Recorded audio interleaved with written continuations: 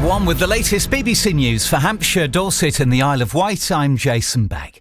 Nearly 200 countries at the UN's climate talks in Azerbaijan have agreed a deal that offers developing countries £240 billion per year by 2035 to help them fight climate change. It was struck overnight, just hours after it looked like disagreements might derail the conference entirely.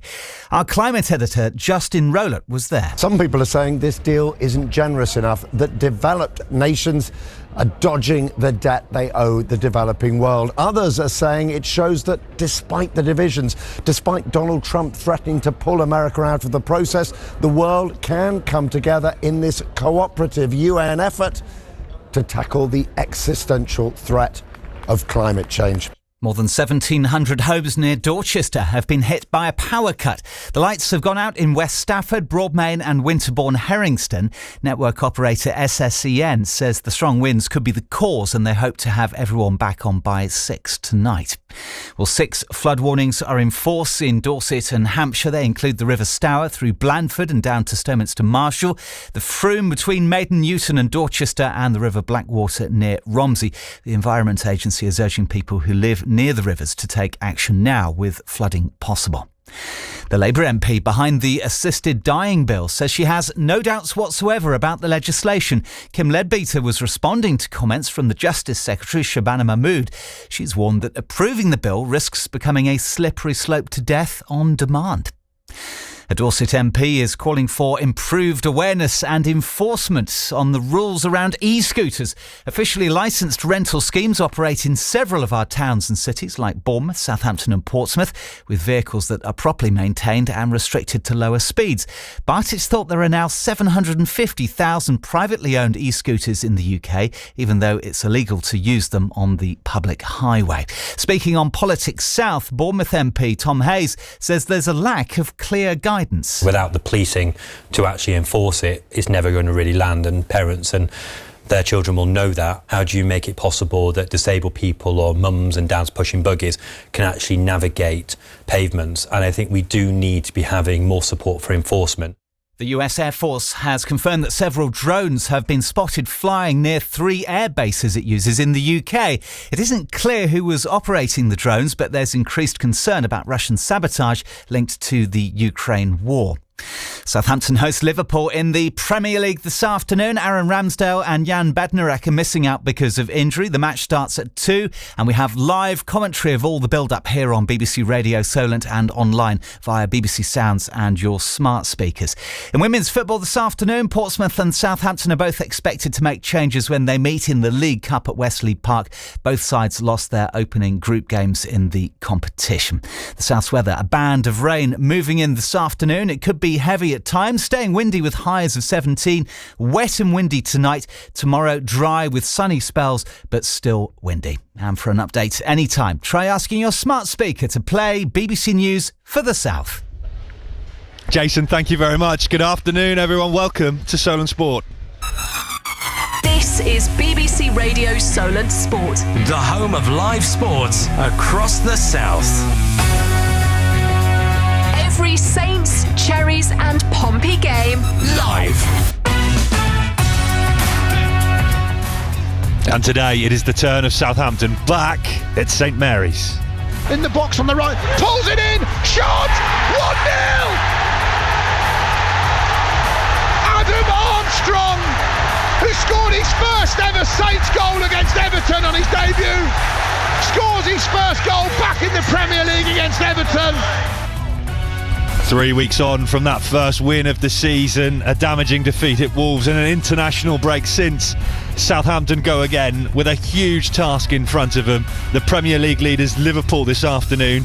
Saints boss Russell Martin still here, still fighting, but heading to an incredibly difficult run of fixtures. It's such an exciting month. People talk about the difficulty of the games and level of competition we face in the next 4 or 5 games, but it's what we all work so hard for, and we should be excited about the challenge. Teams have shown in recent weeks that you can pick up big results against big teams, good opposition, and we're going to have to. He has made some intriguing team news selections this afternoon. Let's find out what he's done from your match commentator, Adam Blackmore. Good afternoon, Jordan, to a swirling damp afternoon at St Mary's, everybody. 5 changes for the Saints team from the one that played against Wolves a fortnight ago at Molineux. A first start for Paul Onuachu up front for the first time since May 2023 against Fulham here, and only the 5th ever league start for Onuachu in a Saints shirt since his £18 million signing back in January 2023 as well. McCarthy comes in for Ramsdale. Onuachu, by the way, comes in for Archer. Downs back fit in for Aribo. Fraser for Manning preferred down the left, and Dibbling back in for the injured Bednarek. Liverpool make 3 changes: Szoboszlai, Bradley and Gakpo in for McAllister, Arnold and Diaz. It's live, and we're on the smart speaker and BBC Sounds and Radio Solent all afternoon. Big Paul, tall Paul, finally, Saints fans. What do you make of that? At Solent Sport is where you can get in touch and have your say on the team news this afternoon. 08000 321 333 on WhatsApp. Make Solent the first word. 81333 on the text. We will get the thoughts in detail of Joe Tessam as we build up to kick-off at 2 o'clock. We're also going to hear more from Russell Martin today, and we've got an interview with Flynn Downs to play you too. But before that, let's head 20 miles east of here, shall we? Wesley Park. It's Derby Day. Pompey women at home to Saints women in the League Cup. Their second meeting of the season. Millie Payne is there for Solent Sport. Good afternoon, Jordan, from a very windy Wesley Park. Now, the last time these two clashed in the League Derby in October, Saints dominated in pretty much every aspect at Fratton Park. 5-0 the result, of course, but I feel this game could be very different, with changes expected for both sides in a very blustery haven, shall we say, for this League Cup group game tie. Both lost their opening group games in the tournament, so Pompey and Saints will be hungry for the win. I'll bring you live updates throughout the Southampton commentary this afternoon. Looking forward to it. We'll hear from both managers as we build up to kick-off too. And plenty of ways to listen today. We are right across your radio, FM, DAB, Freeview television channel 714 and 715, and online via the BBC Sounds app and your smart speakers if you ask them to play BBC Radio Solent. This is the home of live sport across the south. Jordan Clark, BBC Radio Solent Sport. Welcome inside St Mary's. Rather than me tell you about the weather, let me just hold my microphone up a second.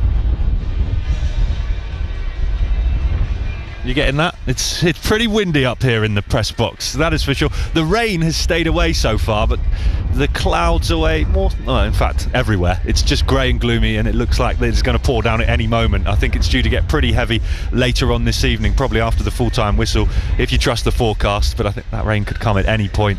Wrap up warm.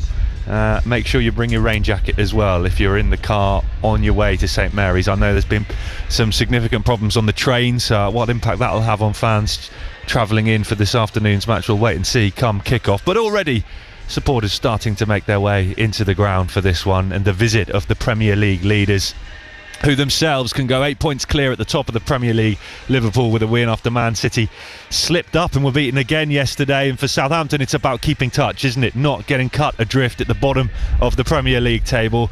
Another big victory for one of their relegation rivals, Wolves, yesterday. Ipswich, who are down and in and around there as well, they play today against Manchester United. Ruben Amorim's first game in charge of United elsewhere. So we'll keep you right across everything that's happening in the build-up to that game too, but our focus, of course, very much here at St Mary's today and at Wesley Park as well for the derby. We'll cross back and have a good chat with Millie Payne in the build-up to kick-off later on. But let's just get that team news for you in detail here at St Mary's at 8 minutes past 1 on this Sunday afternoon. Tall Paul, Adam Blackmore, where has that come from? Out of the skies. They've plucked him out from... He was picking apples in an orchard, earning some extra money, I think, but they've managed to get him off the trees and he's coming to play, and it's great news. He's made some good sub appearances this season, Paul Onuachu, Jordan, but it's good to see him there. Now the intrigue, really, the 5 changes, we knew 2 of them. We knew that Ramsdale and Bednarek are out, and you'll hear about that later, of course. They're going to be out for a while, unfortunately. So McCarthy, we knew, was coming in. What we didn't know is that there would be only 3 recognised defenders starting the game against the league leaders, Liverpool. And one of them's a fullback. So you've got Harwood, Bellis, Walker, Peters and Stevens as the only 3 recognised defenders. So in my mind, that probably means Saints are playing a a form of 3-4-3 or 5-4-1 without the ball, where you play Walker-Peters as one of the centre-backs alongside England star Taylor Harwood-Bellis and captain Jack Stevens. Dibbling and then maybe Fernandes or Fraser wide, with Downs and Lallana in the middle, and then that leaves you a front three of Armstrong on the right, Onuachu down the middle. And again, I'm unsure whether it be Fraser or Fernandes who does the wing-back role, or which one plays the forward. If it was me, I'd put Fernandes as the wing-back, because I think Fraser defensively is probably weaker than him. So I'd play Fraser at the top with Armstrong off Onuachu, because Fraser's crosses as well with his left foot could be useful to Tall Paul in this wind, that is for sure. It'd be so funny if Saints just rip up the whole strategy and game plan and just hoof the ball up to Tall Paul for 90 minutes in the wind. It would make everyone smile, that is for sure. So I think that's what they're going to do with the team. So the players that miss out are Manning, Archer and Aribo, who drop out from the Wolves game. Liverpool look much more solid and steady, as you'd expect. 5 points clear at the start of the weekend. They'll have loved watching City get hammered by Spurs yesterday. Szoboszlai comes in for McAllister. Bradley comes in for Trent Alexander-Arnold, who's got a hamstring injury he picked up in their last game a fortnight ago when they beat Aston Villa 2-0. And Cody Gakpo, the one-time Saints target, he comes in for Ruben Dias. Some of those players, of course, are South Americans and done a lot of travelling in the international break. So Liverpool with Kelleher in goal.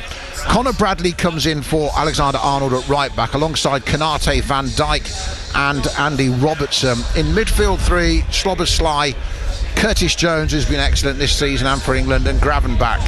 And then up front, Salah on the right, Núñez down the middle and Gakpo on the left. So those are your two teams, Jordan. But the highlight of the day so far hasn't been the appearance of Tall Paul. It has been Joe Tessum broadcasting live to Norway down on the pitch, only for the sprinklers to come on and turn him into a Danny Baker, Jeremy Beadle bloopers special superstar. I can't wait to find out more. I can't believe I missed it. I'm hoping it must be on Norwegian TV somewhere. They're clipping it up and sticking that on social media already. Joe Tessum, other than that, how are you? It would be a very funny clip on Norwegian TV. They can't send that. We were trying to be serious about football, and then you get sprinklers straight in your face. I looked like a wet rat over there, and it was unbelievable. And the cameraman ran off as well, so there was no cameras, but I was standing there with the microphone trying to hide away from the corners till someone turned. I got so wet, Jordan. We sit on the roof up here, so I'm going to dry up with the wind, but I'm a bit wet, yes. Have you got that heated gilet with you? No, I know Alan Newman has been on us of wearing a electric gilet. I can't believe that. He heated gilet. He's been taking the mick out of us, Jordan. I love my gilet. Scandal. You could have done with that today, having just been soaked by the sprinklers. Another thing I'll let you into is that despite the fact he was sopping wet, he came running straight up to the press box and gave me a huge high five, because Tall Paul's got his first start. Joe Tessum, you've been calling for it. That's really good. I think we need a focal point in the way we play forward. We haven't had much forward play, to be honest. I know Archer's done well, but what we do forward on the pitch it hasn't been good enough. We need a focal point. There's a threat in the box.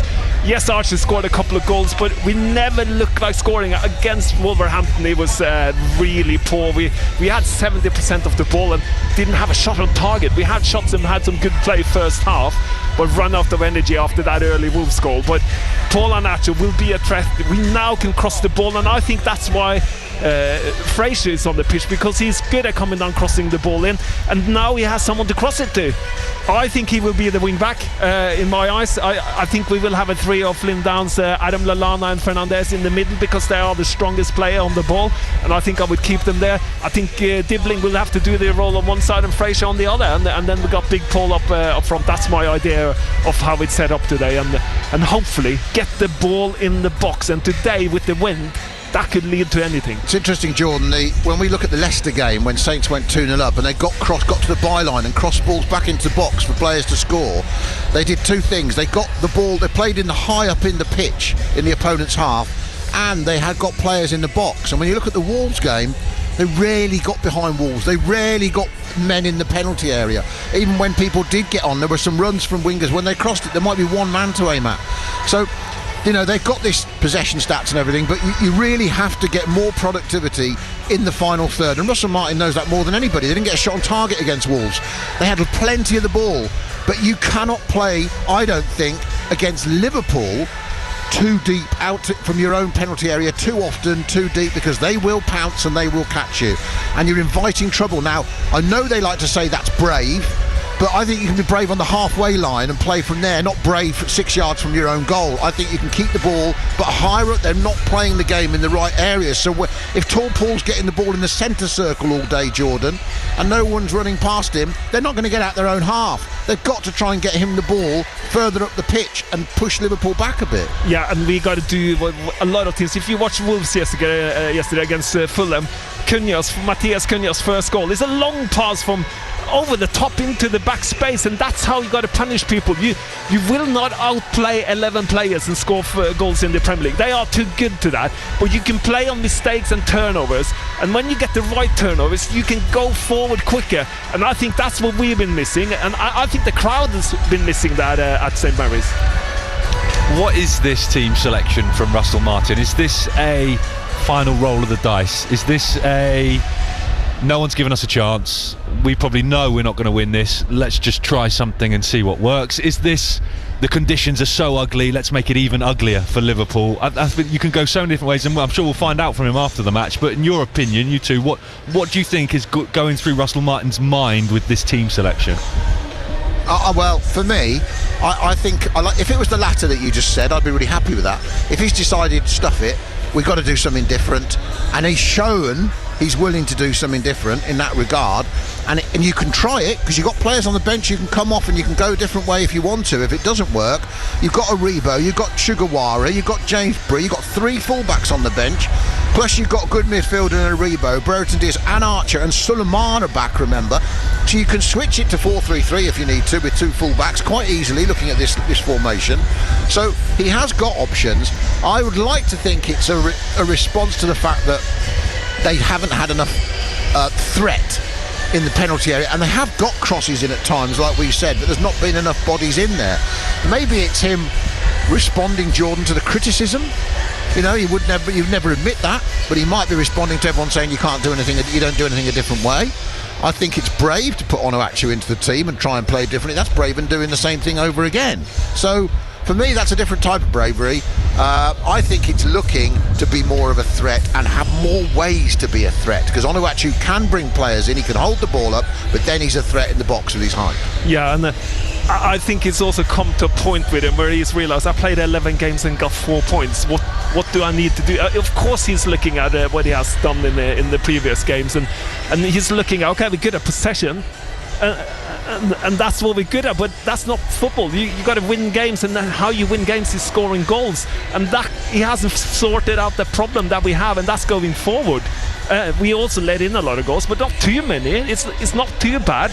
We cause a lot of problems to ourselves, but I think Russell Martin has come to a point now where he has to change something. He has to make an impact on making some tactical changes that helps the team, helps the players, because he is obviously seeing the same thing as we are seeing. You're not scoring enough goals, you're not killing games off, we're not creating chances, we're not making enough turnovers. So there are other side of the stat that you got to look at and say, that stat is good, the possession stat has been good, but the other stat, attacking stat in the final third stat, has been almost invisible in my eyes. Can I just back up what Joe just said, Jordan? This is my favourite stat I've read this week ahead of the game. Southampton had the second most passes and the second highest passing accuracy in the Premier League this season, everybody, behind Manchester City. 642 passes for City, 543 for Saints on average per game, 91% accuracy for City, 89% for Saints. Wow, well done, Southampton. But Southampton have the lowest percentage of passes ending in the final third in the Premier League, 22%. So you could basically say that 77% of their passes aren't in the right area of the pitch. Now, that's really interesting for me. That literally sums up what we've watched over the last 11 games. And So they have the lowest percentages of passes ending up in the final third, which tells us what we've been watching, Joe. Yeah, what you've just said. And I don't read stats, Adam, because I do read some, but I didn't know that. But that's the feeling. You can see it. You back it up with the stats now, what I just said, and that's the feeling we have had watching the games. And the only stat amount that counts in when you play football is how many goals you score more than the other team you play. And it doesn't matter how your football is. If you score one more goal than the team you're playing, you're going to win football games. And just to follow on from that, Jordan, I did a Q&A on the BBC Sport website on the Southampton feed for fans who asked questions this last week. One of the questions was, do I think Russell Martin is managing for himself or is he managing for the team? Which wasn't an easy one to answer. And I think the thrust of what I said was, we'll sort of see, because if he adapts his game to try and get more points, you don't want to think that he's doing it for his own career, because actually whose career should any manager's career benefit from being stubborn and losing matches? It shouldn't really, should it? And because of the last season with Burnley and Vincent Kompany going to Bayern Munich, I think it's a new thought in fans' heads that managers are like showcasing themselves with their style of football irrespective of the results they're getting. Well, I think that's crazy. So I'm glad that we've seen this team today, because I think it's showing that Russell Martin is prepared to do something different, and good on him. Even if it doesn't work, good on him for trying something different, because I don't want to be saying about him he's managing for his own next career move at the expense of this club going back down. Yeah, and he shows today that he has, like you said, he's tried to do something different from what he has done. If he's put on the same team as he has done previously, there's no change to what he has also said, that he needs to be better at solve the problem in the final third, and we aren't solving the problem, and that's why we're not creating chances to score.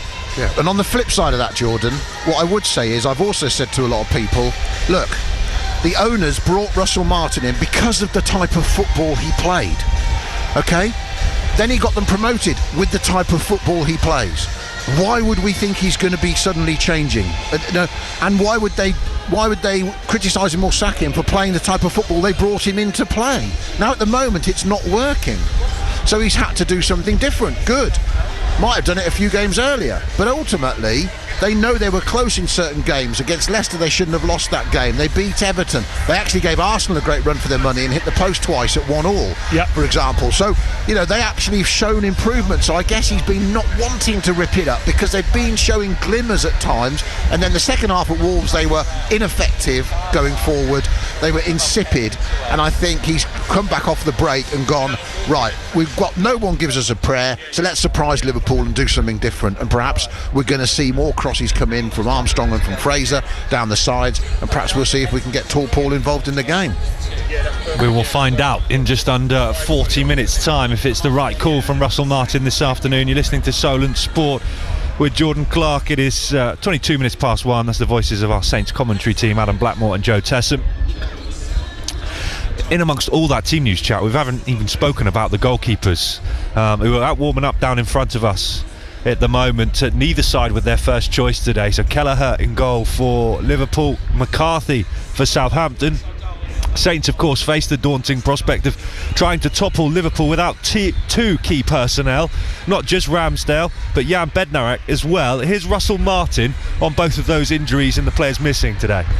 Aaron's had an operation on his finger, so expect him to be back near Christmas sometime, hopefully this side of Christmas. And Yanni B is always the worry and the risk when they go away on international duty, the guys, that you end up with an injury. So we spoke very quickly after the game, and Yanni was really worried about his knee.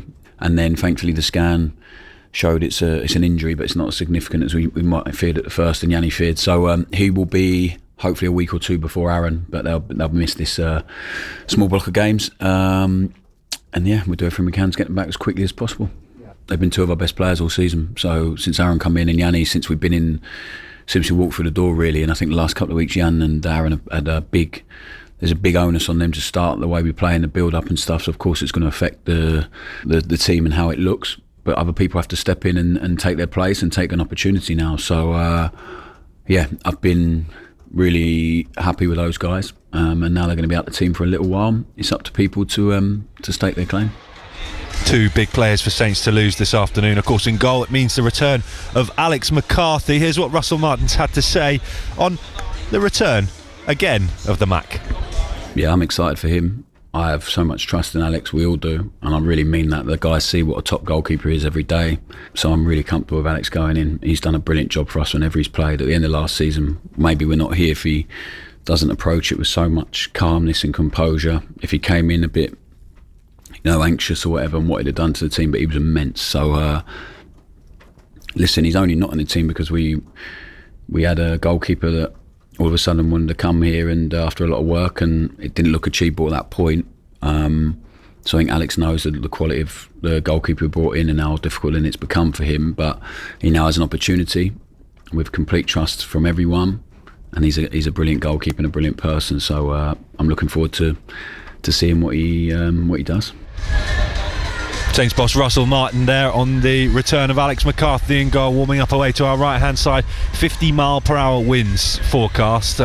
Not sure it's quite that speed whipping around the stands at the moment inside the ground, but it is pretty ferocious. Difficult conditions for the keepers. The Liverpool outfield players have just joined Kevin Kelleher out for the warm-up as well. Still no sign of the Southampton outfield players. As well as here at St Mary's for Southampton against the Premier League leaders Liverpool at 2 o'clock. We are also at Wesley Park as well. It's Derby Day. It is Pompey women against Southampton women in the League Cup. Their second meeting of the season. Saints coming out on top in the Championship at Fratton Park in the first derby match. I wonder if it'll be any different this afternoon. Let's head to Wesley Park, shall we? Millie Payne is watching this one for us. Millie, conditions I'm sure very similar to here at St Mary's.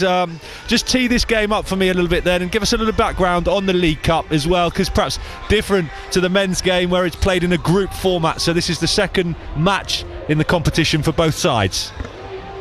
Yeah, good afternoon, Jordan. I really don't think it is too different down here. It's only 20 miles apart, roughly. But 3G pitch here this afternoon, one that Southampton aren't quite used to this season, playing at St Mary's for all of their home games. But as you said, yeah, the League Cup for the women starts in group stages. So in Saints and Pompey's group, they have West Ham, London City Lionesses, obviously Saints and Pompey as well. Both sides lost their opening group games, so West Ham currently top the group with 3 points and 5 goal difference, beating Pompey 6-1 previously, and both Southampton and Pompey still on 0 points. So a win today could give them a chance to bump up the table a bit, but we're not too sure on what can happen here due to the conditions and due to the unfamiliarity with both teams making 5 changes today. However, like I said, it should be a completely different game from last time out, that one being at Fratton Park, but they should be able to fill this Wesley Park stadium out today. Fans already arriving and filling up the stadium pretty nicely. Yeah, what will the atmosphere be like? I know you were at Fratton Park for the first derby between the two, and as you say, smaller ground, so it should be packed out potentially. Do you think that will definitely add to perhaps the atmosphere and the ferocity of it between the two? Yeah, definitely. I think on top of that as well, Portsmouth will feel they've got a score to settle. I mean, when they faced each other back in mid-October, I think it was, Jay Sadler said it was the worst day of his managerial career he's ever had. So he said to me pre-match that that's in the back of his mind, but that's still got to be floating around somewhere. And because of that added animosity of it being a South Coast derby, there will definitely be an atmosphere down here in Havant. Millie, great stuff. We'll get the team news off Millie shortly, and we will hear from both managers in the build-up to kick-off 2 after 2:30. You're listening to Solent Sport with Jordan Clark, approaching 1:30. Back-to-back days of live Premier League football. We brought you Bournemouth yesterday as they were beaten 2-1 at home to Brighton. I think I had a very similar one against Man City and kind of scuffed it a bit, so it was obviously a very nice moment for me to get my first this season, and hopefully I can get a few more. That's enough time?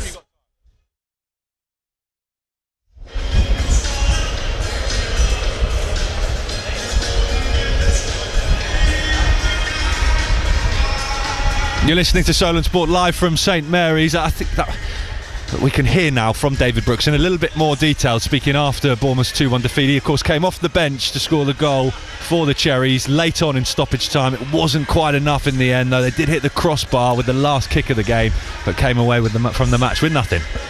a frustrating one. I think first half we weren't quite at the races, up to our usual standards, and once you end up 1-0 down against a team like Brighton, it's always going to be a tough ask, because then, especially to go 2-0 down straight after half time, it was always going to be an uphill battle. But like I said, there's a few positives to take out of it. We never give up, and on another day, I think Ant smashes that in the back of the net. So there's positives to take, and we just got to dust ourselves off and go next week. What's been said about the goals, as you mentioned, frustrating, I guess, the timing to concede them early in the first half and then early in the second? So nothing's been said in our dressing room. Like we all know that, like I said, going 1-0 down is tough, and then obviously to concede so close after the second half as we're trying to get up to speed and stuff, it was obviously just not great for us when we're pushing to get a result. But I think like I say, there's positives to take at the end of the game, but there's a few lessons to be learned throughout the game as well. There were a lot of chances again. It's been a theme of the season, I think, when results haven't gone your way. Lots of chances and not been able to convert them. From your point of view, what do you put that down to?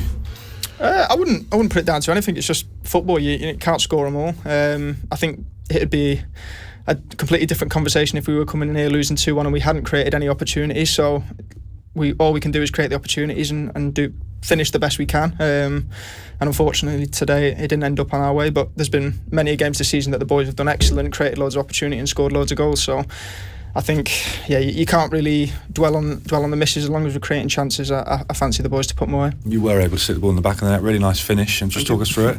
Yeah, I think I had a very similar one against Man City and kind of scuffed it a bit, so it was obviously a very nice moment for me to get my first this season, and hopefully I can get a few more.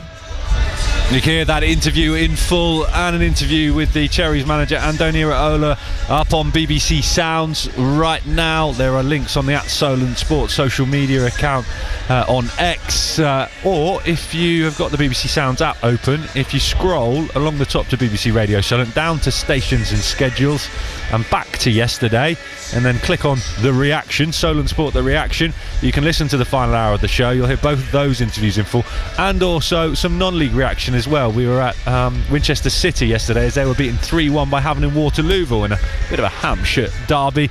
Interviews with both managers after the game were conducted by Cliff Pledge. They're also available in the reaction hour from yesterday. You're listening to Solent Sport with Jordan Clark. Less than half an hour to go now until kick-off here at St Mary's. Southampton against Liverpool. The game live on all frequencies and the BBC Sounds app and smart speakers. Saints have a couple of injury problems affecting them today. Aaron Ramsdale, Jan Bednarek both out, as we've been discussing, but they have got influential midfielder Flynn Downs back after he pulled out of the game at Wolves a fortnight ago during the warm-up with a knee injury.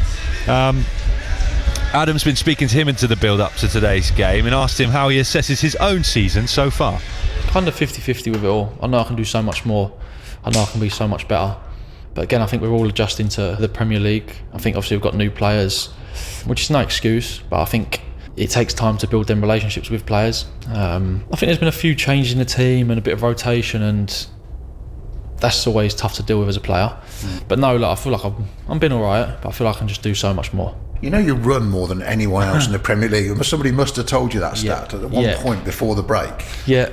Were you surprised, or did you think, well, it actually has been hard work covering this much ground? It has been hard work, I'll be honest. I've been coming off games thinking, God, I must have done a few kilometres there. But I was just saying there, like... But why is that? Is that because you are a team who are being stretched more because you're in the Premier League, or is it because of the way you play as a side, or is it because the responsibility you have as a player? I think it's really a bit of all of them. Sometimes you can run too much as a player, can't you? That's it, yeah. And I feel like I do that sometimes. I do feel like I run too much sometimes. I can, even in games when I'm watching back and that, I feel like I can not do the running I'm doing and sort of sit back, watch, wait. So that's something I've got to add to my game. Because on the pitch I'm so like, I want to get there, do you know what I mean? I want to win the ball back, I want to do this. But sometimes that kills you. I think like... I remember watching Tyler at Man City.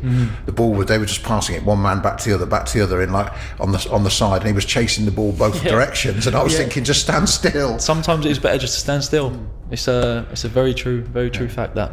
But it's keeping you competitive in matches. All that effort That's you're making, because you haven't been out of that many games. No, definitely not. I think, like you said, we've been in pretty much every game. I think that just shows where the squad's at. Really, like. I know we're bottom of the table. There's 30 games left, whatever it is.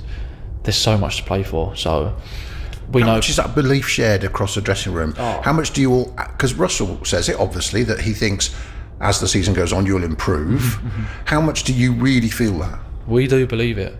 I know outside people probably can't, but on the training pitch, we see how good we are. I feel like this year we've not handled setbacks great. We've struggled a little bit with when we go 1-0 down and stuff. But I think we all feel that we are good enough to be in this league, so we've just got to show it. I had a chat with Ricky Lambert, who I'm good friends with, who came down the other week to watch you all train, and he said, if they carry on doing that, they're going to be a good team. It's so true. I think we're 9 games in or whatever it is, there's so much to play for. I think if we just stick to what we're doing, keep getting better at it, we will have our spell where we win a few games in a row and stuff like that. That's what will happen, I'm telling you. What about what happened at Wolves? How close were you to playing, or was it always a risk to warm up and try? What was you? What were you worrying about or thinking about? So I upped money a little bit on the Friday. We obviously tried to do everything we could, and we said like, there's no harm in trying it in the warm up. So that's what we done really. We just thought we'd see how it went. But obviously, I started the warm up and I kind of knew straight away. Just didn't want to take the risk. We obviously just wanted to be ready for this game. But you're okay now? Yeah, all good. Okay. And on Taylor Harwood-Bellis, does that genuinely, do you think, give the whole camp a lift when something like that happens to a colleague at that level? Oh, big time. Big time. It's so good to see, honestly. Like, having trained with him for the last year, played with him, it's so good to see one of your good mates do that on the international level, to score a goal on his debut. I think it sort of inspires you all. As mad as it sounds, which inspired me. It makes me want to do it. So I need to liven up a little bit. Look, I do say to people sometimes, I really wish miss being a fan at games. I never get to sit in my seat and, all right, I jump a bit when I'm commentating, but I never get to actually like go and just watch a match, sing, do everything, right? So you must have loved being at Wembley watching him. Loved it, to be fair. I think that's my next job role, really. I think presenter. You're coming on to be my summariser, are you? When you're a bit early for retirement yet, Flynn. Okay. Now, let's just finish on Liverpool, because it is going to be billed as bottom v top, and that's exactly what it is. But my biggest takeaway about Liverpool is that they've got rid of this legendary manager, and the next bloke's just stepped up and carried on. They're a good team, aren't they? It's unbelievable. They're a really good team. They're tactically very good players. So we know what to expect. It's going to be a tough game, we know that. But as I said before, when we play the top teams, we do really well. So hopefully we can show that again. And just final thought on them. That rock and roll football, the pressing all over the pitch that Klopp did. We just talked at the start of this conversation about doing too much running. When I'm watching Liverpool, it just seems they're a bit calmer now. Maybe they're picking their moments more under Arne Slot. Definitely, it does look like they're more structured, I'd say, probably. And like you said, they pick their times better. But that's something we need to watch, see how they do it, and hopefully go against that and make it tough for them. The only place to hear every Saints, Cherries and Pompey game live. BBC Radio Solent.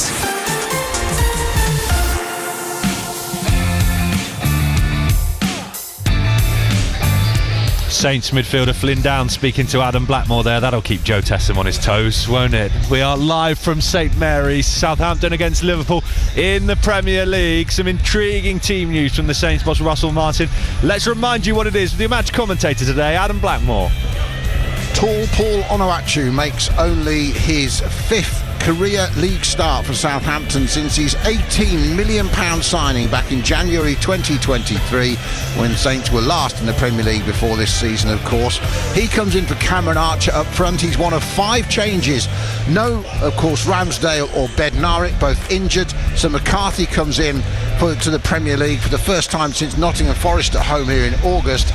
And coming back in also Fraser, Dibbling and Downs. Downs missed out at the last minute, as you just heard, at Wolves a fortnight ago. Liverpool make 3 changes. Szoboszlai, Bradley and Gakpo come in for McAllister, the injured Trent Alexander-Arnold and Diaz.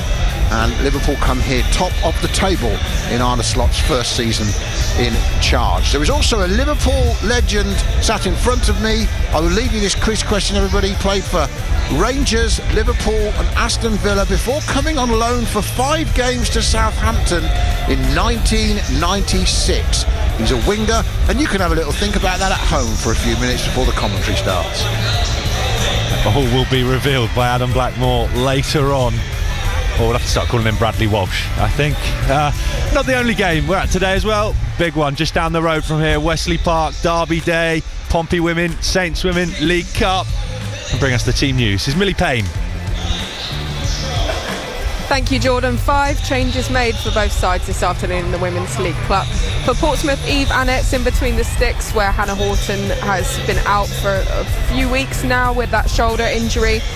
Defenders 5 at the back. You've got Nicole Barrett, Hannah Cohn, Annie Hutchings and Scarlett Williams. Izzy Collins and Reva Casley also involved. Midfielders, Sophie Barker captains the side, Annie Rolfe playing in that number 10 role, with forwards Emma Jones and Daisy McLaughlin in as well. For Southampton, third choice keeper Benedicte Haaland starts, not quite Erling, quite opposite actually in fact to what she plays.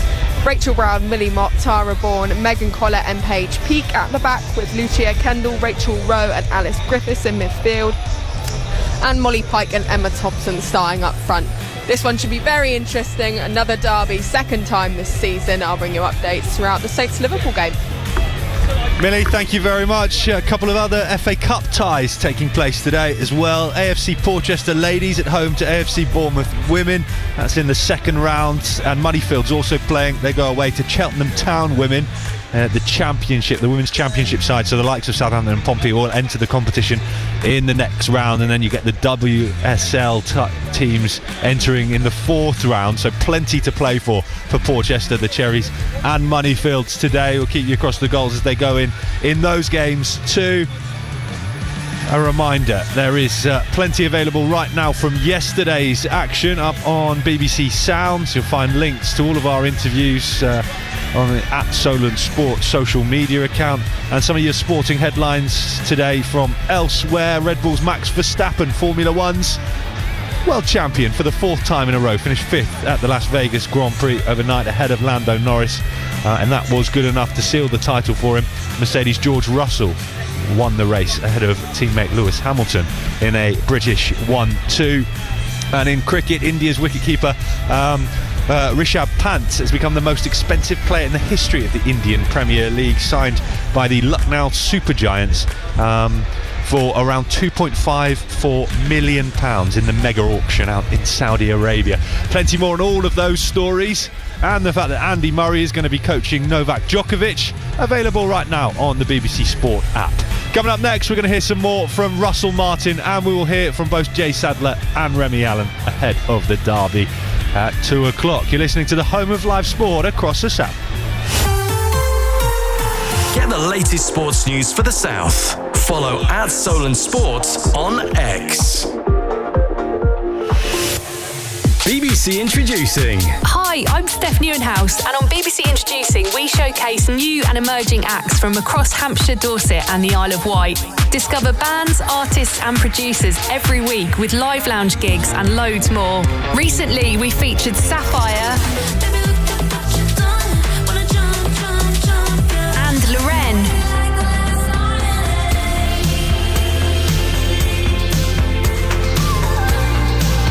BBC Introducing with Steph Newenhouse. Check out BBC Introducing every Thursday and Saturday at 8 p.m. or listen back to the shows anytime on the BBC Sounds app. BBC Radio Solent. Jordan Clark.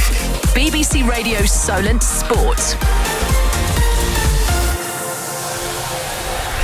Live from St Mary's, ahead of Saints against Liverpool in the Premier League. Just over 15 minutes to go until kick-off. The league leaders looking to go 8 points clear at the top. Southampton looking to get themselves back in the mix and avoid being cut adrift down at the bottom of the Premier League table. That is a huge ask, though, when you look at the fixtures that are to come for Southampton. It is a brutal spell which starts today in what is the busiest period of the season too, including Liverpool. Their league matches up to Christmas are against sides in the top half of the table going into the break, and of course they've got to play Liverpool again before Christmas in the League Cup. So, as we said, brutal spell for the club, or maybe a great opportunity. That's certainly how Russell Martin is looking at it. I think we showed the guys the Premier League table last season and how it looked to this point and how much it changed by the end of December. But honestly, it's such an exciting month. People will talk about the difficulty of the games and level of competition we face in the next 4 or 5 games, but it's what we all work so hard for, and we should be excited about the challenge.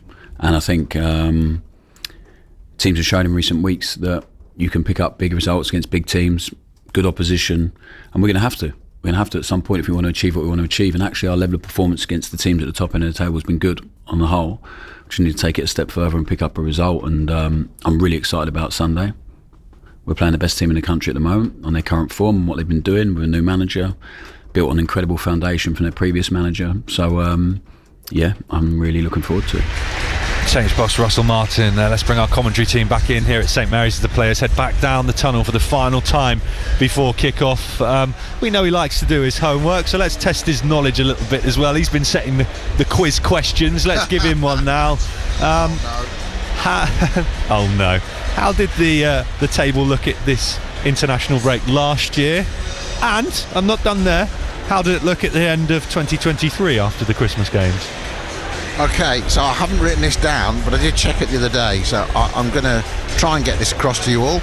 As far as I'm aware, Jordan, I think what I do know is that when we came out of the November international break last season, Sheffield United, Luton and Burnley, the 3 promoted clubs, were in the bottom 3 places, and they'd all just won 1 game up to the November international break, a bit like Southampton this time round. Bournemouth was 4th from bottom and had won 2 matches at the international break. By the end of December, before we hit the New Year games and the FA Cup 3rd round, in that very short space of time, and this is the first of 7, by the way, by New Year's Eve for Saints league games in a short space, by then they were all still in the bottom 3, so I'm not sure how much Russell's checking would have helped, because still by the end of December, Luton, Sheffield United and Burnley were still in the bottom 3. But let me just say, I think Luton had won 4 games, Sheffield United 3, and Burnley was still bottom. So they had actually won 3 and 2 games more in that 5 or 6 game spell up to sort of over Christmas. So it is an important period. The biggest movers were the Cherries, Jordan, as you know.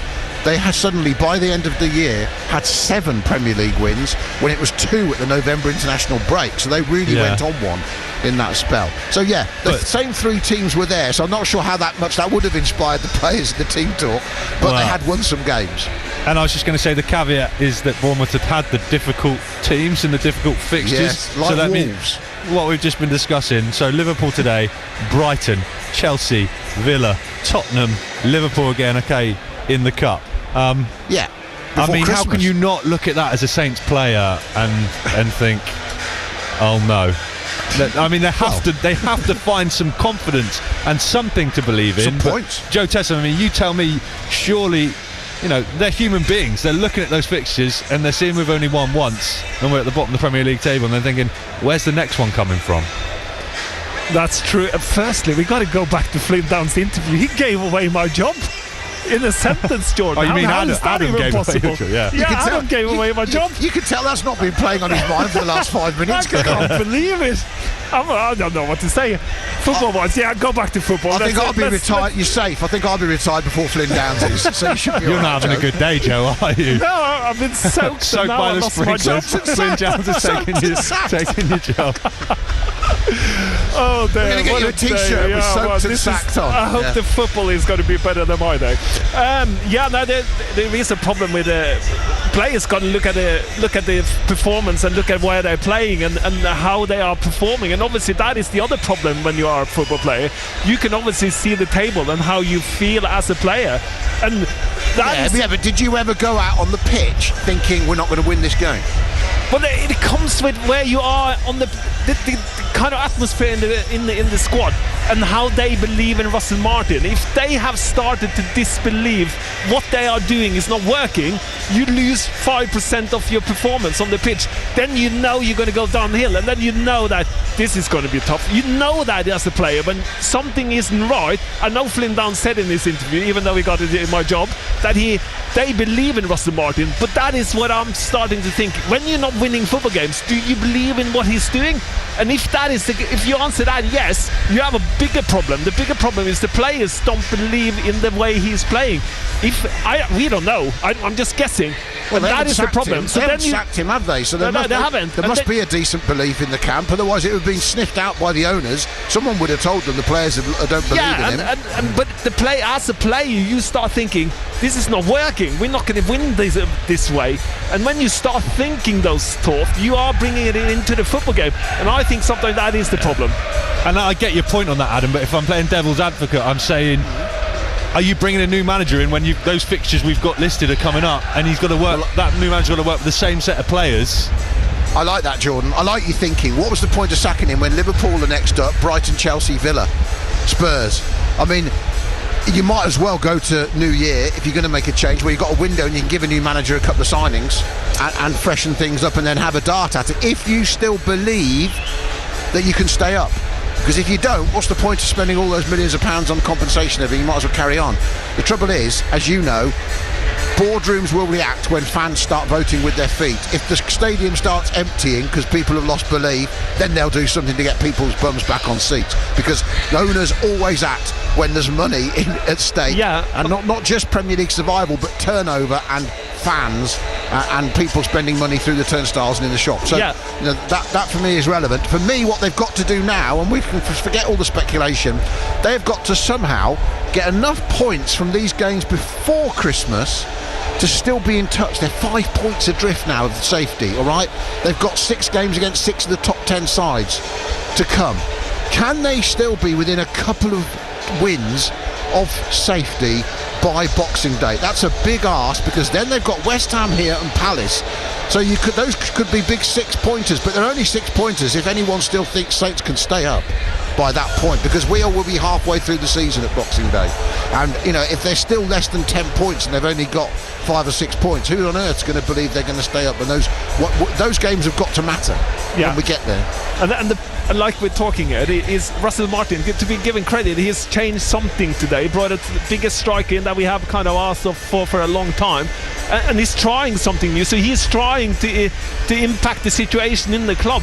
But do you as the players sometimes come and think, we're not going to win this? And you never go on the pitch and say, I'm going to lose today, but you go on the pitch to try and win it in the way you set up. But you will always play with a little mind in your head saying it's not working, and that is a dangerous area. And that's when the question comes: is he the right person? Is that when we start making changes, whether it's Liverpool, Chelsea, or whatever we play in the next couple of games?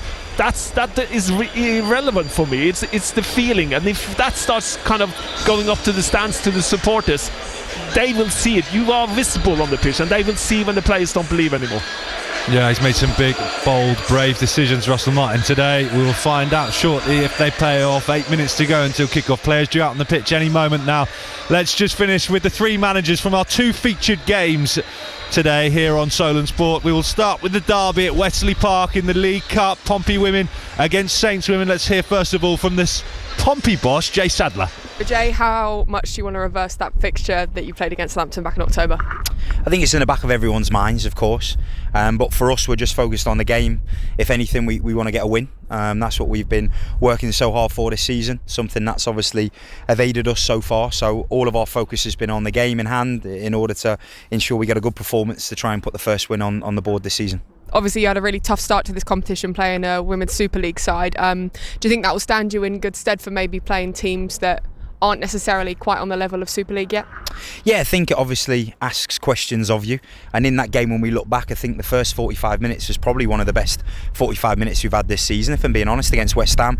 I know we come in 2-1 down, however we had good opportunities in that game, but then second half, when you're coming up against a top level opposition, they're going to punish you, and they did. Their physical fitness kind of showed through on that game, and yeah, they were the better team in that moment. So yeah, lots to take away from that game to take into today. And do you think with being at Wesley Park today, a smaller stadium obviously than Fratton Park, you'll get a bit more of an atmosphere maybe than you did back at Fratton Park in October? Yeah, and we're having a good conversation about that in terms of obviously playing at main stadia. There's a lot of teams that are doing that now, which is obviously fantastic for the growth of the game.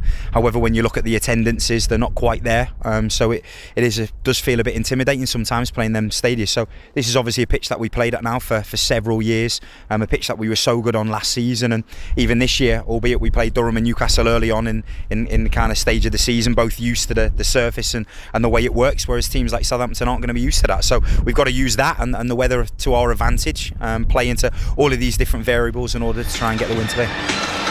Pompey women's boss Jay Sadler speaking to Millie Payne there, ahead of the derby at Wesley Park with Saints women. Millie's also been speaking to the Saints boss Remy Allen.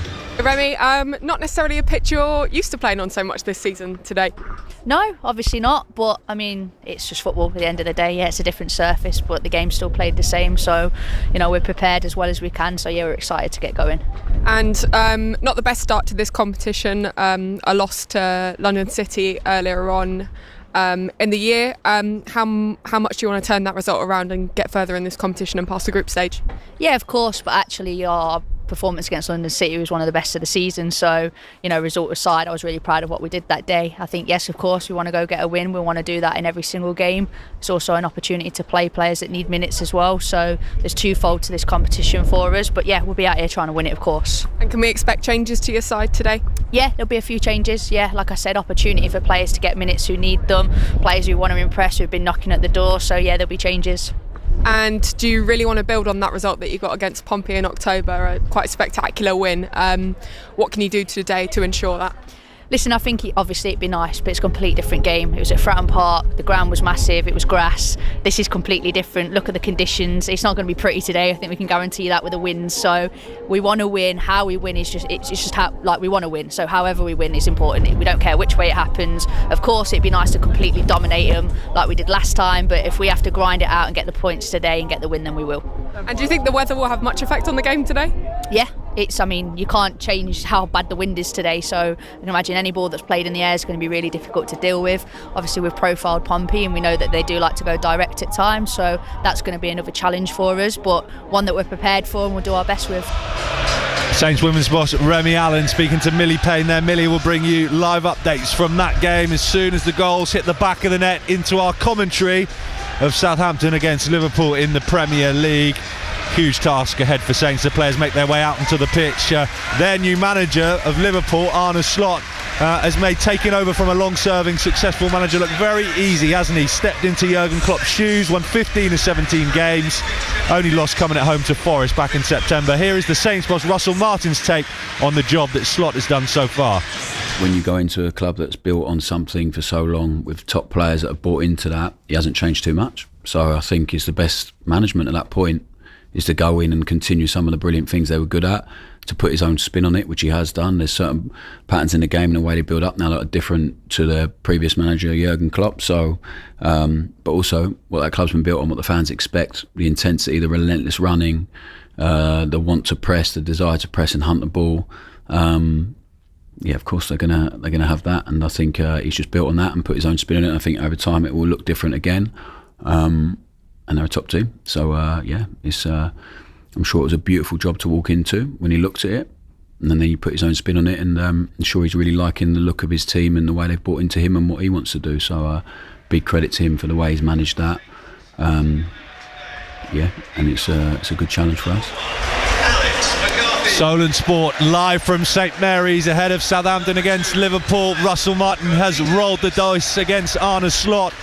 Paul Onuachu starting up front. Is it the right decision? Let's find out, shall we, with your commentary team. And a reminder, this game available on FM, DAB, Freeview television channels 714 and 715, as well as the BBC Sounds app across the UK and your smart speakers if you ask them to play BBC Radio Solent. To guide you through the next 90 minutes, the former Saints midfielder Joe Tessam alongside Adam Blackmore.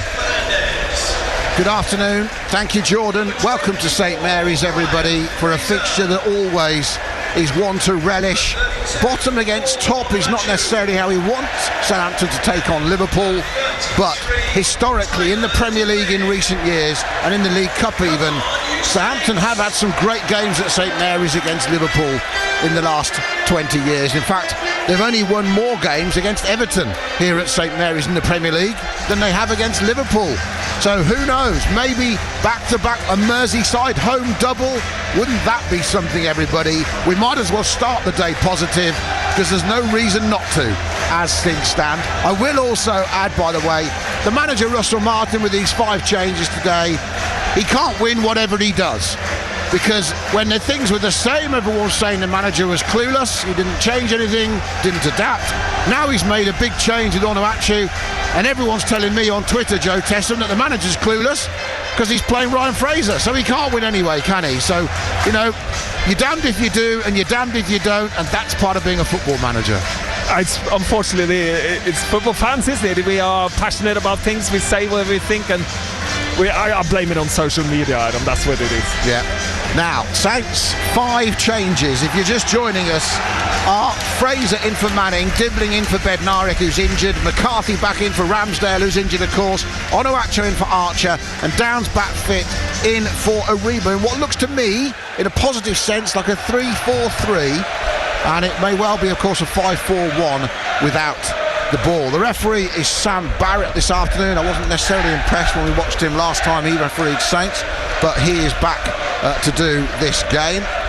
And Liverpool with 3 changes. Kelleher in goal, Bradley in for the injured Trent Alexander-Arnold, Konate, former Saint Van Dijk, and Roberts in the back 4, Szoboszlai, Jones and Gravenbach in midfield, and Salah, their top scorer, with 8 and 7 against Saints historically, Núñez and Gakpo up front, and Liverpool playing towards the Saints' new northern end, away to my right. The Liverpool fans are in their new housing away to my left, the corner of the Chapel and Kingsland stand.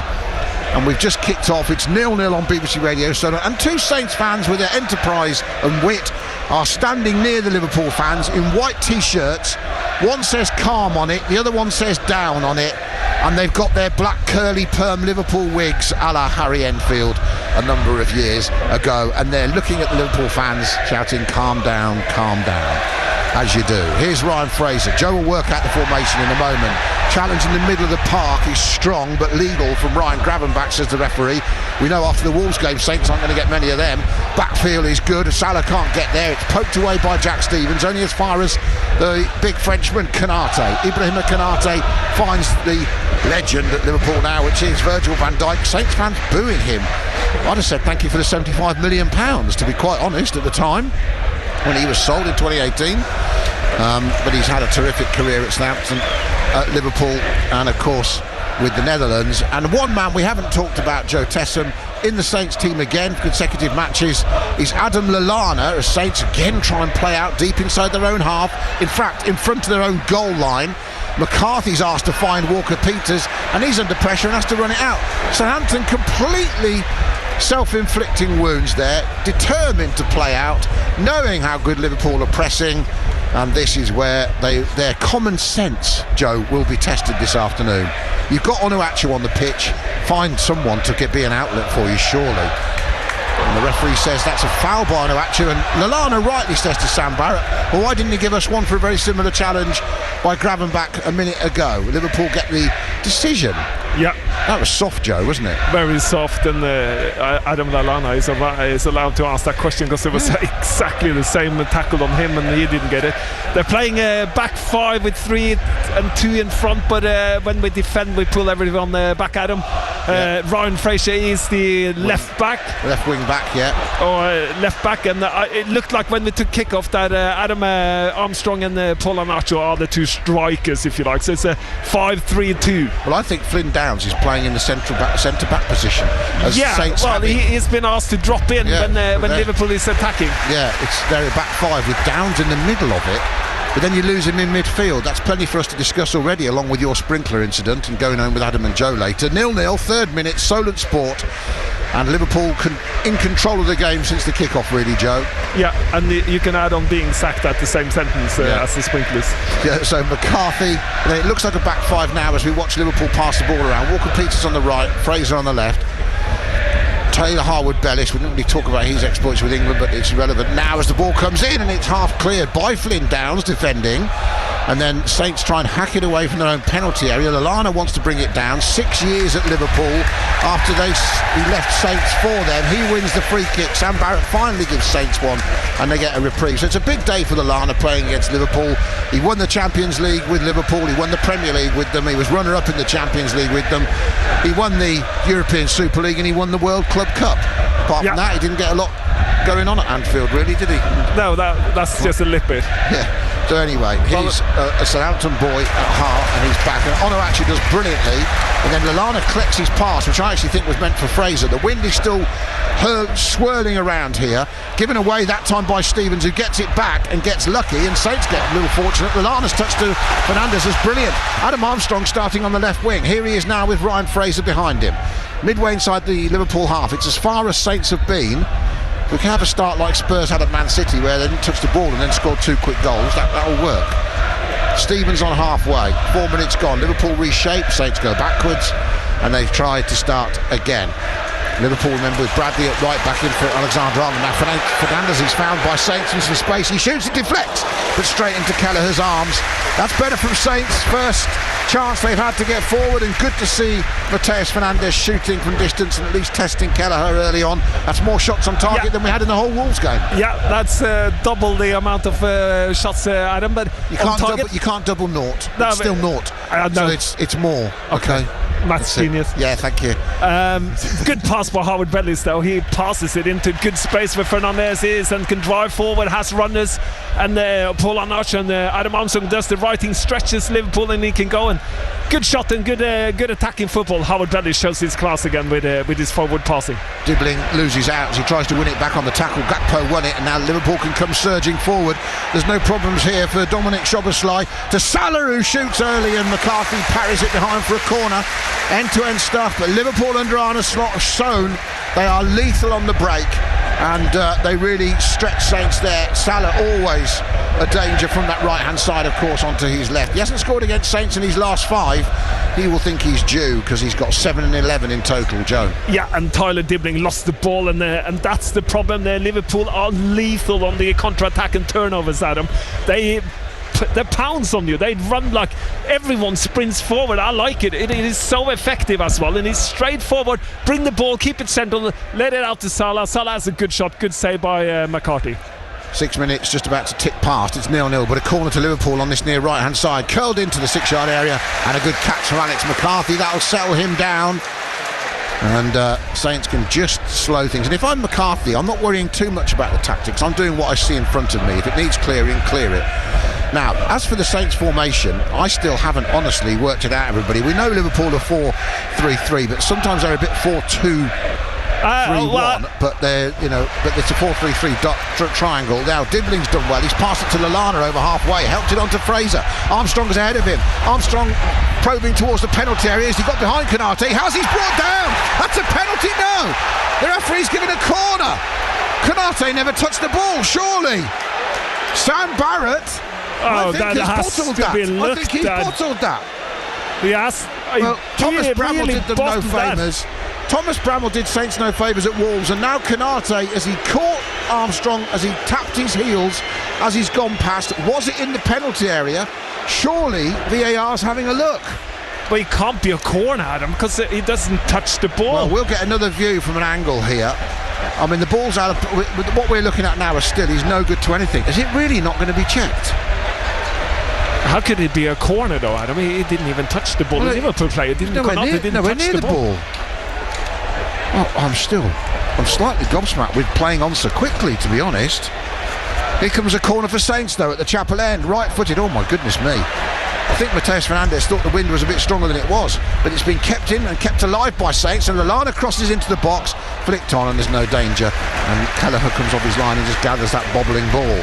But that was a little bit odd as Liverpool go very long, and Kyle Walker-Peters, fair play to him, because Kelleher decided to lump that towards Salah. Liverpool quite prepared to mix their game up. 70-yard pass, and Walker-Peters did brilliantly, Joe, to keep his eye on that and head it calmly back to the goalkeeper under pressure from Mohamed Salah.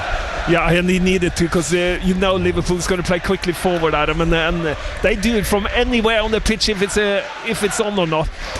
Just going back to, you said I'm not sure the tactic here, but I can go through the tactic quickly. Flynn down sits between Stevens and Howard Bellis. Wing backs are kind of on the left is Fraser, and then Walker-Peters on the other side. We got is Armstrong a striker with Onuachu? He's a striker kind of, and then we got Dibbling, Fernandes, and Lallana in the middle. It's a bit weird. Anyway, Liverpool have it wide. We know what they're doing. 9th minute overlap comes from Robertson. How many times we said that over the years? Back post is Salah, and he's hooked the volley well over the bar into the northern end. It's 0-0. Liverpool threatening. Saints have had a chance, but I'm still slightly disappointed we didn't get a better review and look at the incident for the penalty. Yeah, our TV screens are really funny at the moment. They're not working like they should, Adam, so it's a bit hard to see whether that was a penalty. But the strange thing, he gave corner and it wasn't even near the ball. So I'm going with a Premier League conspiracy here after what happened at Wolves. I mean, I'm not being funny, why have we not seen replays of that incident? As the ball is out on the right with Salah, he's offside this time. And Sam Barrett's last game for Saints was the game against Forest here, the first home game of the season. I didn't particularly rate him that day, but I'm not sure. Did VAR have a look at that? Did they not? I think we should have been given more replays of that to have a look. If they were looking at it, we should have been sharing that up here. Well, it was good play down the left-hand side. Ended up with Adam Armstrong making a run down the left side. We played through Liverpool's lines and got it. He took Konate on and kind of crashed a little bit. He tried to knock Megging and the ball bounced up and got the second ball in front of Konate, and then that's when he fell over. Like he got clipped. 10th minute, and Finn Downs is bringing the ball out of defence all the way over halfway. So at least Saints are trying to play in the right. Oh, he's passed it to no one. He's gone out of play for a Liverpool throw. He thought there was a fullback to his side, and there wasn't. So he passed it to an invisible Saints player. And with 10 minutes gone on BBC Radio Solent Sport, it's Southampton 0, Liverpool 0. But Saints, although they've had to give up quite a lot of possession and territory, they've had a couple of threatening moments. One with Armstrong, with that incident we're talking about, and the Fernandes shot. Yeah, it looked like Lynn Downs played the ball to Arne Slot, didn't he? Yeah. Now Liverpool play a little neat passing triangle on the right, and then Salah will square it. Back comes Lallana to help his teammates out. They needed that, and then he'll run it out and then giving it back. Onuachu tries to hold it up. He does really well. He does hold it up, and then finds a pass to his left, and Fraser nicks in ahead of Bradley. Saints have it in the centre circle, back with Onuachu. The fans loving his appearance so far, and then he's just got too excited and tried to pass it to Walker-Peters. Tall Paul showing his stuff, showing his twinkle toes there, Joe Tesson. Yeah, I love the support, Adam. That is brilliant, by the way. Make him feel good, won't it, as well? Yeah. So Liverpool have control of the ball yet again. And good skills, though. It wasn't just because he was on the ball, it was good skills, Adam. And a good decision at the end, the pass. Bit caught by the weather. I think the ball kind of flew off the pitch. Liverpool without Alexander-Arnold, hamstring against Villa. Alisson, of course, Elliott, Chiesa and Jota, who got 2 in the remarkable 4-4 draw. These two played out in their last meeting here at the end of Saints relegation season, when Sulemana got 2, his only goals in a Saints shirt. Ward-Prowse scored, Gakpo scored, Adam Armstrong scored, Firmino scored in that crazy game. As Walker-Peters heads it, the Saints need to react quickest, and Harwood-Bellis did, and then it's tapped cleverly by Dibbling to Fernandes. He's pressed by Nunez. Portugal holds off Uruguay, and he goes back to Harwood-Bellis, who had that remarkable Ricky Lambert-like debut for England with his headed goal, as Dibbling does well, top of the centre circle, finds a bit of space, finds Fraser, just shows too much of it. He hasn't been on the game, has he, so far? A bit of criticism of Ryan Fraser being in the team pre-match, Joe, on social media from Saints fans, and unfortunately a couple of loose passes won't have helped. As Lallana's tagged by Bradley, he wants a yellow card. I think Lallana's worked it for him as well. Yeah, he did. And someone's got to tell Sam Barrett how to referee, Joe. I think it's going to be Adam Lallana. Yeah, well, Adam Lallana told him, and I don't think the referee would have given the yellow card if Adam Lallana hasn't asked him to, and he didn't ask him by pointing, waving the kind of imaginary card. He just went, come on, I got advantage, I can play forward, and he's right. He's taken out, and I think it's a clear yellow card. I think so, and Bradley's under pressure now at right back. Now Saints need to think about that with Armstrong and Fraser attacking him on this left-hand side. Yeah, we have to say the weather has an impact on how you play today, because how you kick the ball in what situation, like Ryan Fraser just did, he had a touch and he just flew away from him, and that's just because of the wind. So it'll make players look bad, the wind, sometimes. It will. Okay. And the ball will fly. It goes so fast. You've got to take it into consideration. Players look stupid when that happens, don't they? So you're saying let's have a bit of empathy for the players. Today you got it. wind is one of those things that has a biggest impact on football. Now look, Saints are playing it around here, Joe, and I like this. They're near the halfway line. This is much better than 6 yards from goal, isn't it? If you're going to keep the ball, keep it, but keep it higher at the pitch. That's what we've been crying out for, to create more threat. Now they're going backwards. Harwood Bellis has it. 14th minute, 0-0 everybody. Solent Sport with Adam Blackmore and Joe Tessam. Not only on the radio this afternoon, on your phones, on BBC Sounds, on your smart speakers. Ask it to play BBC Radio Solent across the south on all radio frequencies. And nice to be with you wherever and however you are listening as the ball goes out of play off Liverpool for a throw to Saints on the far side. So Southampton's last win here was in January 21 against Liverpool. A 1-0 victory. I remember it very well. First game of the new year. Then it was Danny Ings scored in the second minute, I think, closing Alisson down, Joe, and nicked the ball off the goalkeeper error and poked it home. And that's their only win in the last 14 against Liverpool since the remarkable day here when Mane came off the bench to form that Saints comeback 3-2 win. Now the cross comes in from Bradley, parried away. Volley comes in then on the follow-up from 25 yards from Daniel Schloboslai, but it goes well wide. Goal kick to Saints. McCarthy's made a decent start. 15th minute. We didn't really talk much about Bednarik and McCarthy, but and Bednarik and Ramsdale, Joe, before the game, but they are big misses, aren't they, down the spine of the team? Yeah, but we got McCarthy. He's a good goalkeeper. I mean, he's already been involved and made good decisions in my eyes. So very experienced, isn't he? Yeah, he's very experienced. And Bednarik has been a rock for us, hasn't he? He's one of those who... He's the bigger loss, looking at the formation. It's a bigger loss, but I think now Jack Stevens is in his preferred position. And is he? Or is Downs actually playing as a centre-back? Because every time I look, he's in the defence. In my eyes, he's playing as a centre-half with Flynn Downs and Howard Bellis, but he's in more central on the pitch where he belongs, in my eyes. And not popping out. And not popping into midfield or running everywhere. Here's Konate. Liverpool pushing Saints into their own half. They switched it from the far side, the left, to this Liverpool right, attacking the northern end away to my right. Quarter of an hour gone, 0-0.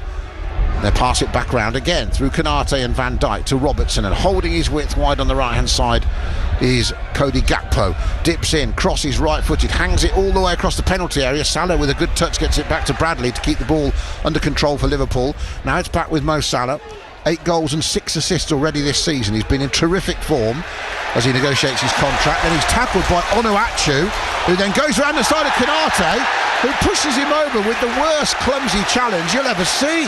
And he's going to get a yellow card. And Adil Lallana, the first one to give Onuachu a massive applause and a big up and say well done. That's 2 yellow cards for Liverpool. And I don't think Konate can argue, because actually what will be worrying for him is Onuachu was going to do him for pace, and he pushed him over 2 hands like a proper shove. Yeah, that's 2 big men running forward, and I think Paul Onuachu thought, I'm going to have you, and he had, and Konate had no choice but push him over. It's probably natural from where he comes from in the inside, but Paul Onuachu is doing his job as coming back as a defending striker and working hard at him. And let's see if we can get the ball up to him in the final third and see what he can do there. 17th minute, 0-0. Bottom doing okay against top in the Premier League so far. 2 yellow cards to Bradley and Konate. That's 2 of Liverpool's defenders booked already. Now I'd like to see players run at them, Joe, in and around and near the penalty area, because they're not going to be able to put their foot in as freely as they might have done. And there's another free kick, this time for a foul by Jones on Fernandes. Good to see Jones help him up off the ground, show some, or Schloboslai actually helps him help him up with some good manners. Yeah, he ran into Fernandes from the back, and it's a clear free kick. Free kick to Saints is 10 yards outside their own penalty area, and they're not going to go short. They're going to go long to Armstrong, who got there ahead of Konate. Then Van Dijk tied his up as Armstrong couldn't control, and Kelleher, who had to save a shot from Fernandes in the 5th minute, plays it out. Bradley has it again. Liverpool, remember, have been absolutely brilliant this season. They've lost 1 in all competitions all season. They'll play Saints again here in December in the quarterfinals of the League Cup. They've won 14 of the last 15 games. Their only defeat coming home to Forest back in September, a 1-0 loss. But they have been absolutely brilliant in the Champions League and in the Premier League, and 5 points clear even before Man City got murdered by Spurs yesterday. Long ball from Van Dijk. Now McCarthy needs to claim that, and he'll let it go out, will he? He almost ran away from him. So the wind blowing away from us as well as around the stadium is definitely going across and swirling and around, and it always moves about in a stadium. But it's not easy for players to judge, like you said, Joe, the passes, but also the ball out of the air especially. Yeah, you don't know how far the ball is going to go, and sometimes in the wind it will shoot pace as well and drift more and fly, and so it is tricky, very tricky conditions to play in terms of being accurate on your passing. Van Dijk goes over halfway, just sprints a little bit, then Robertson helps it on out to Gakpo again. Wind getting up once more at St Mary's, as you can hear. Gakpo on that left hand side near the penalty area, he goes back to Van Dijk. He will let other players take over, and Curtis Jones plays it back out once more. Liverpool trying to fashion something now with Gakpo again coming off that left, curls it right footed. Fraser tucked in with a crucial volley away to the far side. Liverpool will win it back though, collected by Ryan Gravenberch. He has it and it goes to Van Dijk. Konate, nearly 19 minutes. Liverpool is the cry from the fans away to our left, feeling their side are just starting to get some control on the game. All the Saints players back near their own penalty area. Liverpool patient, 19 minutes gone, goalless. They're trying to Gakpo again on Walker-Peters.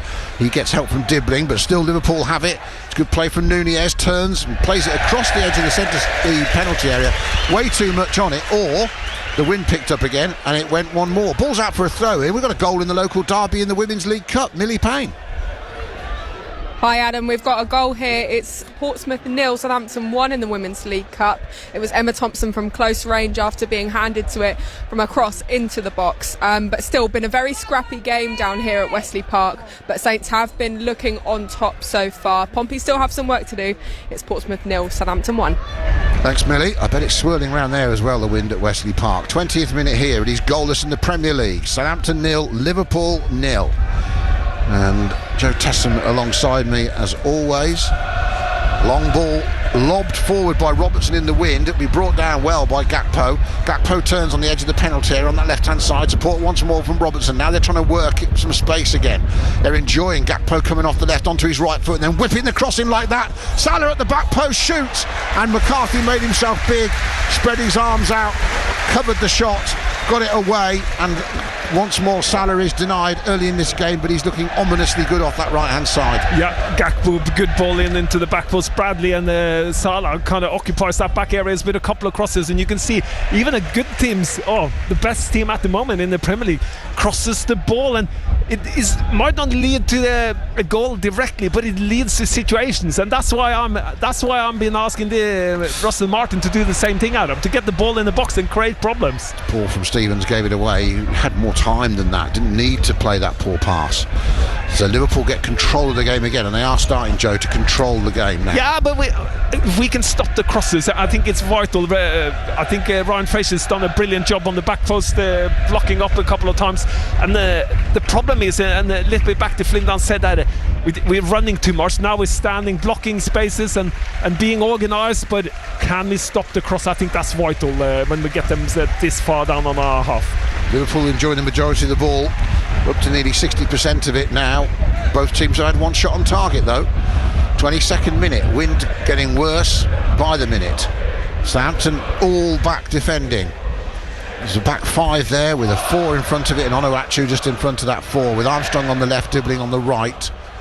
Fraser given that wing-back responsibility despite the inability to defend Joe on Fatawu when he was playing for Leicester off the bench, and him and Manning had a torrid time, and then Fraser put the pull on the shirt of Vardy for the penalty. So basically Russell Martin showing a lot of trust in Ryan Fraser in this formation. Yeah, well, he's kind of been forced to hand. He's got Manning on the bench. Well, Charlie Taylor. Well before the break, Charlie Taylor. Right, Walker-Peters playing it across his own penalty area. Saints trying to play out from the back. Harwood-Bellis gives it to McCarthy. If I was him, I'd clear the thing. He does trying to find Fraser. He heads it away, but anyway.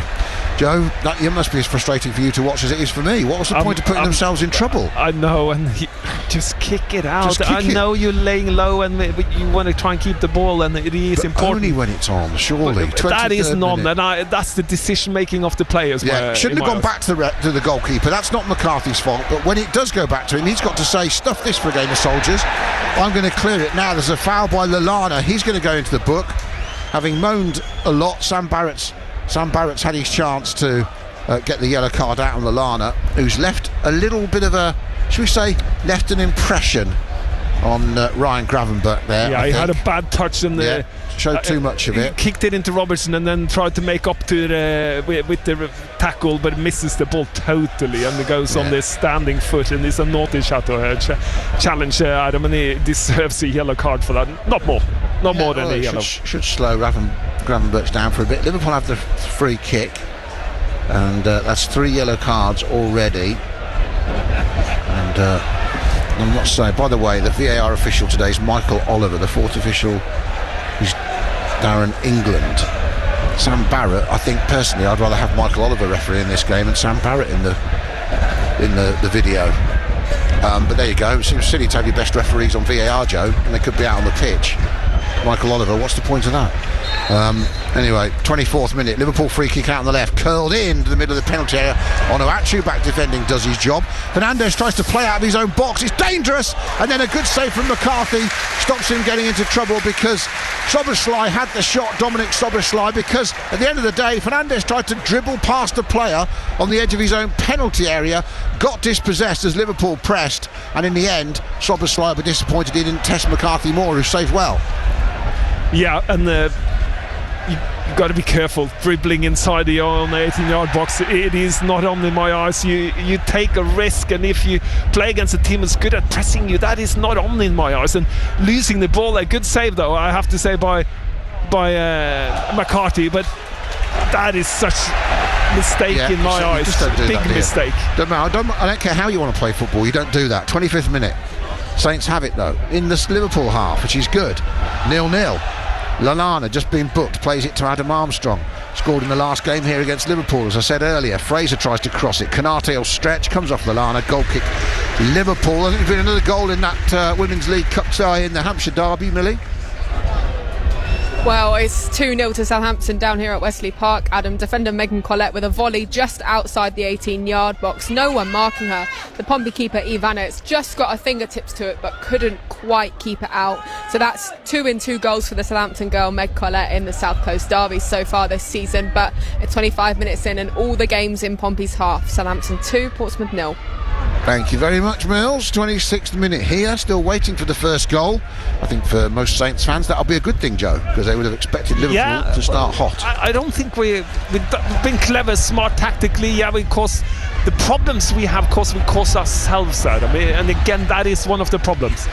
And by the way, you look at the team, you look at it there when they were on the halfway line. Stevens was the left back and he's just giving it away actually, and now Liverpool will try and pounce. Szoboszlai has it again in today for McAllister for Liverpool. Andy Robertson's racing down the left, Gakpo ahead of him, Jones heading towards the box, Gravenberch getting in there, Szoboszlai low shot, and again McCarthy makes a good save, as this time Gakpo decides to shoot and not cross the ball, and it was on target and he had to be down neatly to his near post to turn it away for another Liverpool corner. McCarthy. Yeah, and this is where you can see in Liverpool what they try to take advantage of, because we're playing in a low block, is when they win the ball after Jack Stevens was put in trouble by Lallana, by the way, they go quick forward at him. This is the difference between the two teams. That's what we don't do. We play dangerous football on our final third of the pitch, and Liverpool, they just pounds forward when they have the opportunity. Here comes the corner for Liverpool. It's allowed to drop in the middle of the 6-yard area. Saints didn't clear it. Liverpool keep it. Goes back out to the corner taker. Whipped into the heart of the box again. Dibbling in there to head it away for Saints as Jones put it in. Come outside to Conor Bradley. He keeps it in with Salah on this right-hand side, and Liverpool are in control now. McCarthy's been busier in the last few minutes. He's made one good save off from Dominic Szoboszlai. He's made another one off Cody Gakpo.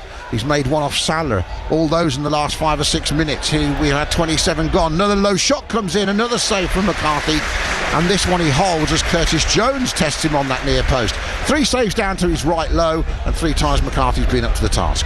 Yeah, and they are saves I would expect him to make as well. But he's there, he's doing the job. And more importantly, Joe, they're giving it away again Southampton straight away. Well, this is something poor. Isn't gelling because Ryan Fraser is kind of giving the ball away, but he's given the ball and he has no one to play it to forward.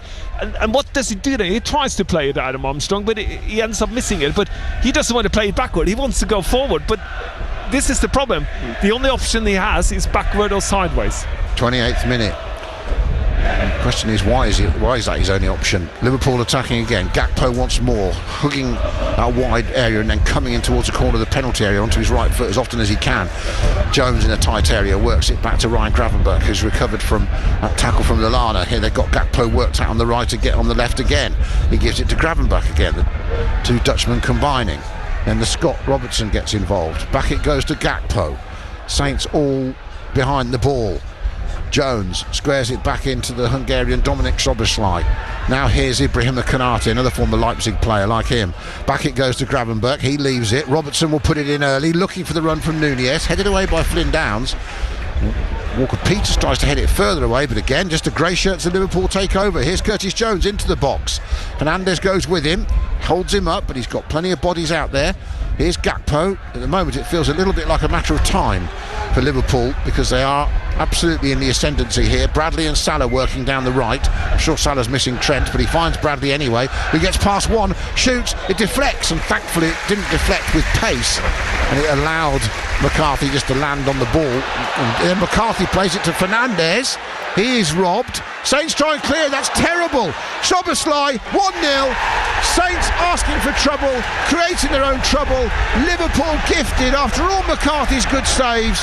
Southampton dilly-dallying on the ball in their own penalty area, and Dominik Szoboszlai just had to pick his spot for his first goal of the season, and it's Saints 0, Liverpool 1 with half an hour gone.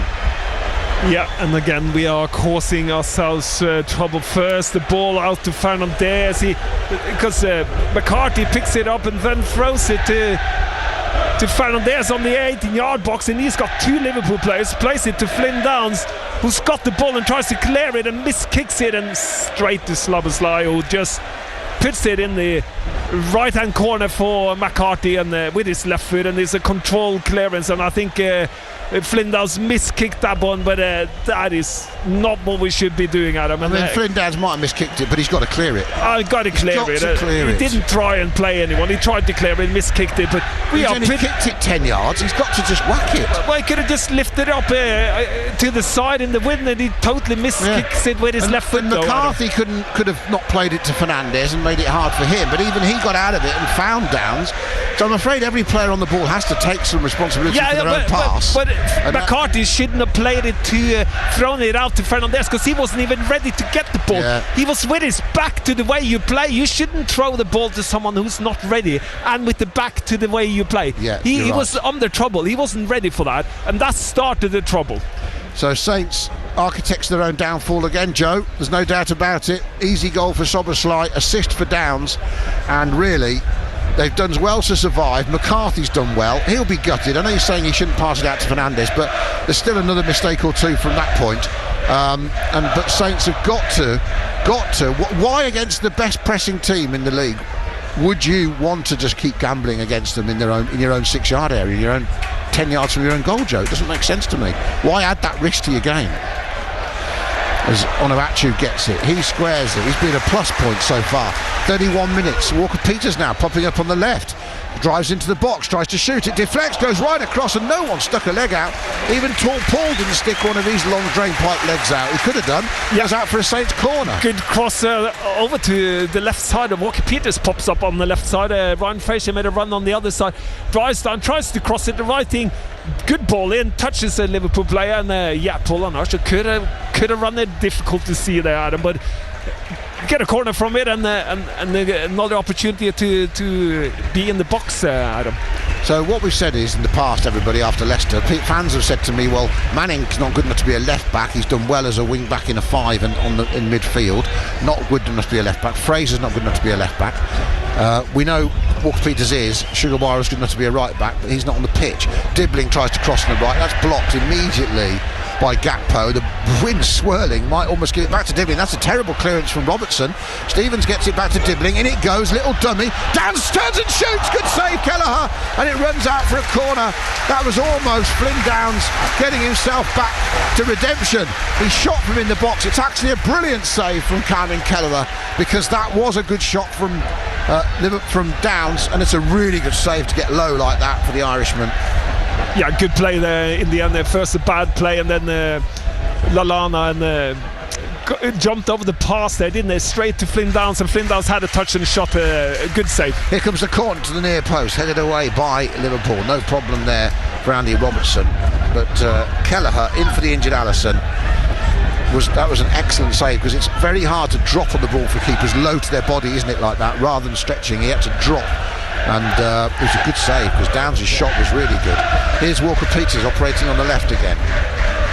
Tackles the ball off Soboslai, the goal scorer, and it remains Liverpool 1-0 up, 33 minutes gone here. So my point I wanted to make, Joe, to you was Downs is definitely playing most half the time as a centre-back, which means you lose him in midfield. And he's the best sitting midfielder, they've got, but you take him out of there, potentially weaken yourself in midfield. I know he's playing more there now, and Walker Peters has come across to left back, and Fraser's at right back, and Downs has just dropped in once more as you look. Are we overcomplicating it? Is Russell Martin overcomplicating this team?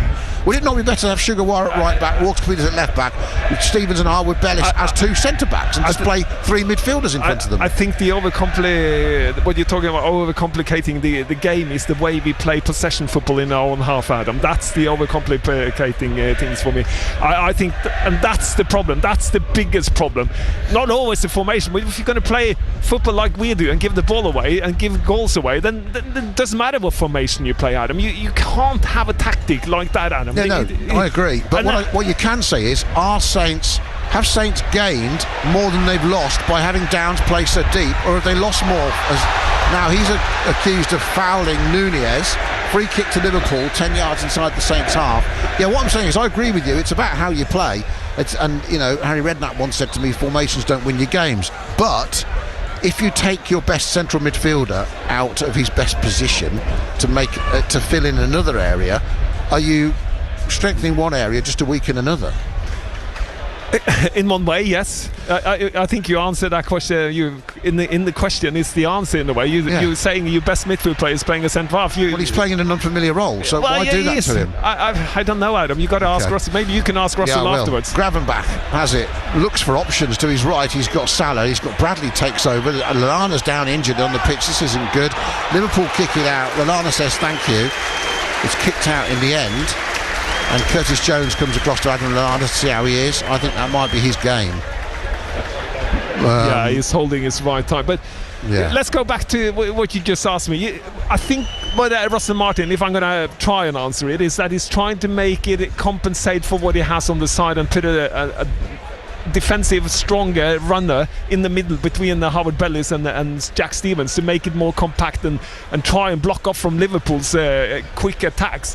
And I think that's the idea, Adam. And yes, he has compensated by putting him down because we've got Ryan Fraser on the side, and we haven't got a left back. We have a right back on the pitch, and we have two centre halves, but we haven't got a left back. So that's where he's compensating. He's compensating by bringing Flynn Downs in, having Jack Stevens lip it to the left, helping Ryan Fraser, and it becomes a back five. Two left backs, if you like, and more than but they're having one right back. Okay, so you've got Bree on the bench, Sugawara on the bench. There's a stoppage in play here for Lallana's injury, everybody. It's 1-0 to Liverpool, 9 minutes to half time.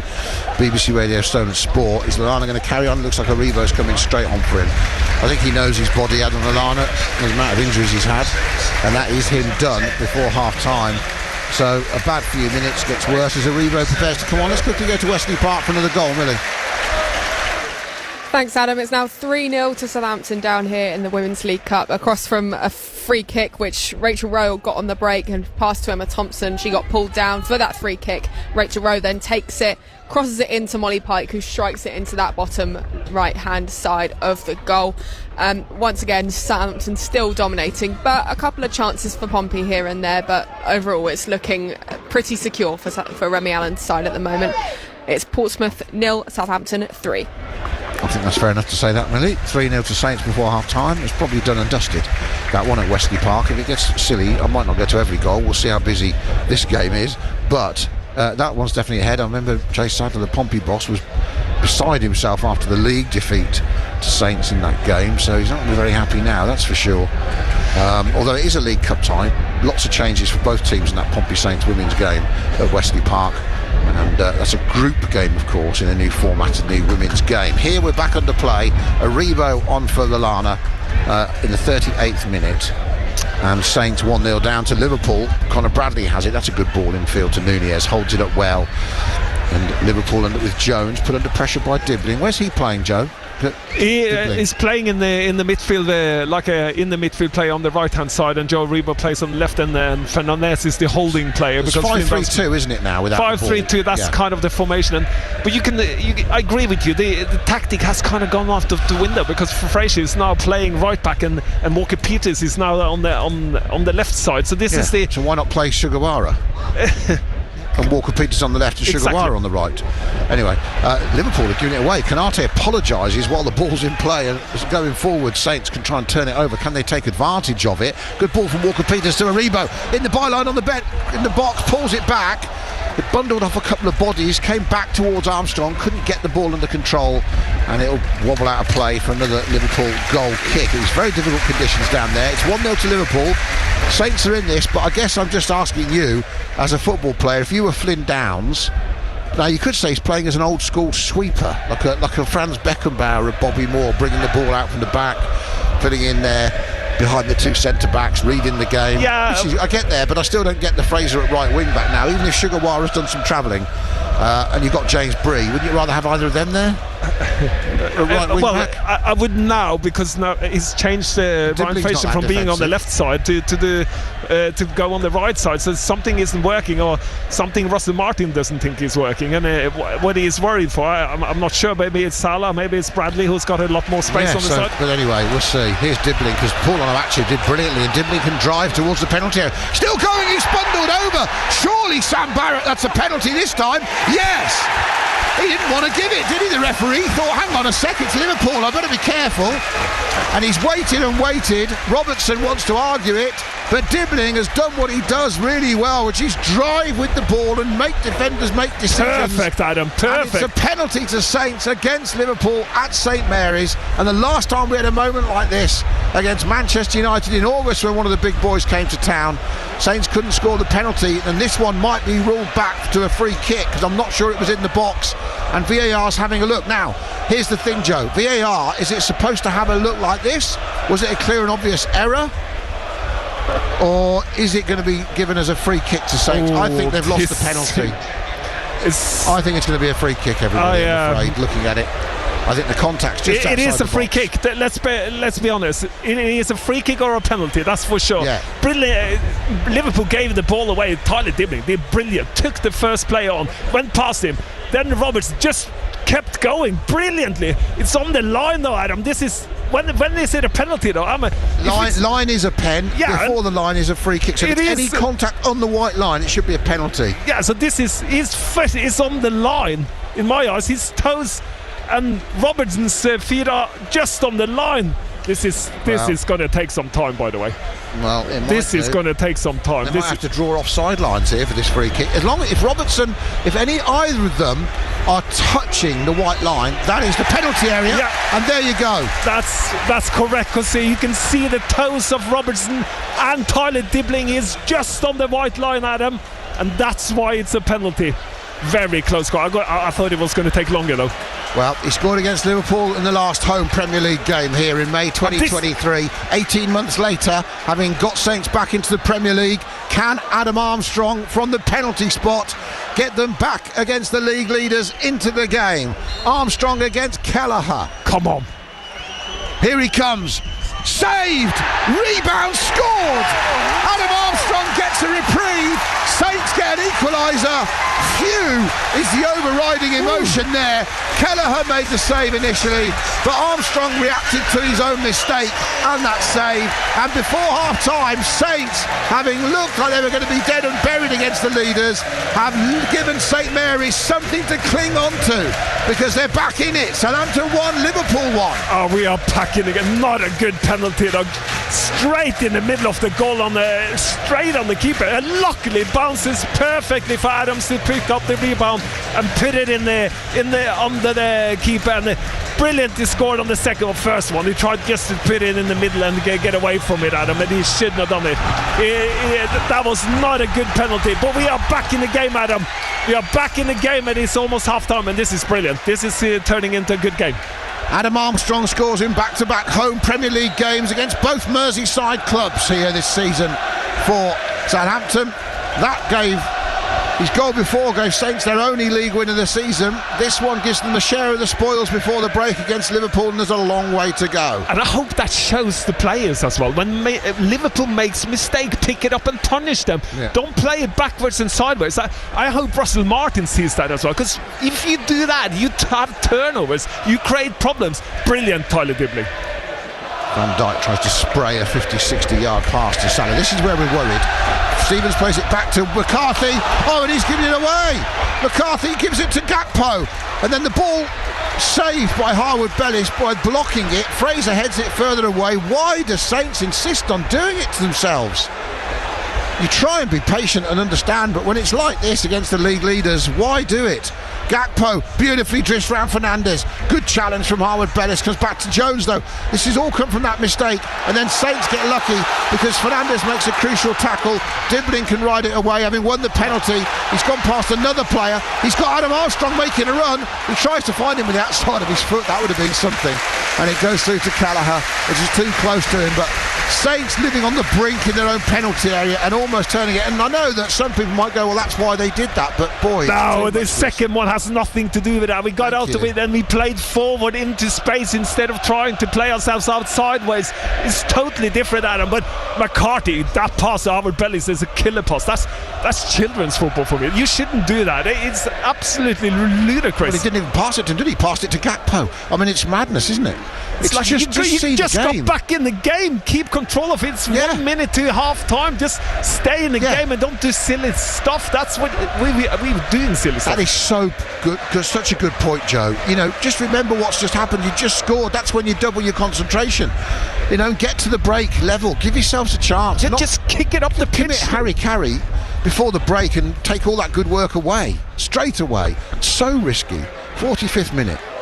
Liverpool trying to attack. We'll find out how much injury time there is soon. Saints get a let off then, and thanks, for the way, to that block by Harwood-Bellis from Gakpo's shot that might have kept it level for the moment, but Liverpool have camped in the Saints half again. We've got 6 minutes of stoppage time, everybody, as Liverpool cross and then it's headed away by Walker-Peters. Here's Connor Bradley, keeps it in, midway inside the Saints half on the right. Infield it goes to Soboslai, the Liverpool goal scorer. Kanate across to Van Dijk. The Liverpool captain has it. That's only the 7th goal Liverpool have conceded in the Premier League this season, and they haven't lost yet away from home. Now the referee stopped the game here because Nunez is down injured in the Saints penalty area. Jack Stevens is having a word. Well, I want to see if something happened off the ball between the two. He pushed him slightly once, Stevens. They're off the ball. He pushes him again. Then Nunez almost puts his hands up. I tell you what, that's the my first view is Nunez has run into Stevens and then fallen over to make it look like he was fouled. That's why he's bumped into Stevens, having put his hands out to Stevens.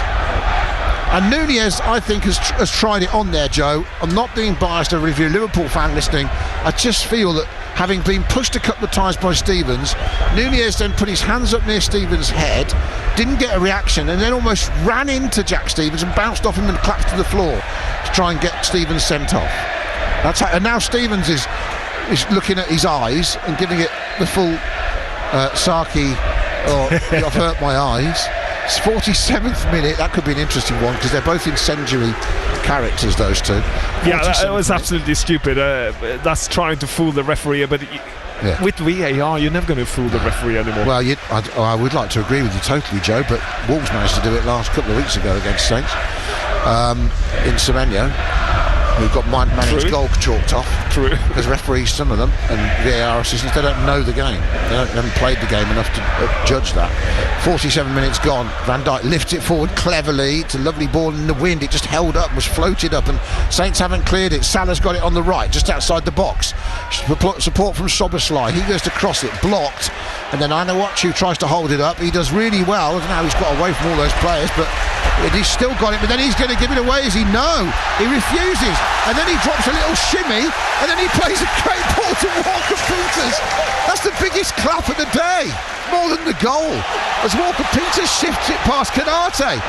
Saints here threatening Liverpool. Aribo can't get there first, but Saints have got a throw by the corner flag, and Paul Onuachu is single-handedly showing Saints players how not to give the ball away in your own penalty area. It's unbelievable. And the biggest chair of the day is actually bigger than the goal, Adam. But it was sensational. I mean, it's looking like the ball was glued to his foot. It's brilliant. He tried to look forward and play forward, which is the right idea, but he had no one, and then had to keep ball and almost lost it, but kept he it is back. The forward, that's why. Did a good step over, got forward, and played a brilliant ball there. But he had two players around him, and he still came out with the ball almost between them. It's like he was just too big for them to handle. As Stevens has it here, wants to let it go out for a Saints throw. We're deep in stoppage time, but we've still got 3 minutes of it left because we've got 6 in get total into the box. We got Paul Onuachu across it. Look at him. He's in the penalty area. No one's even thinking of just going next to Walker Peters and just giving him the back ball back to cross it in early in the wind. Let's get Onuachu under the ball in the box. Ball goes out again, and Liverpool thought they should have had the throw. Once more, it's Saints. Dibbling's come over to receive it off Walker Peters on this near left-hand side. Saints are tapping the Chapel end, and that's good defending from Sobersley, and then foul from Dibbling. Free kick Liverpool deep inside their own half, and I think is it Bradley that's gone down. But what a good pass in the end, though, from Paul Onuachu. Plays to Walker Peters, who runs forward. It plays it in between, but the pass is forward, and that's why people are happy as well, because it's a forward pass and puts us in an attacking position instead of playing it backwards and putting ourselves in trouble. So well done, Paul Onuachu. Well done indeed. He's given the Saints fans some real moments to enjoy in that first half. What a great support, though, when you play. Yeah, that helps him. But I'm not sure they've got one cross to him yet to actually get his head on the end of in the whole 45 minutes. Yeah, that's the other thing. We got to learn to use him when we got him there, Adam, and that's the learning curve for the other players now. Given away by Bradley, who's back on his feet playing, and then Walker Peters plays a ball to Aribo. That's good. Missed by Sobersley, who went in, and then Fernandes slips over Mateus Fernandes. Nunez takes over, hits it out to Gakpo, but he's absolutely clobbered that in the wind, and it's gone flying past Gakpo, throw into Saints. I just want to say this is one of the problems we are having. Walker Peters wins the ball, plays a brilliant ball into Joe Aribo, but then it stops. And what does he do wrong in my eyes? We're on the front foot there. He plays it backwards to Fernandes, and that's the problem here. That's our problem. Yeah. That's Russell Martin's problem, football in my eyes, because you go for possession football. That's when you need runners. People got to gamble, get forward on the pitch. And Sobersley committed and missed the ball, and Aribo had time to turn and actually go forward with it, didn't he? So that's what Fernandes drive, bring it forward, or Joe Aribo. Big dive from Onuachu for a little push at the back. Referee not buying it, Sam Barrett. It was quite funny. It went down in stages. Comes across the right-hand side. Liverpool still attacking. Salah. They're trying to get back in the ascendancy in the last 30 seconds of stoppage time here at the end of the first half. We'll hear from Taylor Harwood-Bellis at half-time. We'll catch up with events at Wesley Park and all the latest sport from Jordan on Solent Sport this afternoon. Liverpool keeping possession. Will they get another chance before the referee blows the whistle for half-time? It is 1-1 here. Bottom against top in the Premier League. He's competitive at the moment. Liverpool have threatened. Here's Gakpo down the left. They need to get the ball in. Liverpool themselves doing a bit of a Saints here. If they want to get the ref's attention before the interval, they're going backwards again, and the referee says enough. You've had enough possession. Didn't want to cross it, so we'll all go off for a cup of Bovril at half-time, and Saints fans will bounce down to the beverage counters happy this afternoon at half-time, because their side are back in it after Liverpool frankly dominated ever since Mateus Fernandes' early shot for Saints in the 5th minute. It was all Liverpool until Downs had a shot that was brilliantly saved by Callagher in the 33rd minute, and then Armstrong, benefiting from Dibbling's good run, tripped up by Robertson. VAR confirmed the penalty on the edge of the box, and Armstrong lucky to see his penalty saved, but then the rebound come back to him to put Saints level going into the break. But the biggest takeaway from that was the fact that Liverpool's goal on the half hour came from Dominic Sobersley's goal, gifted from Flynn Downs past Joe Tessam. One of about 5 or 6 times that Saints got themselves in trouble by their own penalty area, either from Alex McCarthy or from defenders in front of Alex McCarthy, and Saints fans will still be scratching their heads thinking, why do we do it? Yeah, and Liverpool don't have the only thing that Liverpool has to do to get to that chance is to press us and then force a mistake and then straight into Szoboszlai's legs, curl it into the top corner. No chance in the world. But good news, we go forward. Tyler Dibling, fantastic. Dribble, drive, that's what we want to see. We have had 2 shots on target, though, Adam. Don't forget that. That's positive. Good 2 shots as well, and good opportunities, good play in the lead up to them. And that's positive. We created a few opportunities, but we need to learn how to use Paul Onuachu in the middle. At the end of the day, Paul Onuachu's had a great time starting his first game for Saints for like 18 months, Joe. He's been a real plus there, although most of his good work that the fans have been enjoying has been about 30 yards from his own goal. Yeah, but he keeps the ball, he keeps the game going. He's brilliant. He played a forward pass. He's kind of doing what he has to do in the job he's been given. And he's in the middle, he's in the penalty box, he's just waiting for someone to get a foot around the ball and cross it into the box where he will win the ball when it comes in. Well, we've all enjoyed a bit of dribbling, and we've all enjoyed a bit of tall Paul in the wind doing well. Half time, so far, so good. Going to be a fascinating second half. Commentary across the radio, across BBC Sounds and online, of course, right up around the UK. It is half time on Solent Sport in the Premier League. Southampton 1, Liverpool 1. This is BBC Radio Solent Sport.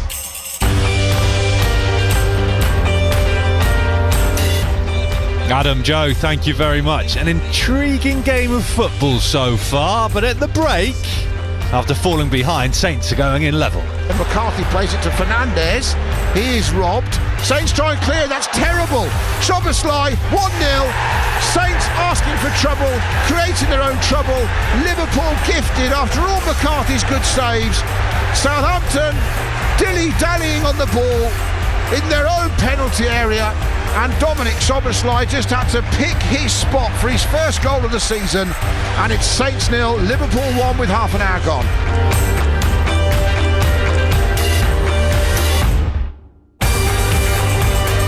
He can drive towards the penalty area. Still going, he's bundled over. Surely Sam Barrett, that's a penalty this time. Yes! He didn't want to give it, did he, the referee? Armstrong against Kelleher. Come on. Here he comes, saved, rebound, scored. Adam Armstrong gets a reprieve. Saints get an equaliser. Phew. Big 45 minutes to come for Russell Martin's side. You'll hear it all unfold on BBC Radio Solent and the BBC Sounds app across the UK. Your thoughts, please, at Solent Sport on social media, on X, 08000 321 333 on WhatsApp. Make Solent the first word. 81333 on the text. Again, start your messages with the word Solent. Have you managed to work out exactly what Russell Martin's trying to do with his tactics? Because I'm still struggling, but it's working. At the moment, they're all square with the league leaders Liverpool. Are you making any changes at half-time? Adam Lallana already off injured. Anyone else you think in terms of performance-wise maybe that needs to have a little rest? Or would you like to see someone off the bench on to make an impact early doors? Well, let us know your thoughts, please. We'll read the best ones out at half-time. Coming up during the break, we're going to hear from Taylor Harwood-Bellis talking about his England debut, goal-scoring England debut. And we will head to Wesley Park as well to get the latest on the derby between Pompey Women and Saints Women in the League Cup. It's all on the way for you on the home of live sport across the South. BBC Radio Solent Sport. BBC Radio Solent. Listen on the go on the BBC Sounds app. What do I love about the BBC Sounds app?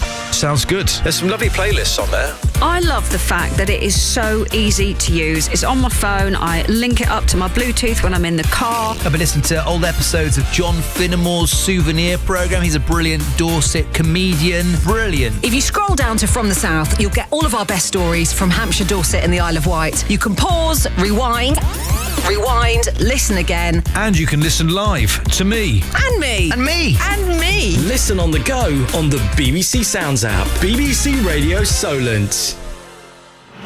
Jordan Clark. BBC Radio Solent Sport. And we're live from St Mary's on this Sunday afternoon, just coming up to 3 o'clock. Southampton 1-1 with Liverpool after the first 45.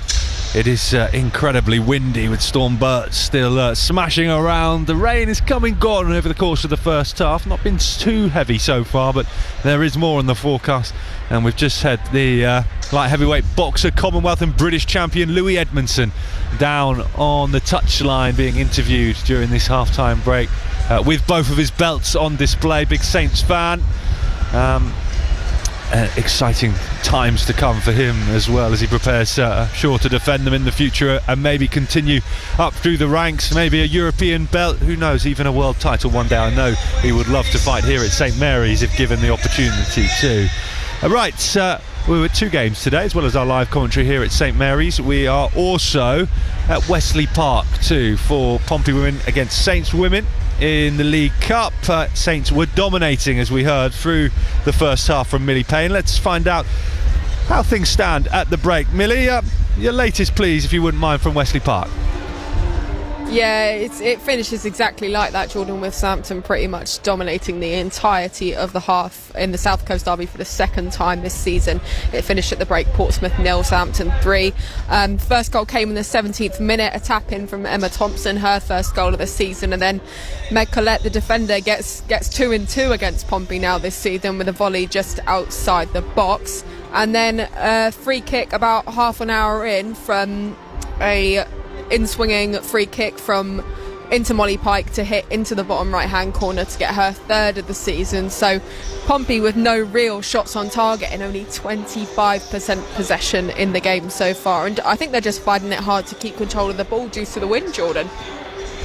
What's the atmosphere like, Millie? Is a packed crowd at Wesley Park? I know it's a difficult one. Obviously, here we've got the game here at St Mary's, and as you say, the weather conditions not great today. Yeah, I think the Pompey fans have made a very good turnout, actually. The stand I'm sat in, just looking out towards the pitch behind the dugouts, is pretty much completely full, so a great turnout from them. Probably a couple who travelled all the way up to Blackburn yesterday for the game just to get called off. But not many Saints fans here, probably majority of them at St Mary's, but when Saints have scored, the about 40-50 odd have been making a decent amount of noise. I mean, just remind everyone, League Cup today, and I know you told us before the match, but for anyone just tuning in, the format of the competition, perhaps, as we said, it is different to what you'd usually get in a cup, perhaps. Yeah, so the League Cup starts with group stages in the women's competition. So Southampton and Portsmouth in a group with West Ham and London City. West Ham and London City both on 3 points at the moment. Southampton and Pompey on 0. So a win today would put Southampton level, depending on the other results maybe in the group. I'm not sure actually if there's any other games happening today, but if Southampton could get a few more, that would help them on goal difference as well to get into the next round. Millie, thank you very much. Millie will bring you updates throughout the second half from Wesley Park into our live commentary of Southampton against Liverpool in the Premier League here at St Mary's. Thank you if you've been in touch during the half-time break as well. The internet has been awful so far, so I'm struggling to get any of your messages through. Rob, who's producing the show back in the studios, kindly sending them through as quickly as he can. Chris, good afternoon to you. He says, why do we keep shooting ourselves in the foot? How many points have we lost this season by continually playing the ball out short from the back? That said, a lot of positives. Paul Onuachu is brilliant. Keep going, Saints. And hello to Paul, who says the pluses, Dibbling and Big Paul, not good. McCarthy, Downs at the back, and Stevens with an awful tackle. Paul, thank you very much for that message. Yeah, the general theme, I think, from the messages I'm seeing so far are that the plus is definitely Tyler Dibbling, who's looked dangerous on the few occasions he has managed to get the ball and dribble forward, and he's caused Liverpool's defenders all sorts of problems, and Paul Onuachu, if nothing else, for some of his brilliant play sort of in the middle of the park, hasn't seen a great deal of it in the final third because he just hasn't been getting the service for such a tall player. There's been no crosses so far, but what he has done is the atmosphere has been great inside St Mary's in this first 45, and it's been at his peak when Paul Onuachu has had the ball at his feet. He's really got the crowd going. They've shown him their appreciation, and hopefully that continues from a Saints point of view in the second half too. You're listening to Solent Sport with Jordan Clark. It's just gone 3 o'clock. We just heard from Millie Payne at Wesley Park in the Women's League Cup. Pompey women against Saints women in the derby. Southampton in control of that game. We've also got a couple of FA Cup ties today as well. Second round of the Women's FA Cup. AFC Bournemouth are in control and heading for victory in the second half. 4-0 up away at AFC Portchester ladies. So they're comfortably heading into the third round when the Championship sides, the likes of Saints and Pompey, will enter the competition. And Moneyfields are also playing today. They are away at Cheltenham Town, and that one was 0-0 the last update I got, heading towards half-time. So finally poised there. We'll keep you across the goals as they go in that one. The only other Premier League game today comes at 4:30 with Ipswich hosting Manchester United. Ruben Amorim's first game in charge. Team news in that will be in about 15 minutes time, so probably won't update you with that before we hand you back to Adam Blackmore and Joe Tesson for the second half. What we have got time to bring you though before the end of the half-time break is just a quick interview with Saints defender Taylor Harwood-Bellis. What a week it has been for him, by the way. England debut, comes on off the bench, scores his opening goal, and he spoke to Adam Blackmore, told him all about it. Well, young man, what's the last few days been like? Yeah, really good, yeah, proud. Something that come a lot sooner than I thought it would, but yeah, so proud. Have you slept much? Have you been battered by everyone constantly on messaging and phones and everything? Yeah, loads of messages, but yeah, I've slept, yeah. Nothing's going to stop me from sleeping. We are going to see another England debutant under this interim spell of Lee Carsley. Taylor Harwood-Bellis just had a nice little embrace there from Ashley Cole. And it's headed down and in on the edge of the 6-yard box on his debut. Taylor Harwood-Bellis of Southampton, and it's 5-0 to England. Do you actually remember much about it when you're on the pitch, or once you scored, was the rest of it just a blur? No, I do remember actually. I just remember the ball coming in, and I actually thought at the time, like, what a ball! Like, it was unreal. And then yeah, I like getting in the box. I like scoring goals. So yeah. I guess you'll always owe Lee Carsley a pint, whatever happens. I mean, picked you and launched your England career like that. Yeah. Obviously, I got a good relationship with Lee. Obviously, with the 21s, he'd done a great job when he was with the seniors, and yeah, obviously, all thanks to him. How did you get your head back into the game then? Easy. Just got to focus on Liverpool. It's I'm not too bad at that. Like, changing focus now. I'm not.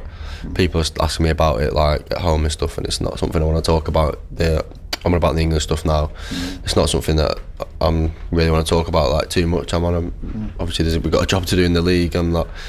Me scoring for England's not hid the fact that we're bottom of the league, and we've got a big game on Sunday. So yeah, that's all my focus. But just on the England journey, you almost by accident becoming a poster boy for St George's Park and what they've done, and you've come through and you've been in all the age groups, you captained the 21s, you've done all that. So everyone said, well, you should be able to fit into the squad okay, because you know the coach and you've done it.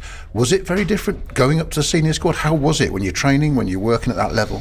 Obviously the level's high, like it's the pinnacle, like the best players, best English players in the world are there all in one dressing room. So yeah, there's a difference, but in the style and the way I want to play, I feel like my game is like adaptable. I feel like I could play many styles in my toolbox. I feel like I've got a lot of things that could adapt and play in many styles. So yeah, it was just about showing that and having the confidence to show that, and hopefully I did. Taylor Harwood-Bellis speaking to Adam Blackmore there after his brilliant week away with England. The players are back out on the pitch now for the second half. Thank you for your messages during the break. This one from Seth, listening on the Isle of Wight, said, loved hearing Onuachu finally getting praise. I think he could make a huge impact for us today and for the rest of the season. Come on, Saints. Well, he's back out for the second half. Can he get himself a goal on his first start of the season? It is Southampton 1, Liverpool 1, all to play for over the next 45. Updates to come from the women's derby as well between Pompey women and Saints women over the course of the next half. Let's hand you back to your commentary team now. Remember, commentary available on FM, DAB, Freeview Television and across the UK on the BBC Sounds app and your smart speakers if you ask them to play BBC Radio Solent. It's Joe Tesson alongside Adam Blackmore. Jordan, thank you very much, everybody. Interesting to see while Saints players were walking away to their own penalty area to my left to have a chat with Captain Jack Stevens, the referee was being chatted at by Virgil van Dijk, Robertson, Soberslai, and I'm trying to work out what that conversation would have been. What would they be complaining about? Anyway, let's hope it doesn't influence Sam Barrett in the second half. Is the reason I was interested in the fact that they were doing that and allowed to do that before the second half started. Saints 1, Liverpool 1, bottom 1, top 1 in the Premier League. Worth noting, in that first half, Southampton had 4 shots all on target. 4 shots on target, Joe, in one half. When was the last time you said that? Get the flags up. Get the flags up, Adam. The bunting. And Liverpool, unfortunately, had 11 shots, 7 on target, and amongst all the crazy passing out from the back, Alex McCarthy made a number of good saves in that first half, we should remember as well. Liverpool starting the second half, playing from right to left, towards the chapel end away to my left, as we and Joe sit at the back of the Itchin stand here at St Mary's, and immediately Nunez gets on the ball and then he's robbed by Stevens, and Aribo runs the ball away down the far side, tackled by Conor Bradley, the Northern Irishman, gets it for Nunez, who went back to win it back as well, and he then crosses long across the pitch to Gakpo, to this near side. Gakpo stepping in field onto his right foot, as he wants to do always.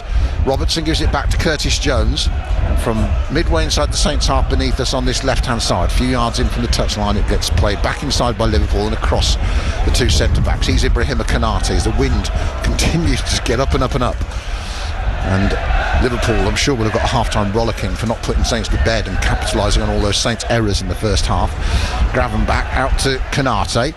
Gravenbach pointed and said, give it to Salah, and Salah will send it into the penalty area, and a long run made by Bradley, stuck a foot out and then couldn't control it, and it goes out for a Saints goal kick. And this is almost as dangerous as Liverpool have been from Saints' own possessions and the edge of their own 6-yard area. Liverpool will be licking their lips at the thought of Saints getting a goal kick. It's almost like kick it out and give it as a goal kick, and then why did then McCarthy leave it for Downs to do that? I mean, it's worked. Fraser's got it on the right, and he comes inside a couple of challenges, and then Jones wins it back. Might have been fouled anyway, but they've kept it, Liverpool, and that's good play from Soberslai, the Liverpool goal scorer. Remember, they took the lead, and then Saints got back in with the penalty rebound from Armstrong. Here's Gakpo driving off the left again. He had a good first half, and then he finds Salah. This is where it's worrying. Salah in the box, tries to dink it to the back stick, pulled back across the 6-yard area. No grey Liverpool shirt there to put it into the net. Saints clear it. All the Saints players are back inside their own half. Onuachu's the most advanced player, and he's midway inside the Liverpool half, and we're almost back to the first half. Here we go again, Joe.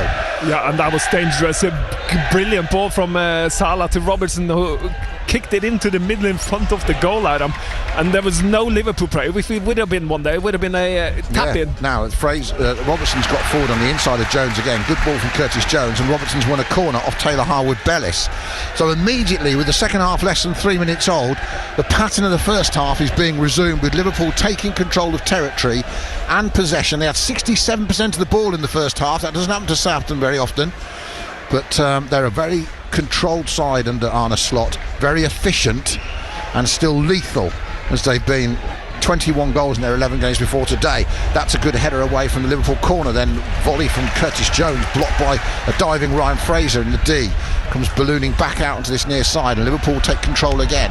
Kelleher is a spectator like the rest of us, away to my right, nobody within 40 yards of him, as Liverpool have it through Ryan Gravenbach, and the former Ajax and Bayern man who started every game for Liverpool in the league gets it to the left. Cross from Gakpo isn't very good. Harwood-Bellis got it. Now Onuachu holds off the challenge. He's fouled actually by Gakpo. Ugly tackle by Gakpo, but it's given Saints some relief, and Onuachu's done well, and he's down. He's actually calling to Russell Martin. Oh, he'd run into his knee. That's the problem.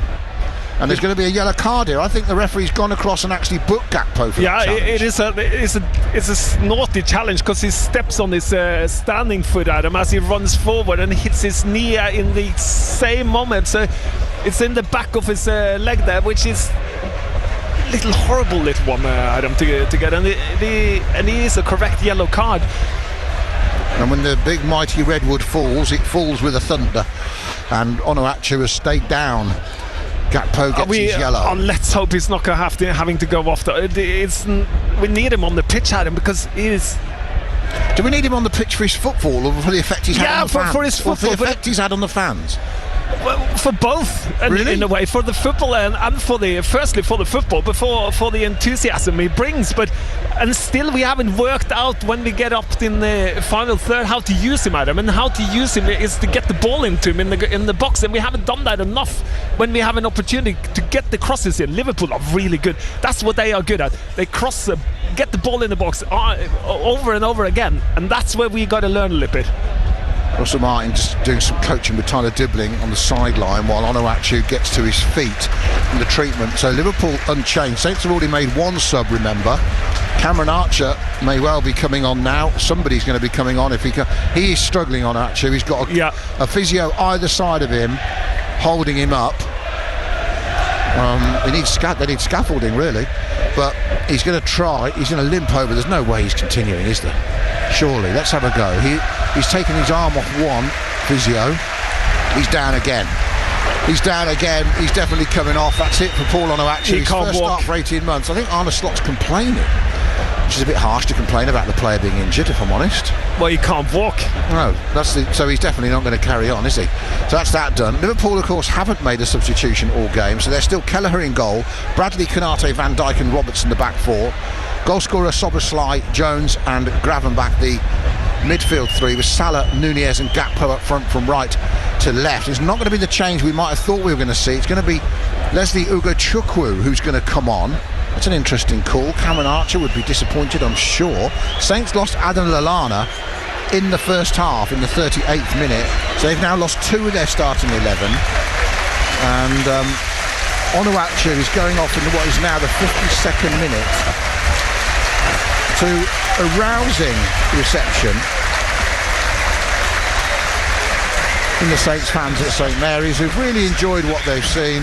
But Onuachu is done, and the big Nigerian striker has gone, and the young French central midfielder is on, and Ugochukwu will go into midfield, and Tyler Dibbling will go up front with Adam Armstrong in the way they play there. I don't think Konate and Van Dijk are going to be worrying about losing too many in the air now against Dibbling and Armstrong. That's for sure. we lost the threat, didn't we? And we haven't even seen the threat yet. But they will have a different threat of having to deal with Dibbling. He's bounced off Jones. He's driving towards the Liverpool penalty area.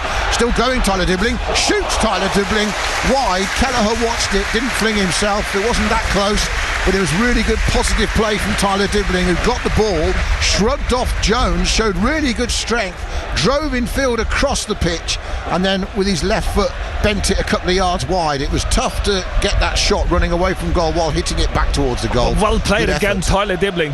Yeah, absolutely. It was good play. It's given Saints hope. Now, can Armstrong and Dibbling affect the game in a different way to Onuachu, Joe, by actually playing down the channels, dropping off, making it difficult for Liverpool to pick them and go with them, giving the defenders some questions to answer, as Fraser gives Ugochukwu a nasty first touch, and the crowd ironically cheer like we want to, Joe, for Alex McCarthy clearing the ball. Yeah, but it's nothing wrong. I know we lost it, but we lost it in an area where we can't be punished, Adam. That's the difference there. I know this is not ideal. You lose the ball because you want to keep it, but at least you don't give a chance back to Liverpool by trying to be over clever and being the kind of possession football in your own box. McCarthy, that's all okay for me. 53 minutes gone. Robertson has it, played forward to him, and he quickly gets it to Gakpo, and suddenly Liverpool are driving towards the penalty area. Gakpo in field, just held up a little bit. He's got support on his outside from Jones back on this left hand side. Gakpo, Jones and Gravenbach working a lot together, and then Gakpo clobbered by Ugochukwu, whose first touch is to foul him as he kicks the ball. Ugochukwu smiles. Gakpo's on his backside. No yellow card or anything, just a foul. Nice to see just a foul. It's not a yellow card, but it's a tough challenge, but it's not it's tight. That's what it is. To be honest, I want Ugochukwu to be on the pitch to do that. That's his job. He's a defensive. He's supposed to be a defensive strongman midfielder, so let's have him kicking a few in the air. 54 minutes gone, 1-1 on Solent Sport in the Premier League as Gakpo crosses from the left. It hangs over everybody, and I think Saints do well to hold them off, and it goes out for a goal kick. Strength from Stevens and Downs again. Jack Stevens on the corner of the 6-yard box. McCarthy's giving it to Harwood Bellis, and then Harwood Bellis says clear it. So they do. and Adam Armstrong tries to keep it in and doesn't, so it'll be a Liverpool throw, and then the defenders of the tactic will say, well, that's why you don't go long, because you give it back. But the problem is, Adam, you can see we haven't got a tactic for when we kick the ball long. We only have a tactic for keeping the ball in the 5-yard, 10-yard passes. So when that happens, you should have a plan for how do you play and where do you play it when you can't play it short. Well, the point is, there's no Onuachu either as a target now either. Liverpool with a good 1-2 down the right, half a clearance, and then Nunes' shot is blocked. He scuffed it anyway. But Liverpool have a corner, and again that came from Saints trying to clear their lines out to the far side.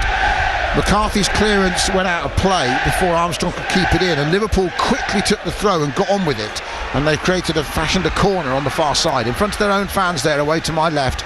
10 minutes gone in the second half. Southampton 1, Liverpool 1 as some stewards move in to the Liverpool fans behind this corner, which is whipped in left-footed by Andy Robertson, and McCarthy comes a long way, did well to clutch it, dropped it as he landed, and his arms hit the ground, and then Saints have done well to clear it away from him, and Dibling's got it near halfway. Lovely first touch, great skill, and then a floated pass is wonderful, and Adam Armstrong's got it just held up. He's got a man to his right, shot, goal! Fernandes scores his first Premier League goal in front of the northern end, and Saints erupt. Brilliant counter-attack from Southampton.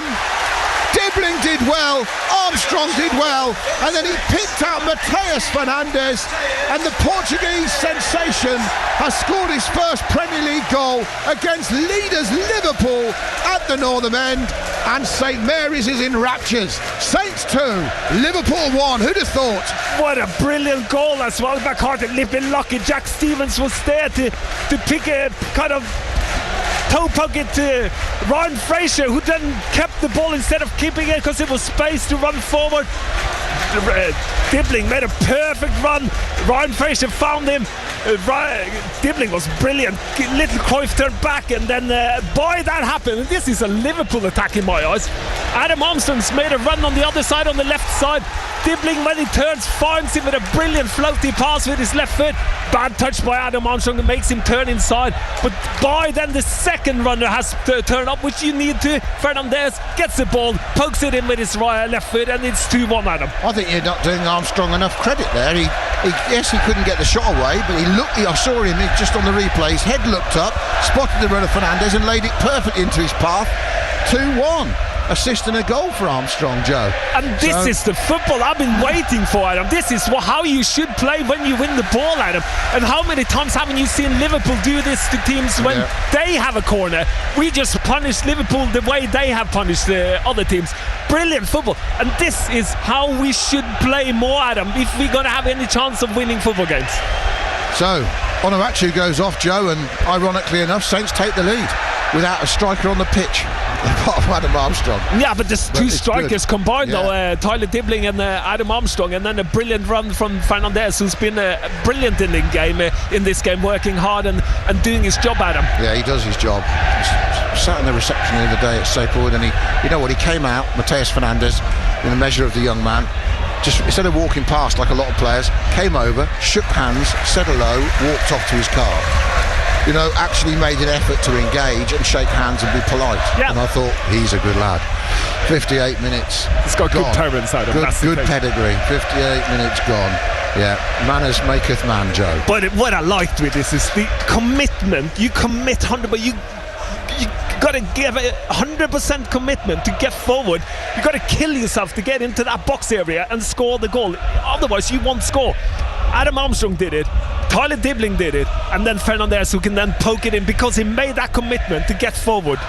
It's a brilliant moment for Saints at home, and there haven't been many. Here's Gakpo on the left, though, as two substitutes wait to come on, and they're dangerous ones, McAllister and Diaz. Gakpo crosses from the right again, he's got it wrong, and this time it's clutched by McCarthy off his line. Too much height on it, not enough pace on it, hung in the air, easy for the goalkeeper to gobble up. And with 59 minutes gone at St Mary's, it is Southampton 2, Liverpool 1, and you'd have got good odds on that at any stage of the game before this match started. And then McCarthy's long clearance to go all the way through to Kelleher as the World Cup winner Alexis McAllister waits to come on, and Luis Diaz waits to come on as Liverpool look to change things up to turn the game around. We're in the 60th minute. Nearly an hour gone on the home of live sport across the south.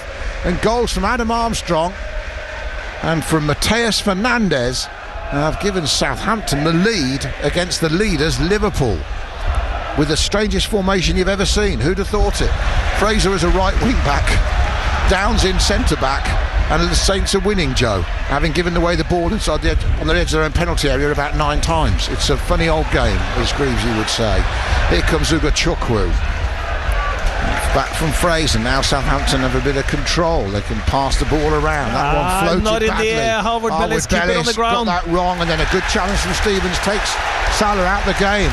And Stevens just found some sort of lofted club there to pick out Armstrong, played that into the wind perfectly, and now Dibbling has it. Saints attacking midway, almost inside the Liverpool half, dead centre with the goal scorer Fernandes. He's gone past 2. They've held off him, tries to flick it through for Armstrong. Kelleher misses it. Was Armstrong fouled? Referee says free kick the other way. The Northern men can't believe it. Russell Martin can't believe it. I think it's given handball because when Adam Armstrong is tackled, he lands on the ball because he makes a good run in between. Brilliant ball from Fernandes. He doesn't do anything wrong. Kelleher misses the ball and is tackled, and then how can that be a free kick that way, Adam? I don't know. Armstrong's basically sandwiched between Bradley and Konate. Kelleher comes out, bundles Armstrong over, who does handle it. But was he fouled by Kelleher? That's the question. In my eyes, he was. I think it's a little bit unfair here because the keeper has to come one way and the player is on the way. So maybe the correct decision is handball because he kind of knocks it with his hand afterwards. So, but that is close. Off, by the way, I'm quite surprised to see Jones going off.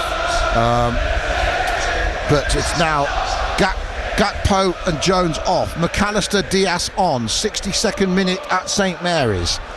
Diaz on his traditional left wing position, and Liverpool, of course, with, by the way, Andy Robertson playing in Jack Stevens' role. Joe, he's up at the strikers there on the left at the moment, the left back. McAllister filling in for him. Robertson still stayed high on the halfway up here. He hasn't gone back to left back at all.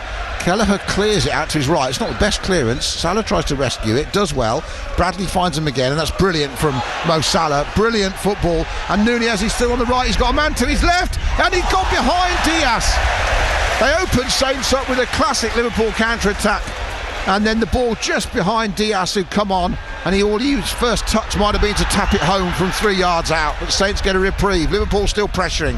Weak from Ugo Chukwu, should have made a better tackle. He gave it away anyway, did Szoboszlai, and then it's back with Aribo.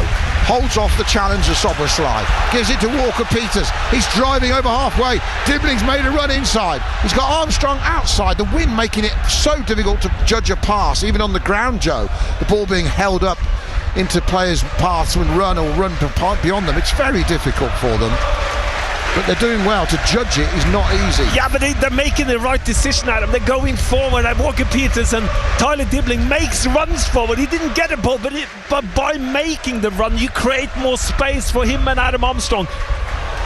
Ball chipped over the top by Harwood Bellis for Dibbling. Dibbling gets a strong nudge from Konate, but just literally that shoulder. Yeah, got to be stronger there, but it could be stronger. I think he needs to expect to be having a man in his back. Yeah, I think he should step into Konate. What a himself. good ball from Salah on the midfield, halfway line, runners forward, Nunes and they were just running forward. Pass just went behind the player in the middle, and we got away with one there, Adam, I have to say. Yeah, nothing wrong with Nunez's cross, you'd have thought, but Diaz had run beyond it. Now that's a good ball out on this right-hand side. Low ball across the 6-yard area from Bradley. Boot stuck out from Harwood Bellis. And Flynn Downs brilliantly blocked that missed shot on the back post from Nunes. He could have had a tap in there, so well done, Flynn Downs. We are really fighting for our lives here. Yeah, absolutely. It's a Rebo. Down the left-hand side, no room to work in. He's 5 yards or so from the Liverpool from halfway, and they've done brilliantly to pick out some space. Why did Ugo Chukwu stop running? Well, that was a bit bizarre, Joe. He could have run. I think he should have done. They played it into space, Adam Armstrong, and Ugo Chukwu just turned around and running. I mean, I've never seen that in my life. Why did he think he wouldn't get there? He would have got there. Yeah, straight. Now that's a lovely ball over the top. McCarthy's come a long way. It's going to be 2-2. The first touch from Salah was absolutely brilliant. And another mistake at the back. McCarthy will look exposed for this one. It's a great ball over the top, and Mohamed Salah just got the most delicate of lovely touches on it. McCarthy came out, he's in no man's land. He probably expected Salah to take a touch, but Salah just scored. As he does, first touch brilliant. Salah, his 8th goal against Saints. It's 2-2 suddenly. Just a long ball over the top, Adam. Good run. No one's Walker Peters isn't ready. Just runs. It's Downs who's playing him onside, and the first touch is brilliant. McCarthy, did he have to come, is the question, Yeah, Joe? well, maybe he read it. Gravison is the one that puts the ball in. Maybe he thought he would have the ball at him, but he misread the pass at him. Totally misread the pass. He wouldn't have come out there if he had read that properly. And Salah just has a touch past him and he rolls in the net. Yeah, lovely ball over the top. I think it was from Gravenbach, wasn't it, who chipped it over? Yeah.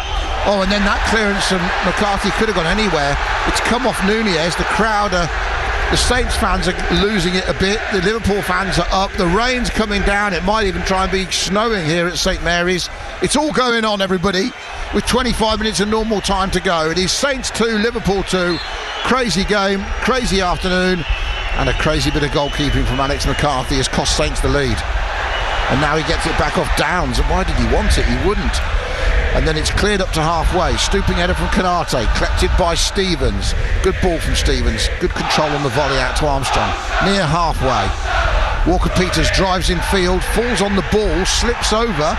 2 players down injured. Play on, says the referee. Soboslai plays it out to Salah. Salah gives it back to the Hungarian. He'll cross it 6 yards out, and there's Harwood Bellis, Southampton's number 6, to put it behind for a corner, with Diaz lurking in behind him once more. What a game now.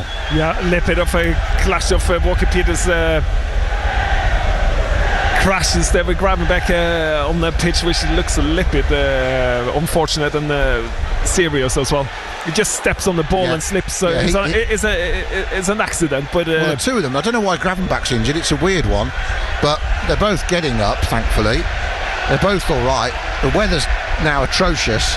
Liverpool are level and they've got a corner, and I think when I'm looking at it, I wonder if Alex McCarthy obviously he misjudged it, but did the wind hold the ball up and he thought it was going to get closer to him? I think it looked like he came out because he was going to bounce off. It just stopped perfectly for Salah, who his first touch was probably to try and get past him, but his touch was so good he just rolled into the empty net. If he comes out though, he's got to get there. You take everything. If you come out, you take everything with you. Exactly. Here's the corner from the right. Brilliant header, and that is a great save from McCarthy. Because Diaz has come on, he's had to move away from goal to get the header on, and then he's executed the header brilliantly, going backwards away from the goal. Fantastic header, and McCarthy's matched it with a great save. A good save and a good dipping header. That's a difficult header for a keeper. Here comes a corner, this time from the left. McCarthy punches, doesn't get there. Ball ends up going over the crossbar. What is going on this crazy game this afternoon? It's a goal kick to Southampton somehow, and Alex McCarthy is having the most ridiculous game. Gravenbach just put it over from the 5-yard line at him. He falls perfectly for it. He tries to side foot it in.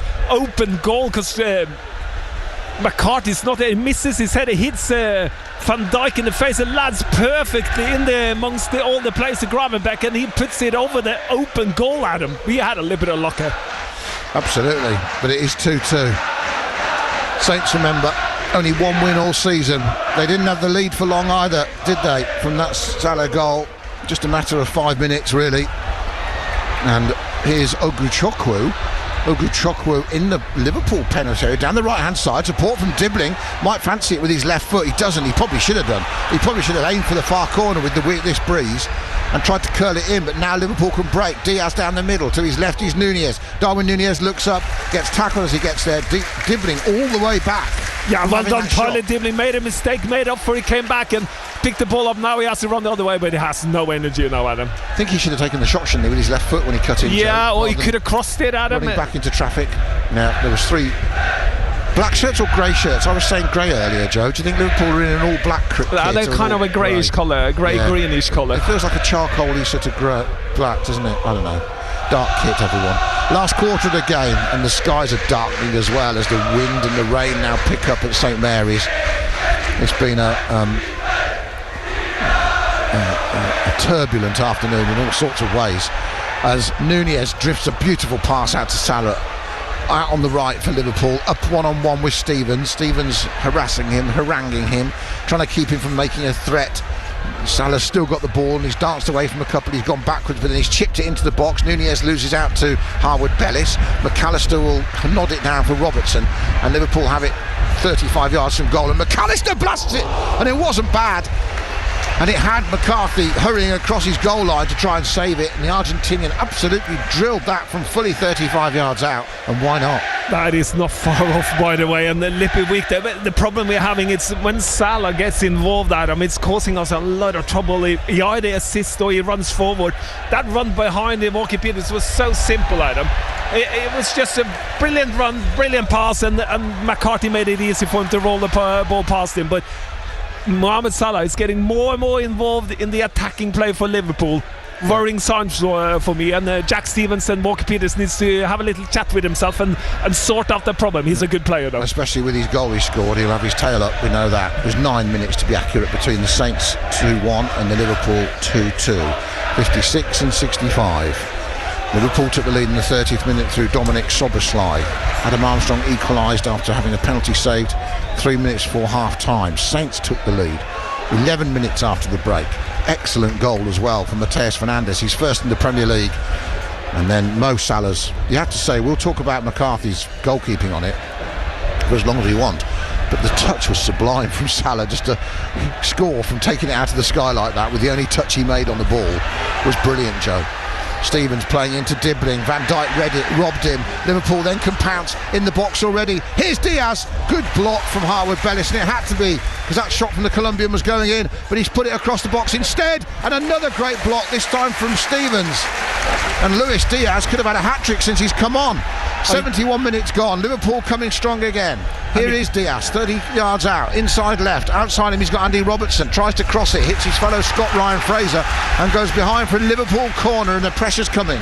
And all those chances came from us giving the ball away, Adam. We're playing possession football again on our final, on our own first third of the pitch, giving the ball away to Liverpool, and that's where they're getting all the chances. I can hardly remember a goalkeeper having such an up and down day as Alex McCarthy's had this afternoon, Joe. There's that poor corner from Dominic Szoboszlai is headed away by Walker Peters, who tries to get Saints defence to push up a bit and squeeze a bit. And Liverpool have kept it in the Saints half. They're trying to swing it out to Salah. That's not going to reach him. You need to get your club right in this win, that's for sure. If you're going to hit long passes, it's hard to time it when the wind suddenly picks up or suddenly dies and the ball will go in a different direction. So I just wonder if the wind did for McCarthy, Joe, when he came out. I think it did. I have to say he timed it totally wrong, so he must have done. Yeah, here's McAllister, plays it across in towards the edge of the D, and then the first touch from Adam Armstrong. That's a naughty tackle from Armstrong.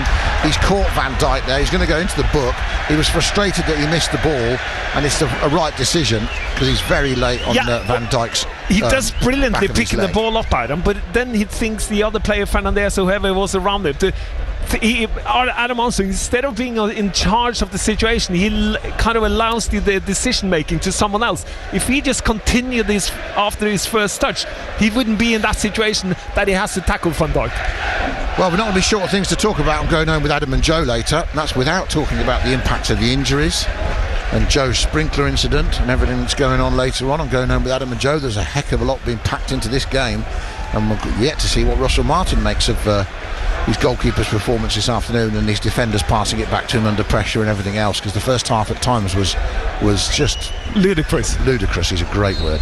73 minutes gone. This Liverpool free kick is fully 30 odd yards out, but I think Szoboszlai fancies it, and he does. He hits the wall and he hits it against Fernandes, who's down injured. Referee's going to play on because it's not a head injury. The cross is going to come in from the right for Liverpool, and then Nunez's header loops up for McCarthy. No danger. Game will stop. And it's 2-2 here in the 74th minute, and I think Fernandes must have copped that in the stomach or in the face or something. He got it in his winded, Adam. That's what it is. He just hit him He's got his arm up by his elbow as it's taken, and I don't know if it hit him at all. It's a bit odd. I reckon it hit Aribo's elbow. I don't know why it hurt him. I have no idea why he looks winded. Well, he could just fall over for no reason. Unless from the angle we just got, it went off Aribo's elbow into his stomach and off. Because that was weird. That was fake. We see many players pretend to be tripped. You don't see many fake windings. What happened there? But it's appropriate in this weather. Balls from Saints playing out from the back again. 74 minutes gone. McCarthy's got it from Downs. Downs gives it him back. Downs then looks up, he hits a long ball, but that's going to be meat and drink to Van Dijk. Now then Van Dijk heads it down in the centre circle. There shouldn't be so much time there for Gravenbach just to take it. The ball was up for grabs. I think the Saints players are tiring. 75th minute, I'm sure they are. Bradley tries to play in Salah down the right behind Walker-Peters, and on that right wing there's a throw won by Dominic Soboslai off Ugachukwu. Liverpool throw midway inside the Saints half. We're going to see a substitution here. Cameron Archer's going to come on for Saints. I'm still thinking Sugawara needs to come on at some point, doesn't he, on that right and this near side. Now Diaz is on, instead of Fraser having to take him on. Let's see. Fraser trying to stop Diaz. Diaz goes, chips to the back post, and all Walker-Peters can do is calmly chest it behind for a Liverpool corner, with Salah lurking in behind him. 20 shots Liverpool have had now. Saints have had 6, but 5 on target. Liverpool 9 on target. Yeah, good control on the back post there for Walker-Peters. He has to come in and just control it off a corner. I think that's the only thing you could do, Adam. And good cross from Liverpool from the left-hand side. So Archer's coming on as Liverpool take another corner from the right. Swung in. Saints haven't quite cleared it. It's going to be another corner. The pressure is pretty relentless now. And Sugawara is coming on, but so's Archer. Yeah, good decision. I think you said Dibbling, well, you think, don't you, because he's tiring, yeah? Yeah, well... Dibbling or Armstrong. Right, let's have a look. Here comes the corner from the right. In another quick corner, Harwood-Bellis, this time with a big, strong, rising header, clears the danger for Saints, and at least they can push out their penalty areas. Liverpool collect it. And another early cross comes in from the right by the left-footed Robertson. Clearance is poor. This time Harwood-Bellis allows Diaz to collect. Edge of the D. Tries to shoot, can't, finds Van Dijk. He's got no one on his outside, goes back to Soboslai, might fancy it again, gives it to Van Dijk, lower clever ball in, back to Soboslai. The red and white shirts need to get around the ball here. McAllister has it out on that right hand side to Gravenbach. Here's Salah, the goal scorer of Liverpool's second. Got support from McAllister, chips it over the top, and Stevens needed a shout, took control of it anyway, and then Armstrong wins a throw. Luckily, I have to say, because if he'd lost possession there, that was trouble off McAllister. And we now will have those changes. It's Adam Armstrong coming off for Archer. Yeah, and I think Ryan Fraser will come off on the right back situation, because he's playing more and more right back at the moment. So it will make sense to put Sugawara on the pitch and get a proper right back, because they're creating a lot of opportunities from this Liverpool's left side, or from where we have Ryan Fraser been playing. He's done a good job, Adam. I'm not going to criticise his job. He's been put in to do a very difficult job, and he's done it. Well, funnily enough, it feels like Fraser's done better on the right than he did on the left, Joe, before he came back. Well, and yeah, he's not I think that is because he's a right-footed player, and when you're put in an awkward position, it's better to play on your kind of stronger foot than your weaker foot, because you think differently with your brain. And I think that things become more natural when you are put in a more difficult position. He spent most of his career as a left winger. Exactly. And he crosses with his left foot. So he does. He's good crosses with his left, but he is right-footed. Right, okay. Fernandes, he clears. That looked like a tired clearance, if ever there was one. Mateus Fernandes hoiks that into the Kingsland stand opposite us. You're listening to BBC Radio Solent Sport. There are 12 and a half minutes of normal time left here in the Premier League, in this swirling, horrible conditions at St Mary's. We've been treated to an absolute football feast. A million errors, 4 goals, a penalty save, everything you could want. And it's 2-2, and the bottom club Saints are in it against the top club Liverpool, and this is what makes the Premier League different to most of Europe, Joe, and any other league, is that these games can happen in this league. As Saints give away a free kick, foul on Salah, and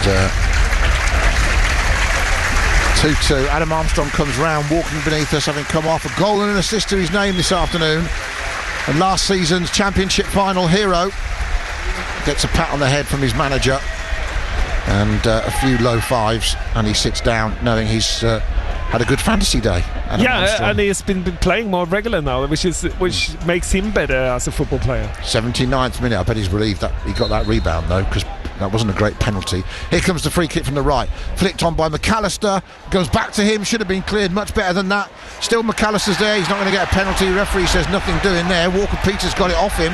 Fernandes has it, he's tackled by Bradley, that was too easy. And Bradley has it down the right. Liverpool still deep in Saints' half. Here's Mohamed Salah, slips past Fernandes. If he's not there, then his pass intercepted. Saints though still having to defend, because it bounced back to Salah, and he's dancing into the penalty area again. Proving his match is Kyle Walker-Peters, and then Saints clear, but they really are being pinned in here now by Liverpool. We're into the 80th minute, it's 2-2.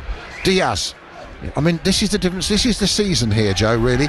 You know, in these sort of moments this season, can Saints hang on for a point when they need it, or will the inevitable Salah goal happen as he cuts in off the right?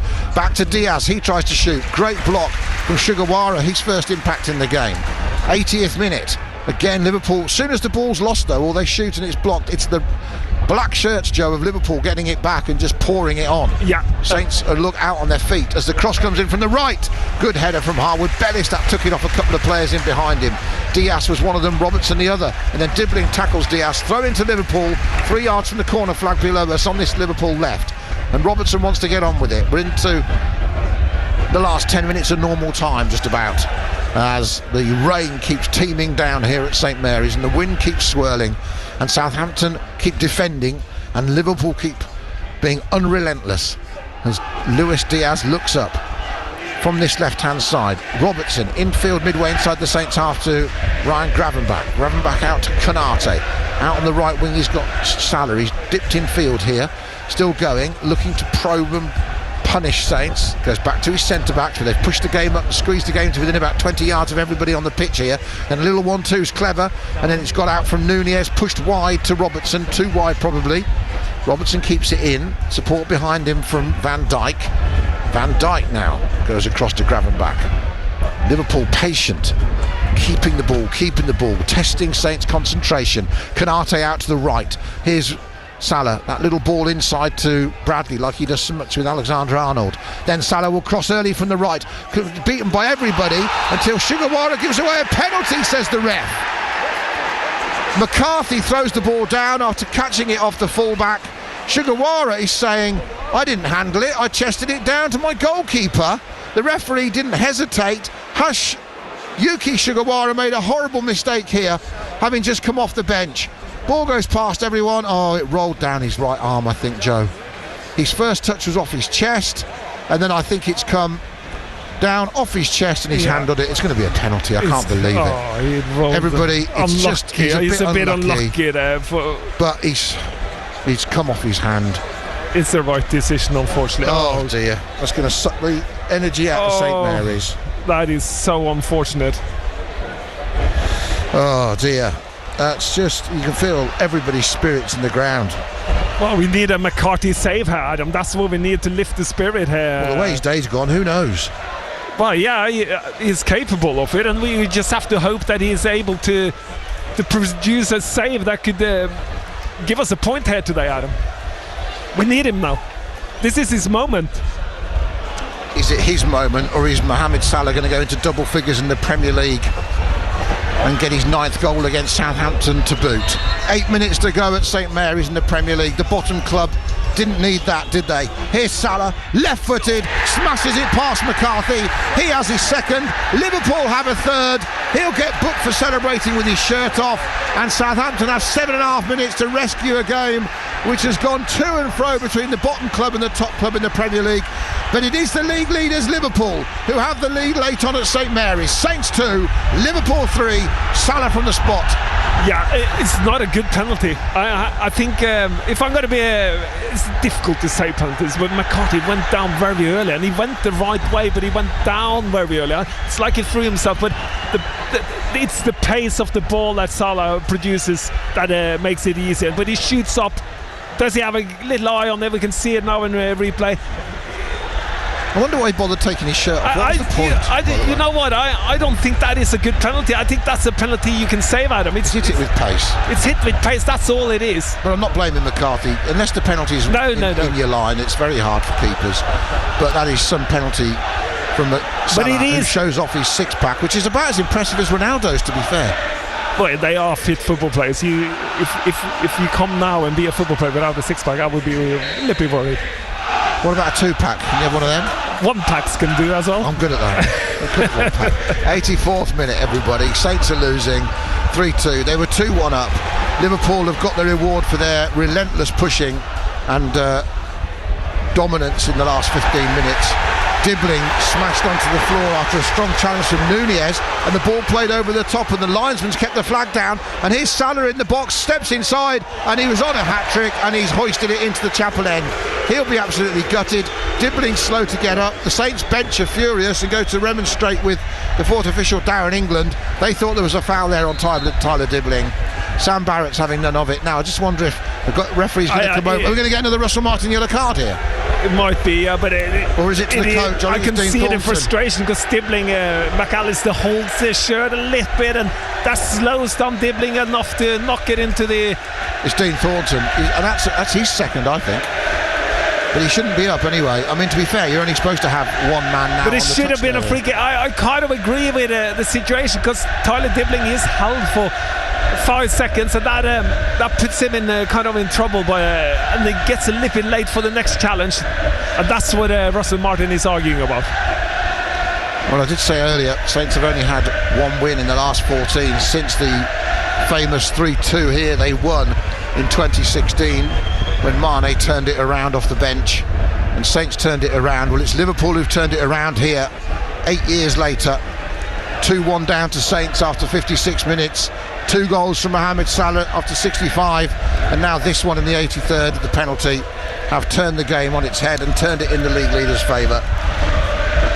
Yeah, we can't say they haven't deserved it. No. They've been relentless, hammering on our front door time after time, and we have made good blocks and everything. The Saints should be encouraged. They've scored twice. Can they get an equaliser again? Is there one more twist in this game in the last 5 minutes of normal time? Walker-Peters down the left, infield to Mateus Fernandes. He squares it to Harwood-Bellis. Harwood-Bellis chips it, that's clever. In for Sugawara behind the defence. Low ball in was excellent. Saints want a penalty for a foul on Archer. Referee's having none of it. It's been put out by Liverpool for a throw to Southampton. Excellent ball, good run from Sugawara. We're going to have a VAR check here. Sugawara did well. He was well found as well, Joe, with the pass. He's got it in early. And then Canate, I'm not sure he did actually stick his foot out and bring Archer down at any stage. It's not enough for me to be a penalty, but it's close. They just run together and Archer's fallen down. He hasn't stuck a foot out and kicked him or anything, to be fair. No, he just protected in area, run tight to him. In these conditions, with the way this game's gone, who's to say Saints can't benefit from an error from Liverpool or a burst of wind or something, or a great bit of moment. We've had them. Here's Sugawara's throw into the penalty area, headed up and out of the box, touch though from Stevens. Liverpool struggled to clear their lines. Jack Stevens has it again. He's got Walker-Peters to his left, finds him left hand edge of the penalty area up against Connor Bradley, needs some support, falls over unfortunately Kyle Walker-Peters, and Liverpool get it to Salah, who skips around Stevens with the most brilliant bit of skill, and it's 3-on-2, and Sobra slides down the right, and Nunez has gone offside, so he's got Diaz to his left. He finds Diaz to his left. Forward run comes Robertson. The move slows up. Diaz tries to find another player. He might find Salah, and Salah's hit the post for his hat-trick. He started it near his own corner flag at the other end, and he very nearly finished it, and that would have been wondrous from Mohamed Salah, and he smiles a wry smile. He's had one miss that he could have got a hat-trick with. He's hit the post then, and McCarthy's goal living a charmed life, and Saints 3-2 down. And again, Joe, I said to you just before Liverpool scored, you know, moments that keep you in seasons. You're 2-1 up against the leaders, they get back into it, now you're into the final 10 minutes. Can you see the game out? Can you get a point to give everyone hope for this spell of games? Now they're going to lose this game unless something changes, but have we seen enough in this game today to make us think Saints are still alive and can survive, even though no team in 8, they're going to be 8th side if they lose this, to lose 10 of their first 12 matches, and none of the other 7 have stayed up. Yeah, with the way we play. Sorry about that, everyone, but that's just true. Yeah, but that's true, and that's the facts, and that's the problem, Adam. And the way we give away goals today, that's the problem. We can't keep giving away the goals we do, and look at all 3 of them. First one, we give away that. Second one, it's just a mistake, isn't it, from McCarthy timing the ball coming out. And the third one it's just handball. Yeah, just handball. But the first one, we keep doing those kind of mistakes, and teams keep punishing us. Yeah. And Liverpool's done it, and that's the problem, Adam. And because of that, I think we are going to struggle. And now we're finding ourselves trailing. That is never good. A good situation in the Premier League. Saints are going to finish the day 5 points from safety. They started the day 5 points from safety, of course, Joe, but they haven't been able to make up any ground. Joe and Jordan have lots to talk about, by the way, so we want your thoughts, please, on X at Solent Sport. Now the referee's called a penalty for the handball. We just had a VAR explanation, but yes, you can see they've given it. Nunez comes off for Endo for stoppage time. We're in the 90th minute now, and we wait to see a change. Endo on in midfield for Nunez. Manager shutting up shop here. Arne Slot, 3-2. I think he'll be happy to leave the South Coast with a win in these stormy after conditions and with the way the game's gone. They've dominated big periods of play. Liverpool have had 26 shots in this game to Saints 6. And that explains why they're 3-2. But the thing is, Arne Slot made some changes straight away when they were 2-1 down. Took McAllister on and Diaz, and it's made all the difference. And that's what you can do when you have quality players at him. That makes difference, and he knows he has it. And that's the difference from being at the top and being at the bottom. Certainly is in investment and squad strength and quality and budget, as we're going to have 8 minutes. How about that? There is hope, but there's not hope if Saints give the ball away like they did then and Liverpool get it back, and then Stevens makes up for his error, but it's a Liverpool corner. But we started 8 minutes, Joe. I mean, that's a lot of injury time. That's plenty of time to get a chance. Yeah, it is, and we that gives us a chance to get in the game, Adam, but we need to change the tactic a little bit to get forward. We need to be able to go forward on the pitch, Adam, and because Liverpool is so good with the ball, they are on the positive run, they got a goal, they are ahead, they have dominated second half. How do you change that as a player? It's very hard. Liverpool fans still singing and celebrating. They know how big this is for them, having seen Manchester City slip up yesterday again in amazing fashion, really. But Liverpool looking for their 10th win in 12. Saints on the verge of their 10th defeat in 12. They get the corner. It's cleared away by Cameron Archer. Not very convincing. And it's going to spin out a play for a Liverpool throw. So within injury time, a minute in, the first minute of it has gone with just a corner being taken and a clearance. That's 1 of the 8 minutes completely wasted from the Saints' perspective. Can't even get the ball. Now the ball's on the floor. Now the referees stop the game again. He hasn't stopped it. It's just timing how long it takes Liverpool to take a throw in, Adam. And a long time is the answer. And he's going to add it on to the extra time. Yeah. Extra injury extra. What is he going to call it? Diaz takes the throw from Robertson, controls it under pressure from Sugawara. Horrible moment for him to come on and then give away that handball. If Saints had just clung on for 2-2 in this game, it would have been something, wouldn't it? It would have been a massive moment to just get everyone ready for what is the busiest spell of the season. To lose the first game in this fashion, Joe, is even more painful, really. If Liverpool come here and won 2-0, and hogged the game like they have, but just been more efficient, and Saints never look like getting back into it, you wouldn't feel how we do now. It's almost more crushing because they have had a glimpse and a glimmer of a chance of winning the game. As Aribo with a strong tackle sends Endo over, McAllister's kept it in. Liverpool had the ball deep in the Saints half on this near side, down by the corner flag, and McAllister really just playing with the clock here, deep in stoppage time, up against Dibbling. 3 red shirt and white shirts there. Aribo tries to keep it in, he does, but Liverpool win it back. 2.5 minutes of the 8 gone, and Saints haven't got their own box. Soberslai drills a shot, blocked by Harwood-Bellis. That's the umpteenth time he's done that this afternoon, Taylor Harwood-Bellis. And Liverpool now come again. Strong challenge by Downs on McAllister. Knocked him over. Saints have won it back. Stevens has it. And he looks in field from 10 yards inside his own half. He's still going. He's drifted in field, waiting for a pass. Did well. I don't know why everyone's moaning. Aribo has it. Now, can Southampton fashion an opportunity in stoppage time to rescue a point from this game? We've got 5 minutes of the injury time left. They trail 3-2 to Liverpool on Solent Sport. Reaction to come in the show. Get your thoughts in on Twitter at Solent Sport. WhatsApp us 08000 321 333, putting Solent as the first word, as Saints go backwards but keep it, and then hoisted long ball diagonal from Harwood-Bellis, could go anywhere, collected by Liverpool initially, won back though by Archer and Walker-Peters. We've got 5 minutes of stoppage time to go. We're into the 94th minute of the game. Saints have done well to keep the ball. Sugawara down this right hand side, infield to Aribo. And again, a backward pass, and Russell Martin wanted it played into feet ahead of Aribo. Might actually find Archer. Aribo wins it back. Oh, he's fouled. Endo catches him. Free kick, and he sort of went down slowly there, like he just realised what had happened. And Saints have a set piece here, so someone needs to stay back to keep them from losing, because Liverpool are brilliant at counter-attacking these sort of set pieces, especially late in games, and Saints need to try and make this count and put it into the melting pot.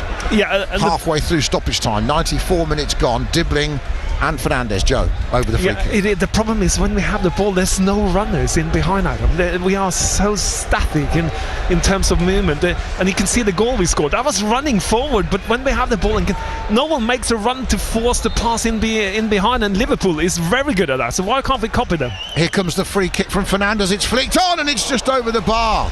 And in the end, that was half a chance. Jack Stevens attacking the ball, along with a number of other players, just tried to help it on its way with a bit of an angle, and he just got too much under the ball and put too much height on it. It was a good free kick into a dangerous area, and Stevens just got too much on it really, Joe. Needed to glance off his head and keep going from the direction it had come in. 95th minute, Kelleher not exactly hurrying up. Saints lost to Liverpool 3-0 of course in the FA Cup last season when they were a championship side. Very different situation there. And Liverpool's last Premier League win here, by the way, was May 2022, when Minamino and Matip scored for Liverpool and Nathan Redmond scored for Saints. It seems like a different generation ago. 95 minutes gone in this game. There are 3 minutes plus anything else the referee adds on left of stoppage time. Can Southampton force the hand? Can Southampton pressure the Liverpool penalty area? Can they get an equaliser here? They have hope. They've scored twice already this afternoon. They're 3-2 down. Now Harwood-Bellis will switch it out to this far side, and it's flicked on to Walker-Peters. Fernandes is there. Someone needs to drive towards the box. Someone needs to get into the box.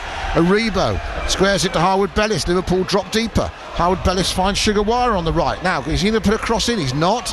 They're going to keep working it. Russell Martin points. He doesn't want that. It's a lovely cross to the back post, and just enough done by Bradley to put Archer off. That was almost a moment. Just the pace on the ball just skimmed it away from Archer. He couldn't get a touch that he wanted. Goal kick. That's a good cross from Harwood-Bellis, and that's where we probably should have had ball on Archer, but good run in by Archer, good ball in, but I think we should do more of that. Yeah. Cross the ball, get it. It's good enough for Liverpool. Why isn't it good enough for us? That's what they are the top of the league. Why can't we do the same thing? I think crossing from every position in the pitch when you're in the opposition's half is perfect, and that was a good ball in. It was. Goal kick for Keller had to take, goes over Diaz, who spectacularly fell, and the referee says Harwood-Bellis fouled him. Not really sure Harwood-Bellis did much wrong. I feel like Diaz jumped over him and landed badly. Anyway, it's another stoppage in play. The Colombian down. I remember he only came off the bench after an hour of the game. Yeah, but he's had an impact. Saying, stop your clock, please, Mr. Referee. He has had an impact, him and McAllister. He's up now, of course, he's fine. And the referee still needs to give Saints 30 seconds for that, at least. Is there one more chance in the game for us, Adam? We haven't created many second half. Well, we're into the last minute of the injury time that was allotted, and Liverpool with that amazing 60-yard pass that looked so easy from Robertson to Salah on the right wing on the other side of the pitch took the game away from Saints, and then they're going to have a yellow card here for Jack Stevens, I think it is, for clattering Salah down, and Stevens quite happy to take the card. The Egyptians not happy. No, because it is a naughty challenge. I can get it, because he's already passed the ball and Jack Stevens kind of kicks it in the back of his foot. But yeah, okay, just frustration from Stevens, who's just got to manage that. Yeah, he's got that in him, Jack Stevens, as we've seen earlier this season. And Salah slow to get up still. Game not restarted yet. So we're still on air till 5 o'clock. Jordan and Joe waiting for your thoughts. Saints on the verge of a 10th defeat, but have they encouraged you with this performance, or are you as bleak as ever? And that is it. It is 10 defeats in their first 12 games of the season. For Southampton, they become the 8th side in Premier League history to hit that mark. None of the other 7 survived the season. Can Saints buck that trend, or is this afternoon's game typical of what we're going to see from Saints this season? They scored twice against the league leaders. They came back from a goal down to lead 2-1 against the league leaders, but after a crazy afternoon at St Mary's with a game full of mistakes and goals, they have lost to the league leaders. Liverpool go 8 points clear at the top of the table. Saints are 5 points from safety. They gave it a go, but there is a lot to analyse in that game, from the formation, the lineup, from the mistakes at the back, from playing out, from the good bits of the game, from Dibbling and Armstrong and Onuachu's performance. So much to get through. The penalty save, the one that wasn't given for the tap from Konate on Armstrong, and all the other incidents in the game. Liverpool will feel they're more than worth that win after dominating territory and possession in that game. 27 shots to Saints 7, but it is Southampton remaining bottom of the Premier League table. But Saints fans, have you seen more cause for optimism this afternoon than in previous games here at St Mary's? You'll get your thoughts in 08000 321 333 on WhatsApp. Put Solent as your first word. Tweet Jordan and Joe at Solent Sport. Get your thoughts in, join in with the show, ask Joe to answer your questions, and you've got plenty of time to do that while I get reaction down from the tunnel. It has finished at St Mary's, a memorable game, but another defeat for Southampton. Saints 2, Liverpool 3. This is BBC Radio Solent Sport.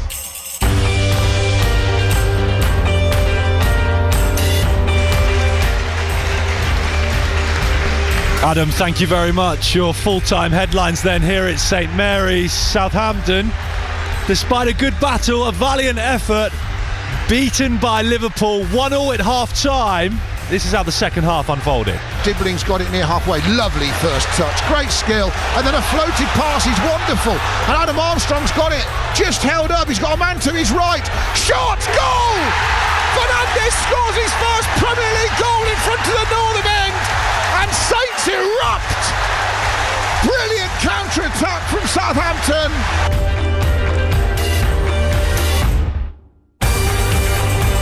That's a lovely ball over the top. McCarthy's come a long way. It's going to be 2-2. The first touch from Salah was absolutely brilliant.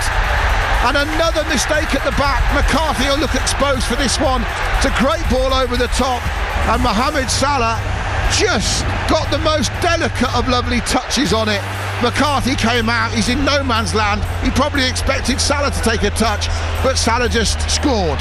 Then Salah will cross early from the right, beaten by everybody until Sugawara gives away a penalty, says the ref. Here's Salah, left-footed, smashes it past McCarthy. He has his second. Liverpool have a third. He'll get booked for celebrating with his shirt off. And Southampton have 7.5 minutes to rescue a game which has gone to and fro between the bottom club and the top club in the Premier League. But it is the league leaders, Liverpool, who have the lead late on at St Mary's. Saints 2, Liverpool 3. Southampton remain 5 points adrift from safety at the bottom of the Premier League table. At the other end, Liverpool go 8 points clear of Manchester City. Plenty to discuss between now and 5 o'clock. Joe Tesson will stick around here in the press box. Adam Blackmore will head down to get reaction from the Saints boss Russell Martin and maybe a player too. And it's your chance to have your say again on Southampton. You can talk about any of the big moments in that game. We'd love to hear from you. The penalties, the goals, the tactics, the formations, the team selection. At Solent Sport is where you can do it on X, on social media. 08000 321 333 is the WhatsApp number. Just make Solent the first word of your message and do the same if you're texting 81333. And don't forget, those will be charged at your standard network rate. It is a very tough fixture list to come for Southampton now. How do they pick themselves up after another gutting defeat? They battled hard against Liverpool. They led at one stage, but ultimately they've lost again and they stay bottom of the Premier League table. Let's find out what's happened elsewhere, shall we, as well this afternoon. We've been at Wesley Park for the South Coast Derby in the League Cup between Pompey women and Saints women. Millie Payne's been watching. Yeah, thanks Jordan. A goal for Saints in the dying minutes to top off a second South Coast Derby victory this season. Emma Thompson netted just from it inside the box for her hat-trick today. So it's finished here at Wesley Park. Portsmouth 0, Southampton 3. It was a half of real sort of damage control for Pompey right up until the end, and they still didn't manage to get a shot on target. So you do really wonder where those goals so far this season for Jay Sadler are going to come from. So in the other Group C game this afternoon, it finished London City 1, West Ham 3. So this means that West Ham still sit top of the group of this League Cup tie, and Saints moving up to second on goal difference. I'll try and gather a reaction for you in between now and 5 o'clock. Millie, thank you very much. Yeah, we'll bring you those interviews as soon as we've got them from the Pompey camp and the Saints camp too. Brilliant performance from Emma Thompson and those 3 goals in that 4-0 win. Elsewhere in the FA Cup earlier on today, Bournemouth made it through to the 3rd round of the Women's FA Cup with a convincing 4-0 victory away at AFC Porchester. And Moneyfield's women have been in action too. They have been away at Cheltenham Town. And they have been beaten though, so knocked out of the FA Cup. A 2-1 defeat for Moneyfields on the road. Coming up, we will run you through everything else that's happened in the sporting picture today. The thoughts and analysis of Joe Tessam is on the way next after defeat in the Premier League for Southampton here at St Mary's. 3-2 to the league leaders Liverpool. This is the home of live sport across the south. BBC Radio Solent Sport. Who'll be voted off? Who's going to win? Will it be your favourite, or has Mum picked the winner again this year? When you feel like a judge casting your vote, there's no feeling like live TV. However you're watching, a TV licence is your must-have pass to over 400 live TV channels with countless moments for the whole family to enjoy. And it also funds everything you love from the BBC, including live radio like this. BBC Radio Solent. Jordan Clark. BBC Radio Solent Sport. 4:07 on Solent Sport, live from St Mary's. Southampton beaten in the Premier League at home to Liverpool. Reaction to come from down in the tunnel, and reaction as well to come from Wesley Park after a Derby Day victory for Saints women, 4-0 away at Pompey women in the League Cup. We are with you through until 5 o'clock. If you're just on your way out of St Mary's, listening on BBC Sounds, when you get back home, remember you can listen on your smart speaker to the reaction hour. Just ask it to play BBC Radio Solent. And likewise, if you're at home at the moment and heading out shortly, you can take you with us on the BBC Sounds app. Right, let's bring Joe Tessam back in. Keep your messages coming in, please, at Solent Sport on X for your reaction to that defeat for Southampton. 08000 321 333 on WhatsApp. Make Solent the first word, and 81333 on the text, starting your text message with the word Solent too. Still a few internet problems here in the press box at St Mary's, so Rob Seals is compiling your messages back in the studio in Southampton, and then we'll forward them on to me via email, so they may take a little bit longer to be read out, but we will get to them, I promise. Let's bring Joe Tessam in, former Saints midfielder, watching on alongside Adam Blackmore this afternoon. Joe, defeat, behind, levelled up, went in front, looked good at times, looked awful at times, but ultimately they stay rock bottom, and there is a lot to sum up from that game. I mean, what really for you sticks out in terms of maybe a starting point for Saints fans? Well, I think you kind of summed it up, Jordan. What sticks out is the possession football. We have, the thing is, the goal we scored to go 2-1 is absolutely fantastic, and I don't know why we cannot play like that more. Bringing people forward, being quick in getting forward, sacrificing you on long runs, getting into the good areas when the turnover and the outnumbering is there, when you are in good situations. And yes, in the Premier League, it demands good possession, it demands good one-on-one skills to get you to that situation, and we had that on that goal. That goal for me kind of symbolises everything we need to do to be a Premier League team, and in that goal you had everything, and there's the problem. When we see the game as it goes on in the end of the game, we never see runners in behind. We don't go forward. We don't play forward. It's too much sideways. Yes, we cut down the gambling football in our own kind of the first third of the pitch. But other than that, that's what we need to do more. Put Liverpool on the back foot. I know they're a good team. They dominated possession, and it is difficult. But that goal is how you got to play to be a Premier League team in my eyes. You got to play quickly forward, play on turnovers, sacrifice, you kill yourself to get in the box like Fernandes did and score that goal. That's the mentality. That's the football you got to do if you're going to have any chance of staying up. And was that particularly evident at the end of the game when it is only 3-2 to Liverpool? You have an opportunity maybe to just try and mix things up, put them under pressure, and so many occasions when I look down and think, right, get the ball forward, it goes sideways and backwards. As you're heading into stoppage time, it has to go into the Liverpool box. Exactly, and there was one cross in the end, and there were Howard Bellis trying to find Archer, which was a really good ball, and there's small little margins there to if Archer gets a contact or scores, it could have happened. Anything could have happened, but that's the point. You got to put yourself in that situation that anything can happen.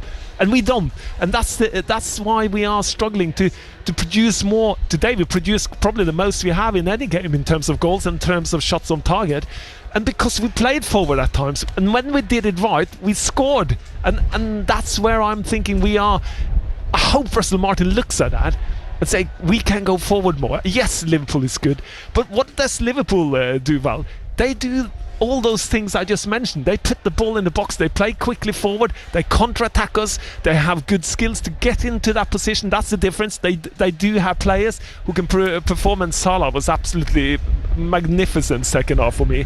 He won that game for how he played and contributed to. He was quiet though, wasn't he? He just came alive, as you said. He just came alive second half, and that won them the game in my eyes. And yes, he had a penalty, but what he did and how he put Liverpool on the front foot by doing what he is good at, that's the difference.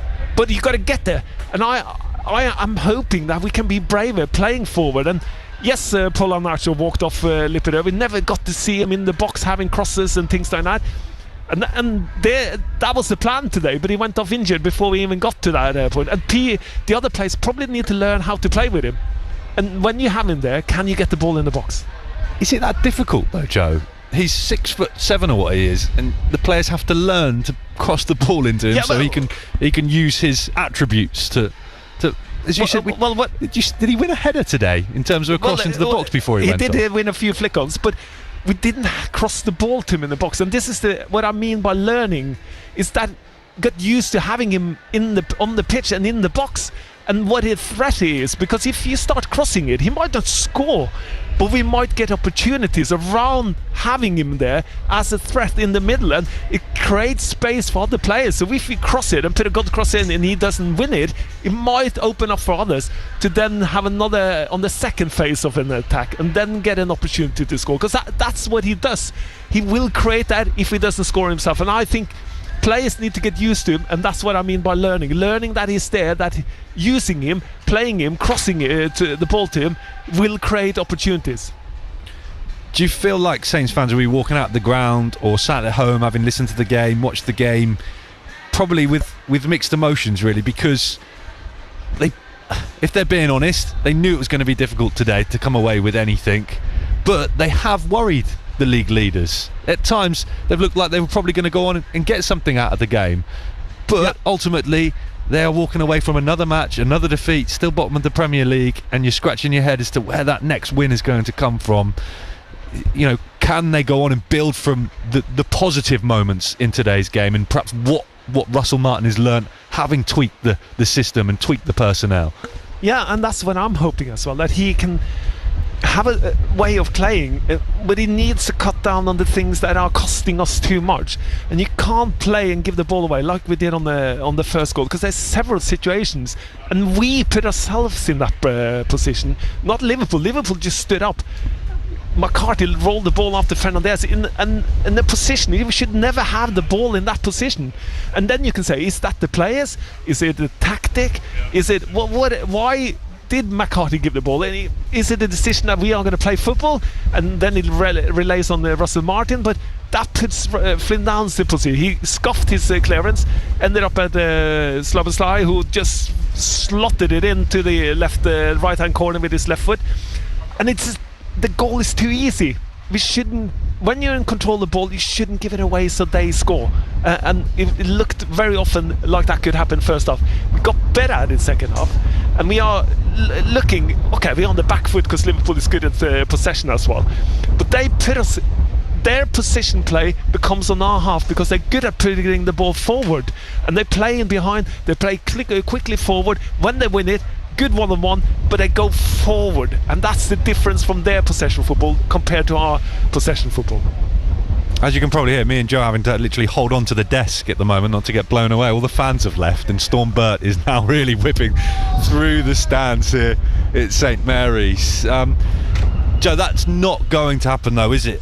Because it would have happened by now if it was going to happen, in terms of you what you're saying there about learning and hoping that Russell Martin cuts down on the things that are costing Saints so dearly, but they've had plenty of time to do that, to change the way they play. Martin's been in touch on that Solent Sport. I'm getting the social media posts. I'm not getting the WhatsApps in the text at the moment, so bear with me on those. Martin says, unless we stop playing out from the back, we are doomed. Good stuff from Tyler and Paul, but stuffed by the inevitable mistakes. We can't score from our own goal area, and they won't score from theirs.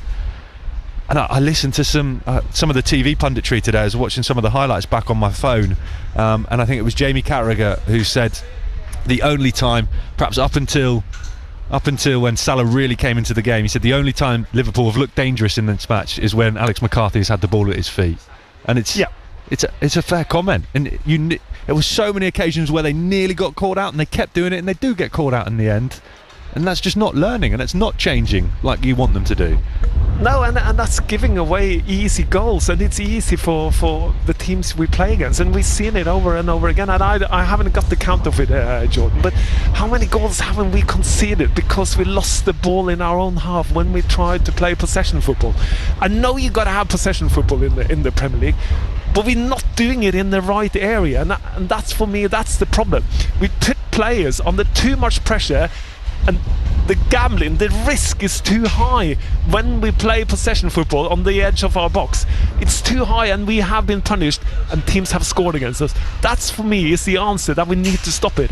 And also give the players a kind of an allowance to kick it long.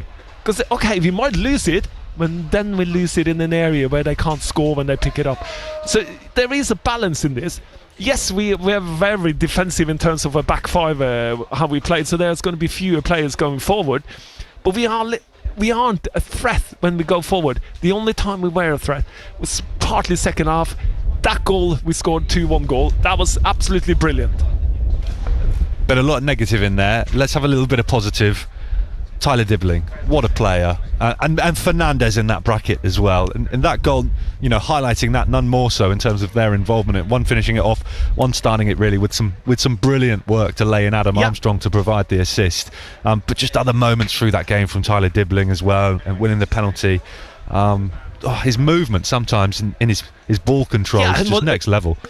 It's one-on-one skills which you have to have in football, and he's got it, and he's got such a good left foot as well when it works, and he's quick. And when he picked up the ball on the penalty, he knew straight away what he was going to do, and that's instinct. He does it instinctively, and he just picked the ball, went past one player, took on Robertson, who fouled him on the 18-yard box, and as long as it's on the line, it's a penalty, so it's a correct decision. And then on the goal, brilliant Crove turn to put himself onto his left foot when he was driving down the right hand side, turn it in. Adam Armstrong made a brilliant run, played him a floated perfect ball, not the best first touch of Adam Armstrong, but he took his time, turned it in. Fernandes, as you mentioned, ran forward. Fernandes is turning into a brilliant football player, by the way. He works so hard on the pitch. I'm really impressed with his work rate, and that finish with his left foot, brilliant. And he understands that if I'm going to score, I have to sacrifice myself, get in the box. That's the place I can score, and he did. And luckily Adam Armstrong kind of composed himself after kind of having a bad first touch, looked up, saw him, rolled the ball to him, and he could put it in. But Tyler Dibbling, what a prospect we got, and it's a home-produced prospect, and I'm so happy for him. And he's still got loads to learn, but what he has is instinct, tempo, one-on-one skills, which we are lacking in our football team at the moment. A rarity in that Saints squad at the moment, but another brilliant performance from Tyler Dibbling and Fernandes too today. In amongst that 3-2 defeat, you're listening to Solent Sport. We're live from St Mary's. It is just gone 4:20 with you through until 5 o'clock. We're live on BBC Radio Solent and right across the UK on the BBC Sounds app and smart speakers if you ask them to play BBC Radio Solent. Still waiting for reaction from down in the tunnel. Adam Blackmore's down there waiting for Russell Martin, the Saints boss. We'll hopefully bring you a player interview too. And we've got Millie Payne at Wesley Park, where Saints women have just won the derby match in the League Cup against Pompey women by 4-0. We're hoping for interviews to come back from both managers involved in that game too. Thank you if you've been in touch. Let's get to some of your messages. Rob Seals has been working hard back in the studio in Southampton to turn them around for me. after the failure of the internet here in St Mary's in the press box throughout the day so far. Let me just tell you the league table first of all then. So Southampton remain rock bottom on 4 points. That is 5 adrift of safety. Wolves occupy 17th on 9 points. Saints have got Ipswich above them on 8 and Palace in 18th above Ipswich in the final relegation spot, also on 8. Ipswich, of course, play at 4:30, so in 9 minutes time against Manchester United. Ruben Amorim's first game in charge at Portman Road. We'll keep you across the first 30 minutes of that game and any goals that go in. At the other end of the table, Liverpool, the first team past 30 points. They're on to 31, which moves them 8 clear of Man City in second after their defeat yesterday. Right, some of your messages. Thank you very much. You've been in touch. Paul, good evening to you. Says that is how that's it now, he says. We've had it. Why did he bring Ugachukwu on over Archer? My season ticket seat will be empty until Russell Martin is gone. Paul, thank you for your thoughts. John in Alton says we have some good players and can be great to watch, but he's put in capital letters, stop the ludicrous short passing out by the goalie. Look how Brentford break out of defence. McCarthy is a perfectly good goalie if not instructed to do the short passing out. We can survive though, says John, if they put those things right. It's exactly what Joe Tessam has just been saying. David, good evening to you and everyone else listening in from Emsworth tonight. Says that's the best we've played this season. 3 stupid goals though have cost us. Chris is in Southbourne. He says, well, Saints at least made a game of it. All 3 of Liverpool's goals could and perhaps should have been avoided. Saints scored without doubt the best goal of the game via Dibbling Armstrong and scored by Fernandes.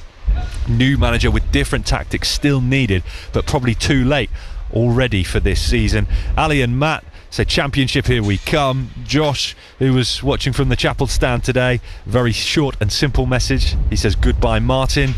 Johnny's in Tidworth, says Saints have shown we have players to compete, but sadly again the style of play is poor. A new manager who understands how to get the best from players is needed. I'll do some more of your messages in a moment. Let's bring Joe Tessam back in. Joe, you've been listening to those.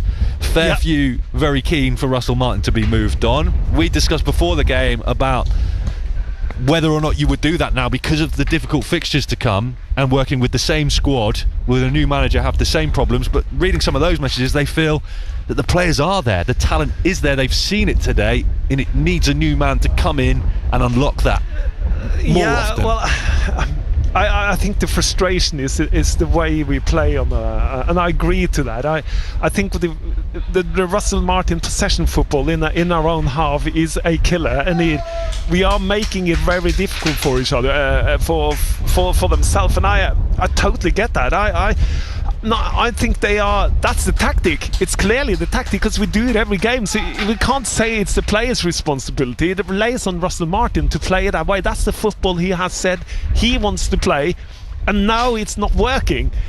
Have we got talent? Yeah, I'm worried a little bit with the squad we have. I have said that before. I think we are very thin. This was probably one of our better games so far this season, and we matched best them. Game? Some saying the best performance so far. I think we had a few other halves which has been very good. I thought we played a very good half against Arsenal. Thought we played well against City. But this as a game, we stuck to it, and we had a very good team against us, and the way we played, but mistakes keeps happening to teams who are on the bottom of the league and who will go down. That's how I see it. What people are asking is that for Russell Martin to change something, and if he isn't willing to change what he's doing, then I agree, then you might have to get someone else who can get better ideas into it and get players to believe that there are an opportunity to stay up, because I think that's what the fans are trying to say, that there's something needs to change with the possession football. We need, and I agree, I think we can play quicker forward, be braver in the way we'll get the ball up on the pitch. Yes, we have to remember this is the Premier League. It is a tough division to play in, and we just come up from the Championship. We have a lot of players who are good in the Championship but probably not good enough for the Premier League. So there is an overall problem, but you can't get rid of the players, can you? That's what a lot of fans probably say, is that we can't get rid of the players, but it is easy to change someone who thinks differently, because that's what we want. Someone who thinks a bit differently, that can bring us forward onto the pitch, give us the opportunity and see if there is a chance of us staying up this year, and that's what they want. Do you think, Saints fans, Russell Martin will change, can change. He's changed some things today. He's changed personnel. He's changed approach a little bit, but ultimately what he hasn't changed is the playing out from the back, the possession football at the back, the risky passes out from the back, and that is what has cost Southampton against Liverpool. In amongst some really good and nice bits of play today and performances, they are still walking away with nothing this afternoon. At Solent Sport is where you can answer that question on social media, on X. 08000 321 333 is the WhatsApp number. You just need to make Solent the first word of your message. 81333 is the text number. You need to start those with the word Solent too. They'll be charged at your standard network rate. Debs, hello to you. She says, well done lads, you didn't win, but you all played as well as we knew you could. Goldie says, some very strange selection decisions today from Russell Martin. We have 3 left backs in the club and not one of them starts. Great to see Tool Paul start, which was a positive, but playing Downs at centre-back, madness. I'm afraid Saints are down and now have to make decisions to either stick with Martin or get rid. Gordy, thank you for that message. Hello to John Joe, who's listening all the way from Chester today via BBC Sounds.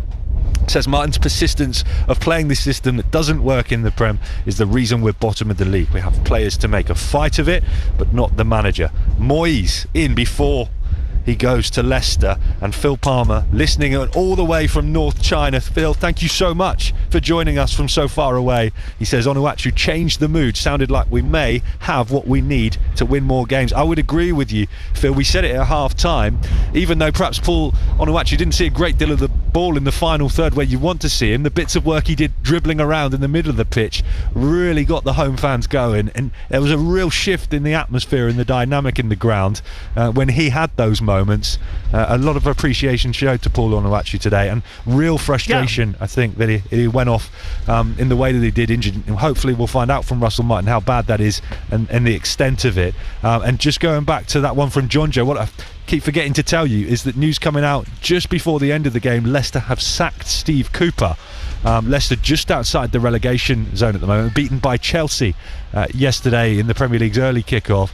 They have relieved Steve Cooper of his duties, so they are now searching for a new manager. We're going to hear from Jack Stevens in a second. Joe, bring you in on a few of those ones, which we haven't spoken about yet. The left-back situation, that was a thinker today. All those full-backs, and he's gone with Ryan Fraser, and then he switched them as well in the first half. I know, this was a bit awkward for me today because Ryan Fraser can play wing back. He's played out on the left. He's a well-known winger, and the idea was probably, for me, how I understood it, have him down on the left side to get down and cross the ball to Paul Onuachu, because he's good at that. But he played on the side where he had to deal with Salah, and he did a good job. He kept him quiet first half with the help of Jack Stevens. Yes, Bradley and Salah caused a few problems for us, came down, and they're good combination on the right hand side for Liverpool. But then that worried Russell Martin, and swapped him over with Walker Peters coming down to the left and putting Ryan Fraser on the right hand side, and then it became a little bit awkward. That's when it becomes awkward, because then your plan has kind of gone out of the window. You got to say that Russell Martin was forced to make some changes which he didn't want to do. Adam Lallana had to go off with an injury which he didn't expect, and with his possession football, Joe Rebo did well coming on for him, so kind of have two players who can do the same thing. Paul Onuachu had to go off with an injury, which also kind of was the positive thing, and it was kind of driving us a little bit and keeping the game going. Went off way too early second half, so you had to make changes which was forced onto him. But again, Stephen Cooper has now been released from Leicester, and they have now gone and said we have an opportunity to stay up, but it is not with Cooper. They got to go somewhere else, and that's where the club is here as well, in my eyes. Where do you want to go? Do you think you have an opportunity? The club and the board and everyone who's in charge of this, they must see, is the plan working? It's a long-term plan with a short-term kind of plan as well in between there, and they got to sit down. Have we got an opportunity to be a Premier League team next year? And are we going to go forward with a different plan? And that's what they got to look at, because that's how football is. You got to look at, what have we got? Can we make it better by changing a manager? And that's what the club needs to look at. Leicester's done it. They think it can be done. And this is where the dilemma and the conundrum for the football club here now is, where do we go? We're not getting results out of them. We played decent football today. Where did we go on the other games? Do they need to change their manager now, Joe Tessam, in your opinion, yes or no? I think the time has come that we might start looking at it, yes. Let me just put this to you from Neil, who's listening in. Neil, great to have you with us on BBC Radio Solent and BBC Sounds. He disagrees with you. He says that was individual errors out there today and there's nothing Russell Martin can do about them. He said Saints played as well as they could have done against a good team in Liverpool, and that's not Russell Martin's fault, the reason they've walked away with nothing today. No, I on the two last goals, definitely not. I think the good run from Salah, good play by Liverpool over the top when he scores, and McCarthy mistimed it. The handball, you, as a manager, you can't do anything with that. But the first goal, that sets the tone in my eyes, because that's possession football that leads and puts Flynn Downs, who makes a mistake in the end, but he's put in the position because we play possession football, and that one for me is the one that I'm looking at and say, that wouldn't have happened if we had just McCarthy hold the ball or cleared it out somewhere else. They wouldn't have scored and we would have been 1-0. But it's when we get to the 2-1 situation, that's when you got to see whether we are good enough to keep the ball and keep the lead. You're playing at home, 2-1 up. Can you complete the game and win it and also get something out of that, even though Liverpool is favourites or our better side? And that's when it falls apart on the tactical side for me, because we can't. I agree. I don't think we have good enough players for the Premier League, and I think they make mistakes which wouldn't be done by other players in the Premier League if you're good enough, and I think that is the main problem with the football club. That's the voice of Joe Tesson, the former Saints midfielder. You're listening to Solent Sport live from St Mary's. It has just gone 4:32. Southampton beaten by 3-2 at home to the Premier League leaders Liverpool this afternoon. Adam Blackmore is down in the tunnel waiting to speak to the Saints boss Russell Martin. He has managed to grab a word with the Saints captain Jack Stevens. Jack, a very frustrating afternoon, of course, but you gave it a right go. Yeah,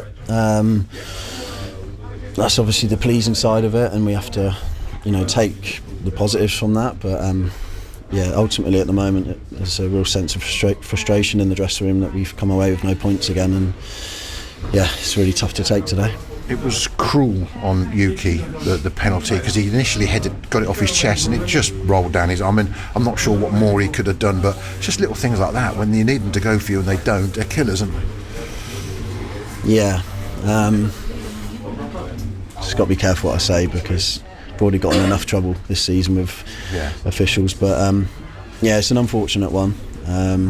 Obviously the wind as well, it's difficult conditions out there, but at the end of the day he's given a penalty, and that's got them the 3 points today. But these things can happen, mistakes happen, it's no one's to blame, and like I've said before, we always stick together, and I think everyone could see today that we're still definitely all together, and we've given it a right good go, like you said, and we'll continue to do that, and I'm confident that the results will come. People will obviously say, after some of the mistakes in the first half and some of the ball giving and give away and their first goal and so on, that you're still trying to play too much, too close to your own goal. What would you say? Yes, you're right, or we're going to keep trying? Oh, it's difficult to answer straight after the game. I know that, but it's going to be the biggest thing people talk about. Yeah, no, of course, and rightly so. People are going to talk about mistakes and the goals and things like that. What I will say is a lot of our good moments also came from those situations. So, maybe we have to look at it and just evaluate. Yeah, I think it's just realising the state of the game. I think we just defended for a fairly long period of the game. So maybe it's just a case of, all right, hold on, let's just relax, let's get into position. But listen, like I say, we've had a lot of good moments from those situations. So at the moment it's difficult to say, but I'm sure we'll look back at it and see where we can do better. Alex McCarthy's been at this club a long time, and you've been a colleague, and we've spoken about how calm and phlegmatic he is all the time. I've never seen a goalkeeper have a more up and down, difficult and good day at the same time as him today. Will he be feeling like he's to blame for Salah's goal or anything like that, or do you think that was the wind? We couldn't really tell, because I think he thought he was going to get there when he came out. Yeah, I think it's. I think we've all got to look at that goal, because it's a straight pass from the centre half, and it's a one-touch finish from Salah on the edge of the box. So, not one person's to blame for that. I think that's a lot of us that could have done better. Maybe more pressure on the ball, track the runner, make a bit of contact. Al will look at it as well. Yeah. But yeah, it's one of them things. But yeah, I wouldn't be putting the blame on one person. I think we can all look at ourselves and see where we can go better. But like I've said before, he is a calming influence, and we scored our second goal from him coming from for a cross, which is I've always said he does that very well, and it's a difficult game to come back into today after not playing for so long in difficult conditions. But like I said, we're disappointed with A, the result, and B, the goals that we conceded. So we need to look at that and see how we can improve and definitely take the positives from today, because there were lots of them. Yeah, and you scored 2 goals against the league leaders, who've hardly, I think, shipped 7 all the season before they met you. Yeah. You've got to take those, because the games are now going to come thick and fast, and we're into the meat of the season, and somehow you've got to lead the team to stay convinced that they can get out of this. Yeah. That's what I'm saying. The positives were there. We had plenty of them. We scored 2 really good goals. Maybe could have had a couple more as well. So we have to look at that as well. Don't just look at obviously the things we need to do better, but look at the stuff that we did really well and take that forward. I think if we had played with that sort of attacking intent against Wolves, we'd have definitely got something there. So I think that's where my frustration comes from today. Is obviously today, but looking at games that we've let slip away, that we maybe weren't at our best. Text 81333. Start your message with the word Solent. Texts are charged at your standard message rate. See our privacy notice at bbc.co.uk/local radio privacy. BBC Radio Solent.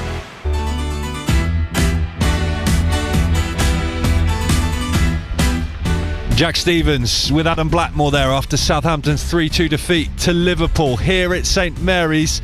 A reminder then of how the game played out. Southampton a goal down, levelled things up to 1-1, then found themselves in front in the second half, 2-1 up after a brilliant bit of build-up play from Dibbling Armstrong to tee up Mateus Fernandes, but they couldn't see it through, and it was Mo Salah in the end and his brace that sealed the 3 points for the league leaders. Then Salah will cross early from the right, beaten by everybody until Sugawara gives away a penalty, says the ref. Here's Salah, left-footed, smashes it past McCarthy. He has his second. Liverpool have a third. He'll get booked for celebrating with his shirt off. And Southampton have 7.5 minutes to rescue a game which has gone to and fro between the bottom club and the top club in the Premier League. But it is the league leaders, Liverpool, who have the lead late on at St Mary's. Saints 2, Liverpool 3. Saints playing well at times, but masters of their own downfall in the end. It leaves them 5 points adrift of safety at the bottom end of the table. Liverpool go 8 points clear of Manchester City at the top. Elsewhere in the Premier League, Man United in Ruben Amorim's first game in charge have taken an early lead, 1-0 up away at Ipswich. So that is a decent scoreline for Southampton. Marcus Rashford with the goal in the second minute. And your other Premier League news line from this evening, just before the full-time whistle went here at St Mary's, Leicester announcing that they have sacked their manager Steve Cooper. Leicester of course beaten by Chelsea yesterday in the early kick-off, just 2 points above the relegation zone after 12 games. We have heard already from the Saints captain Jack Stevens. Here's what he had to say to us. And we have to take the positives from that, but ultimately at the moment there's a real sense of frustration in the dressing room that we've come away with no points again, and it's really tough to take today. If you missed that interview and you're listening on the BBC Sounds app right now, you can rewind and listen to it in full. The Saints manager Russell Martin has just spoken to Adam Blackmore. That interview on the way for you on Solent Sport very shortly between now and 5 o'clock. We've brought you 2 games today. We've also been at Wesley Park for the South Coast Derby in the Women's League Cup. Saints women coming out on top away at Pompey Women, 4-0 winners. There was a hat-trick in there for Emma Thompson, and we've spoken in the last few minutes to the Saints boss Remy Allen. Really happy with the 3 points, and obviously in the way we've won the game, clean sheet, 4 goals. Me being me, I'm still driving for more. I think the spells we could have been better, but I think it was a real professional performance under difficult conditions. That interview also on the way in full. We'll hope to hear from Jay Sadler, the Pompey boss too, between now and 5 o'clock this evening. Away from the football and the Premier League and the Women's League Cup tonight, in the rugby, England are in front against Japan, 21 points to 0 up. And in the cricket, England's women have won earlier on today over South Africa, beating them by 4 wickets. Maya Bouchier from Hampshire women involved in that victory. you can read plenty more about those stories right now on the BBC Sport app. Still to come, more from Joe Tessam, Russell Martin and Remy Allen in full, and more of your messages as well. Keep them coming in, please. At Solent Sport is where you can get in touch. Have your say on your side this evening on social media, on X, or you can WhatsApp us. 08000 321 333 is the number. Make Solent the first word of your message. The text number is 81333. Those messages also need to start with the word Solent. With you through until 5 o'clock. On FM, on DAB, on Freeview Television and across the UK on the BBC Sounds app and your smart speakers if you ask them to play BBC Radio Solent. You're listening to the home of live sport across the South. BBC Radio Solent. Listen on the go on the BBC Sounds app. What do I love about the BBC Sounds app? Sounds good. There's some lovely playlists on there. I love the fact that it is so easy to use. It's on my phone. I link it up to my Bluetooth when I'm in the car. I've been listening to old episodes of John Finnemore's Souvenir programme. He's a brilliant Dorset comedian. Brilliant. If you scroll down to From the South, you'll get all of our best stories from Hampshire, Dorset and the Isle of Wight. You can pause, rewind, listen again. And you can listen live to me. And me. And me. And me. Listen on the go on the BBC Sounds app. BBC Radio Solent. At Solent Sport to get the latest sports news for the South. BBC Radio Solent. You're listening to Solent Sport with Jordan Clark, live from St Mary's in the wind and the rain, which is whipping round the stands here.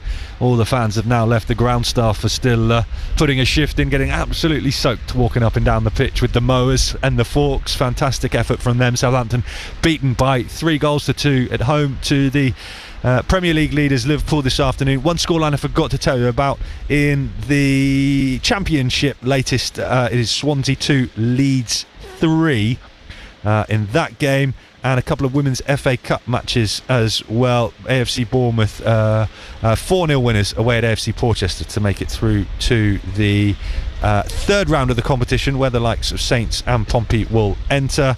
We also had Moneyfields in action as well. They were knocked out, beaten 2-1 away at Cheltenham Town Ladies. Right, more reaction from the tunnel here at St Mary's. We've already heard from Jack Stevens. Let's hear from the Saints boss now, Russell Martin. He's been speaking to Adam Blackmore. If we didn't know the Premier League was a cruel place, we do this season, don't we? Because that's the second time you score 2 at home and it's the same scoreline. So it's that balance, isn't it, between attack and defence? Yeah. We're playing against the best team in the league, and we decided to go with a really bold and attacking formation and shape, and we caused a lot of problems with that. We can just concede 3 really crap goals, mate, and we can't do that. And that's the most disappointing thing. I think if they come here and score a couple of really brilliant goals with the quality they have, then maybe you say, okay, you can accept it a bit more, but the goals are rubbish. And a 2-1 up, we should have a penalty of Adam Armstrong. There's no doubt in my mind after watching it back on slow motion. I don't know how it isn't given, but it is what it is. And then obviously we make a mistake and the penalty's given, and it's frustrating. What do you take as progress from that performance, from say the Wolves game or from before the break? Well, we scored 2 goals. We looked a real threat. We looked like scoring. We're playing against the best team in the league, by the way, so it's not easy. You gave them a right go. Yeah, and I think that's what we wanted to see, and I think that's what the fans want to see. We're being so competitive, so we're not a million miles away at all, which makes things a bit more frustrating. But we've been against the top teams as well. We've been so in every game. You can see the lads still believe, they're fighting so hard.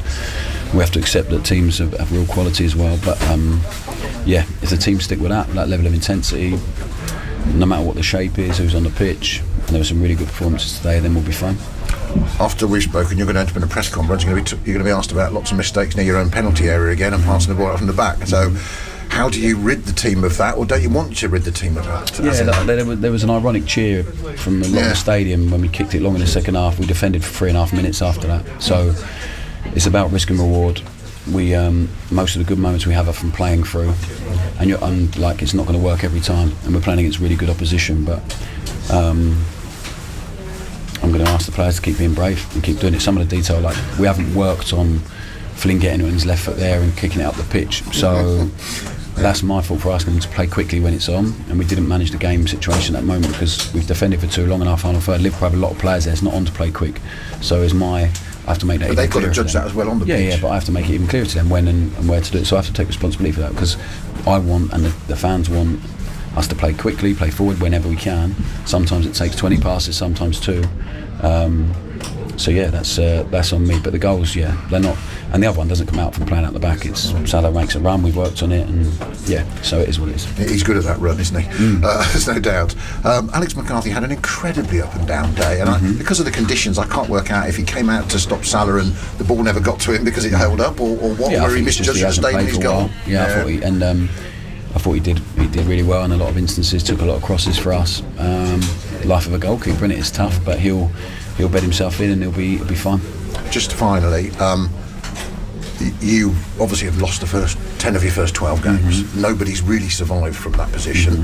How much belief do you have, given what you've seen today from your players fighting, that you can do it? They are really fighting. And I think teams in this position often just try and shut up shop and dig deep and try and nick a goal or whatever. It's not going to be us. We'll stay brave. The players will stay brave. We're getting better and better. They're growing all the time, and I believe the results will tell. Saints boss Russell Martin speaking to Adam Blackmore there after a 3-2 defeat to Liverpool. Not a million miles away, he said. Bold and brave formation and team selection.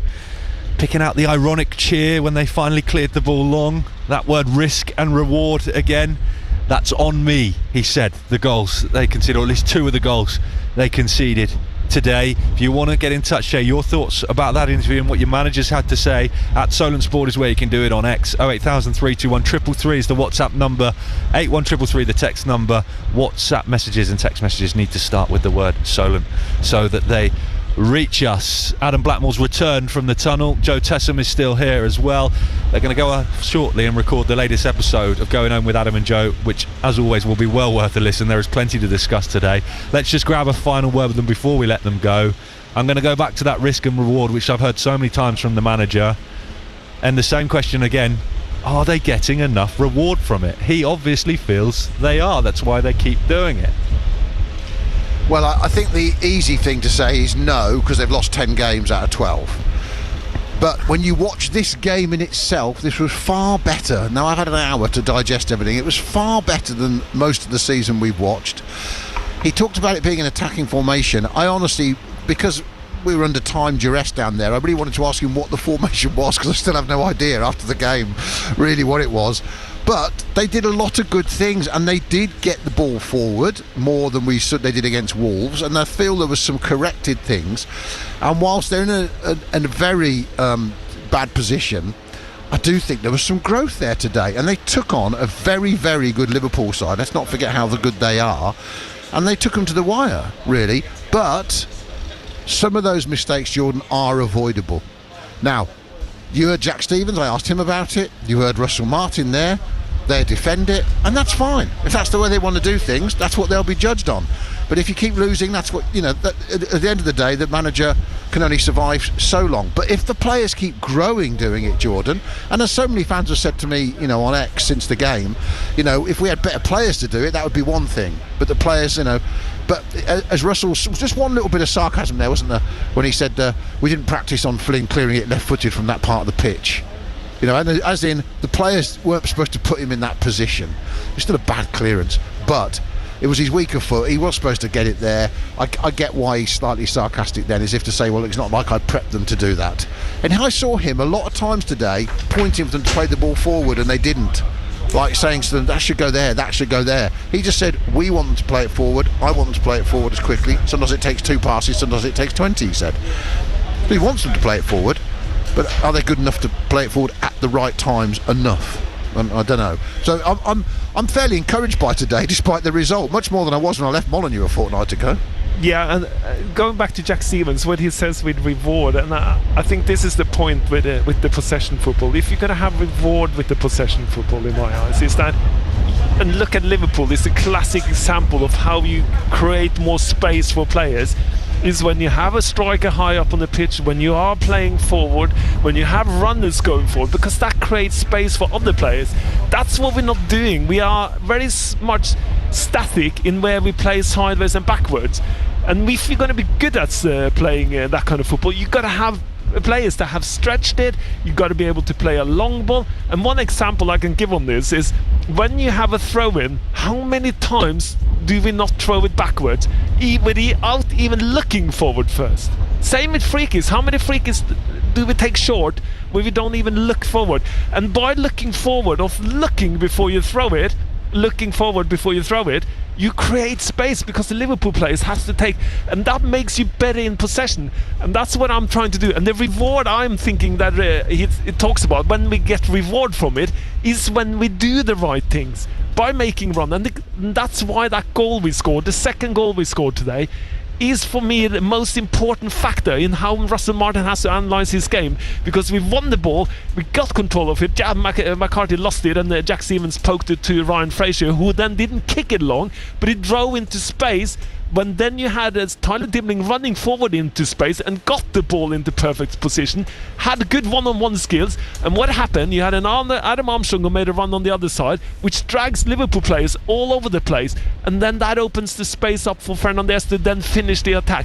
That's the difference, and that's why we are doing it wrong in my eyes, and that's where I'm thinking where Jack Stevens is going with the reward. The reward comes when you play forward and try the right things. If you try to do the wrong things, which is possession football, siders backwards all the time when no one runs forward, you will not have any reward from it. Adam, Joe, keep your powder dry for going home with Adam and Joe. Thank you very much for coming back up, Adam, and sharing your thoughts. You'll get plenty more in the latest BBC Sounds episode, which will go up later on this evening. Just search for Southampton on the BBC Sounds app, hit subscribe, and you will be notified as soon as that episode is ready. The boys are heading off back down the stairs now already to go and get in position to record. They may well do it down in the press room, or they may well until they're in the car for the short journey back to the office from here. Let me just read a few more of your messages out, then we'll get squeeze in some reaction from the Derby Day win for Saints women over Pompey this afternoon. Keith, hello to you, says one positive: I thought Big Paul was brilliant until his injury. Saints unfortunately going down with this stubborn approach. No name on this one. It says another tough game for Saints, but we just aren't good enough for this league. Can't help the injuries, but I know Brighton are going to be better than Liverpool were today. Let's hope for a miracle. I do think Martin's time is up now. Wayne, who's been listening from Southampton, says played some good football today at times. We played without confidence at times. Something has to change before it's too late. Would I get a new manager? Yes. Russell Martin has had enough time and it just hasn't worked out for him, which is a shame. I think it's already too late.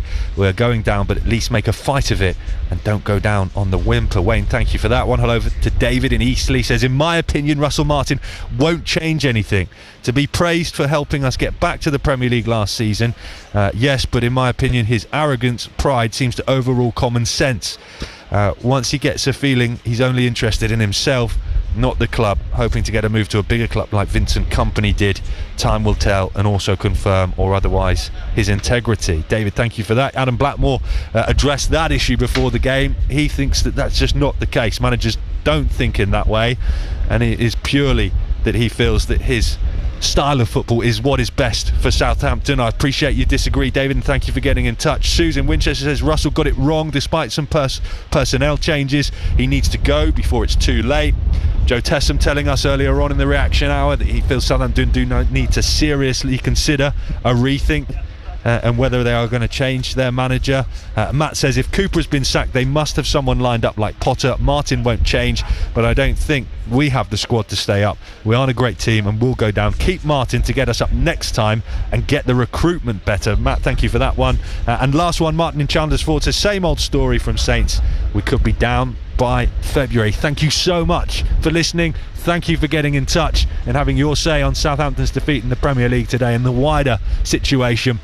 Let's get to some reaction now from the Saints women's team, who's got a brilliant 4-0 win today over Pompey in the South Coast Derby in the League Cup. We can hear first of all from the Saints boss, Remy Allen, speaking to Millie Payne. So Remy, another fantastic victory for you guys in a South Coast Derby match. Yeah, obviously really happy with the 3 points, and obviously in the way we've won the game, clean sheet, 4 goals. Me being me, I'm still driving for more. I think the spells we could have been better, but I think it was a real professional performance under difficult conditions. And in the first half, I was looking at some of the statistics. 75% possession, and your game's all about dominating the ball. How proud are you with that?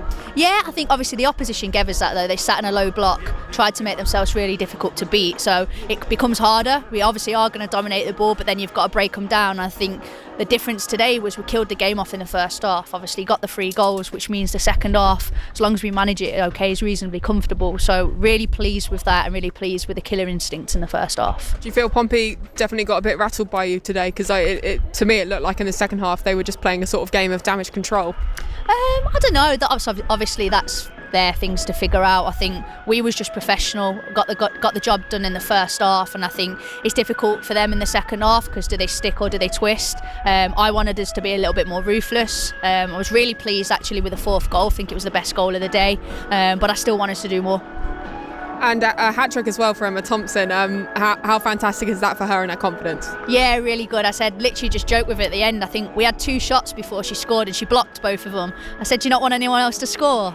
So no, really pleased for her, really happy. She'll give her great confidence and hopefully she can kick on from this. And with this result as well, it puts you second in that group stage table of this competition, and then a tough game as well against West Ham coming up. How do you plan on overcoming a Super League side like that?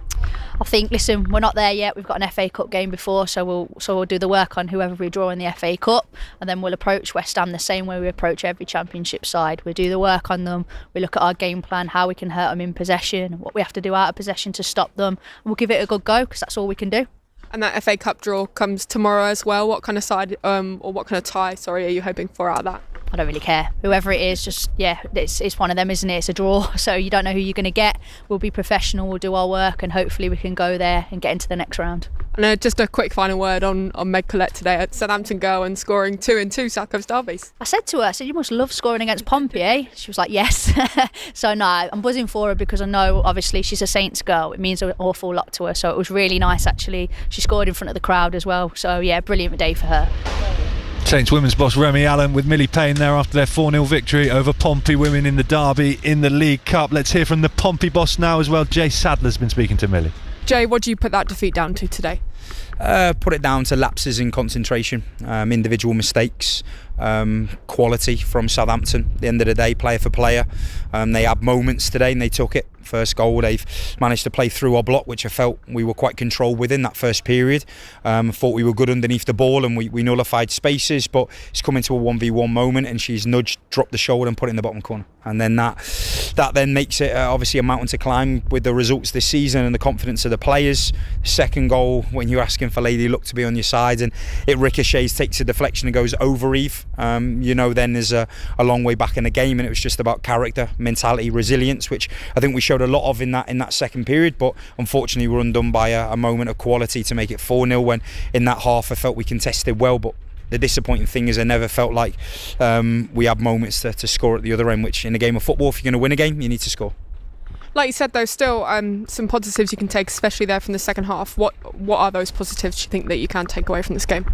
Well, we asked the players to be braver on the ball, and I think in the second half we had moments where we played through their press at times and we switched well, but then we had no end product. So it's now piecing that together of if we do play through the first line, how can we then get onto their back line and then have some connectivity and some support to then create chances. But unfortunately we're a team that has limited confidence all the way through the group, and as I keep saying, it's a fragile commodity. It takes a long time to build, but it only takes a moment for it to go. And I felt when the first moment went in, I could see a group of players then that were hurting, and that was going to be hard to come back. So yeah, like you said, a lot of positives to take from that second half, and that's what we're obviously clutching at the minute is positives, but ultimately it's a 4-0 defeat and we're obviously devastated by it. Plenty more reaction up on at Solent Sport and BBC Sounds later on this evening after Southampton Women's League Cup victory over Pompey women in the South Coast derby, and of course on BBC Sounds look out for the latest episode of Going Home with Adam and Joe. We'll pick it all apart again tomorrow from 6 and Jono Holmes in the Monday Night Fan Club. Thank you very much for listening and all of your messages. It's good night from St Mary's. On the BBC Sounds app, on your smart speaker, Play BBC Radio Solent, and on your radio. The sound of the South is BBC Radio Solent. At 5 with the BBC News, I'm John Barnes. More than 100 flood warnings remain in place for England, Wales and Scotland because of high winds and rain from Storm Bert. Forecasters are warning gusts could reach up to 70 miles per hour in exposed areas. Attractions, including Winter Wonderland in Hyde Park in central London, have been closed for the day. Hundreds of homes have been flooded in Rhondda, Keene and Taff, where almost a month's worth of rain has fallen in 48 hours. Finn Monaghan from South Wales Fire and Rescue Service says the situation is improving. The forecast that we've got both for rainfall and for river levels, it's looking as though the rainfall is going to subside, and we are seeing that the flow in number of rivers in the area is subsiding. The number of calls has gone down as well. So we've reduced the number of calls that are coming into us, and we've seen quite a significant reduction there. Longleat Safari Park in Wiltshire has had to cancel its Festival of Light attraction for a second day after Storm Bert. A number of lanterns have suffered damage and the estate needs to be cleared of tree debris. Daisy Mercedes from Longleat says they're on standby to start the repairs as soon as it's safe. We're monitoring it every hour until this wind dies down, making sure that all of the anchor points, all of the guide wires are safe. And of course, then going through a review once Storm Bert has fully left the building, what the damage repair needs to be. A section of promenade at Seaham in County Durham is due to be repaired after it suddenly collapsed. Durham County Council have closed a section of the promenade while investigations are carried out. Repairs are starting from tomorrow. Faith leaders, including the Bishop of London and the Chief Rabbi, say they're deeply concerned about the assisted dying bill for England and Wales. In a joint letter, they say passing the legislation could open up the possibility of coercion. MPs will debate the bill on Friday. The Reverend Canon Valerie Plum says the legislation is robust. It is a strong, robust bill where you have to see two doctors 14 days apart, and you still have to see a judge to make sure that there is no coercion going on at all. A body has been found during a search for a 28-year-old woman missing in the Outer Hebrides. Shanahan McInnes was last seen in the early hours of Friday. Formal identification is still to take place. Exotic animal skulls have been seized by police in Suffolk after they were listed for auction. Monkey, turtle, baboon and big cat skulls were all removed from an online listing by Beccles Auctions. Police say the items need assessing as they may be illegal to sell. And Steve Cooper has been sacked as manager of Leicester City. He won just 4 of the 14 games in charge, having been appointed in June. Leicester are now just 2 points above the Premier League relegation zone. There's more on these stories on the BBC News website, but for now that's the latest. You're up to date. The time now is 3 minutes past 5.